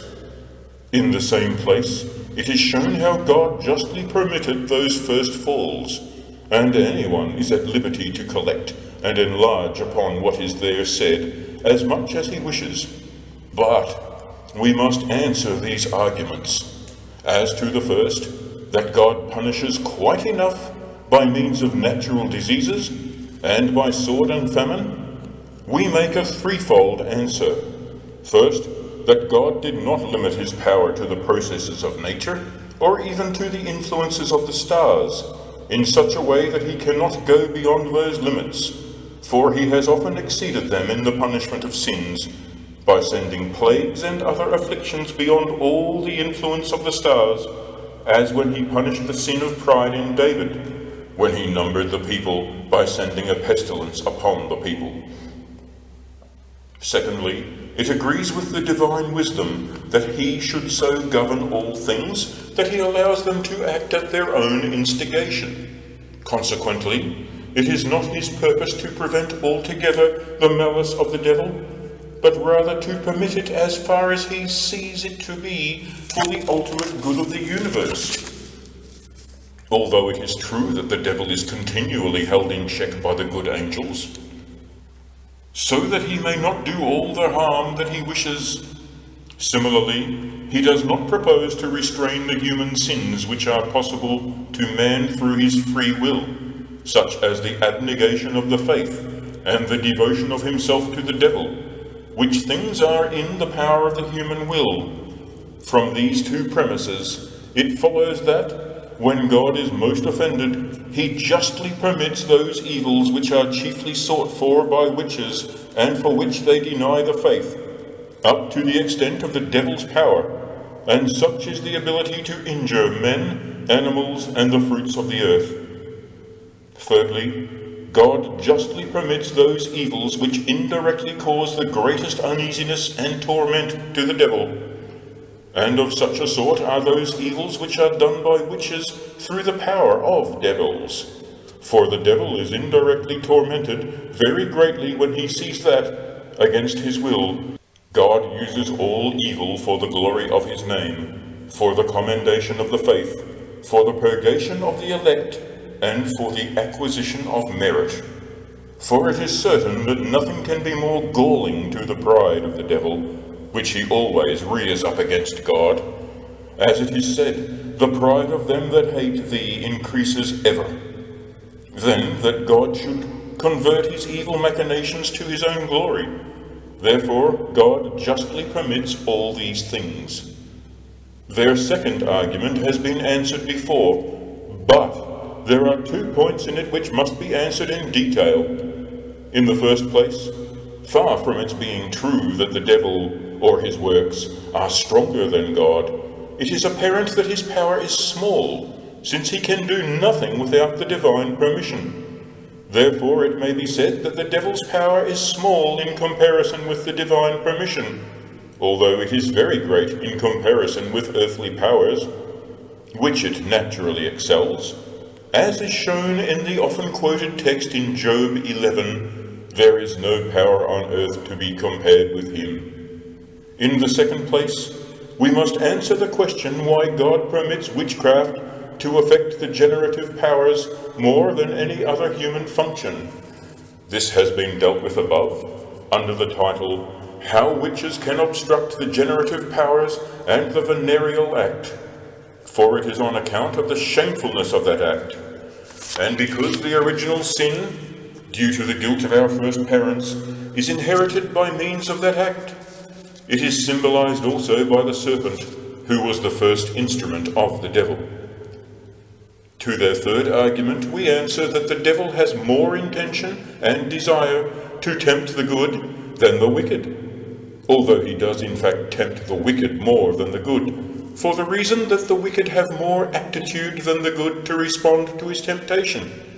In the same way, he is more eager to injure the good than the bad, but he finds it easier to injure the wicked.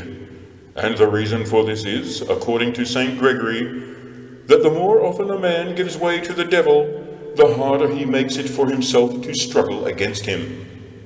But since it is the wicked who most often give way to the devil, their temptations are the hardest and most frequent, as they have not the shield of faith with which to protect themselves.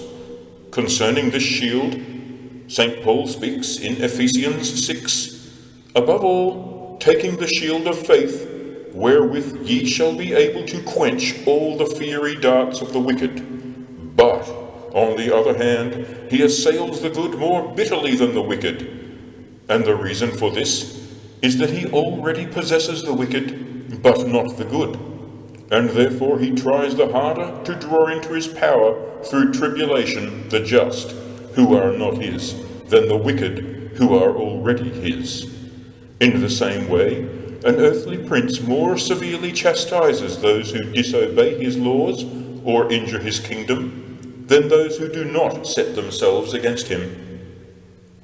In answer to their fourth argument, in addition to what has already been written on this subject, the preacher can expound the truth that God permits evil to be done, but does not wish it to be done, by the 5 signs of the divine will, which are precept, prohibition, advice, operation, and permission.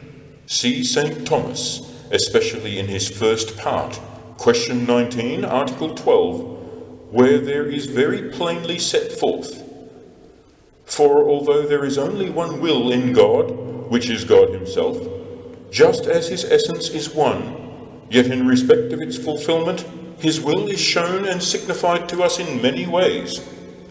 And the psalm says, the mighty works of the Lord are fulfilled in all his wishes. Wherefore there is a distinction between the actual essential will of God and its visible effects, even as the will, properly so called, is the will of a man's good pleasure, but in a metaphorical sense it is the will expressed by outward signs, for it is by signs and metaphors that we are shown that God wishes this to be. We may take an example from a human father who, while he has only one will in himself, expresses that will in 5 ways, either by his own agency or through that of someone else. Through his own agency, he expresses it in 2 ways, either directly or indirectly.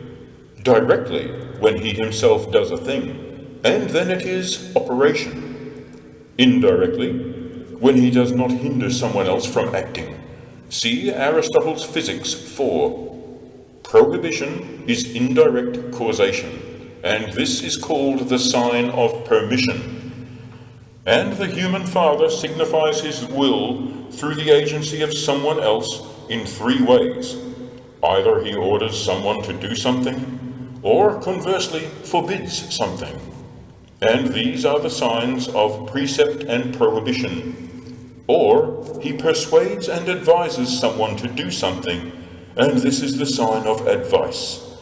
And just as the human will is manifested in these five ways, so is God's will.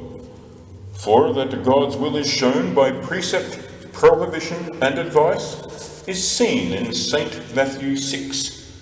Thy will be done on earth as it is in heaven. That is to say, may we on earth fulfill his precepts, avoid his prohibitions, and follow his advice.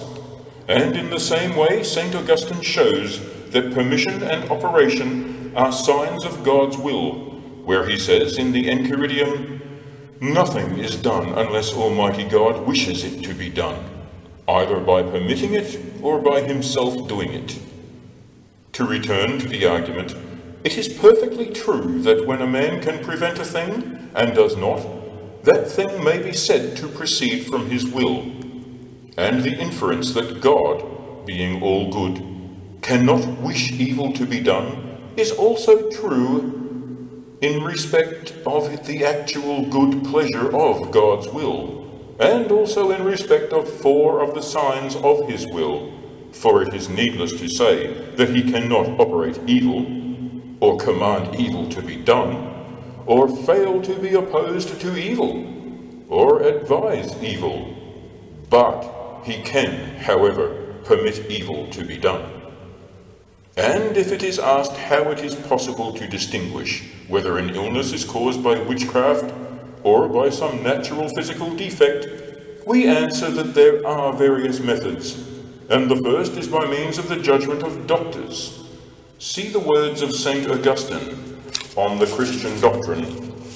To this class of superstition belong all charms and amulets, suspended or bound about the person, which the school of medicine despises.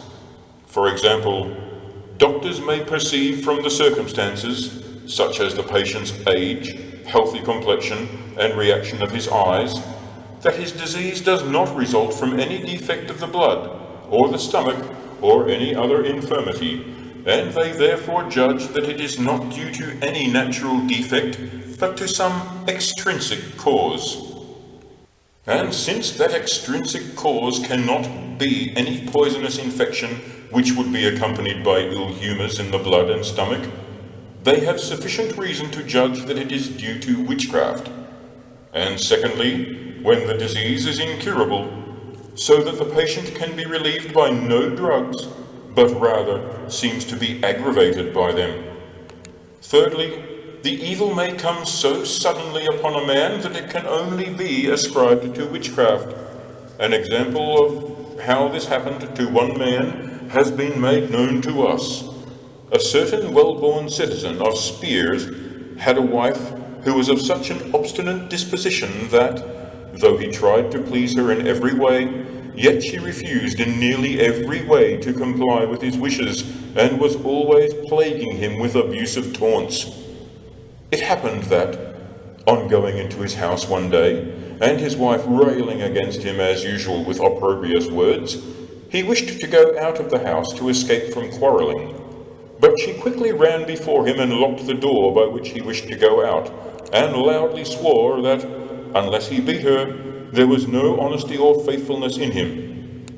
At these heavy words he stretched out his hand, not intending to hurt her, and struck her lightly with his open palm on the buttock, whereupon he suddenly fell to the ground and lost all his senses, and lay in bed for many weeks, afflicted with a most grievous illness.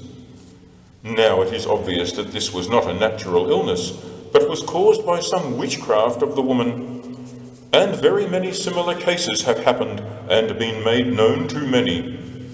There are some who can distinguish such illnesses by means of a certain practice, which is as follows. They hold molten lead over the sick man and pour it into a bowl of water. And if the lead condenses into some image, they judge that the sickness is due to witchcraft. And when such men are asked whether the image so formed is caused by the work of devils, or is due to some natural cause, they answer that it is due to the power of Saturn over lead, the influence of that planet being in other respects evil, and that the sun has a similar power over gold. But what should be thought of this practice, and whether it is lawful or not, will be discussed in the second part of this treatise. For the canonists say that it is lawful that vanity may be confounded by vanity, but the theologians hold a directly opposite view, saying that it is not right to do evil that good may come. In their last argument they advance several objects. First, why do not witches become rich? Secondly, why, having the favour of princes, do they not cooperate for the destruction of all their enemies? Thirdly, why are they unable to injure preachers and others who persecute them? For the first, it is to be said that witches are not generally rich for this reason, that the devils like to show their contempt for the Creator by buying witches for the lowest possible price, and also lest they should be conspicuous by their riches. Secondly, they do not injure princes because they wish to retain, as far as possible, their friendship.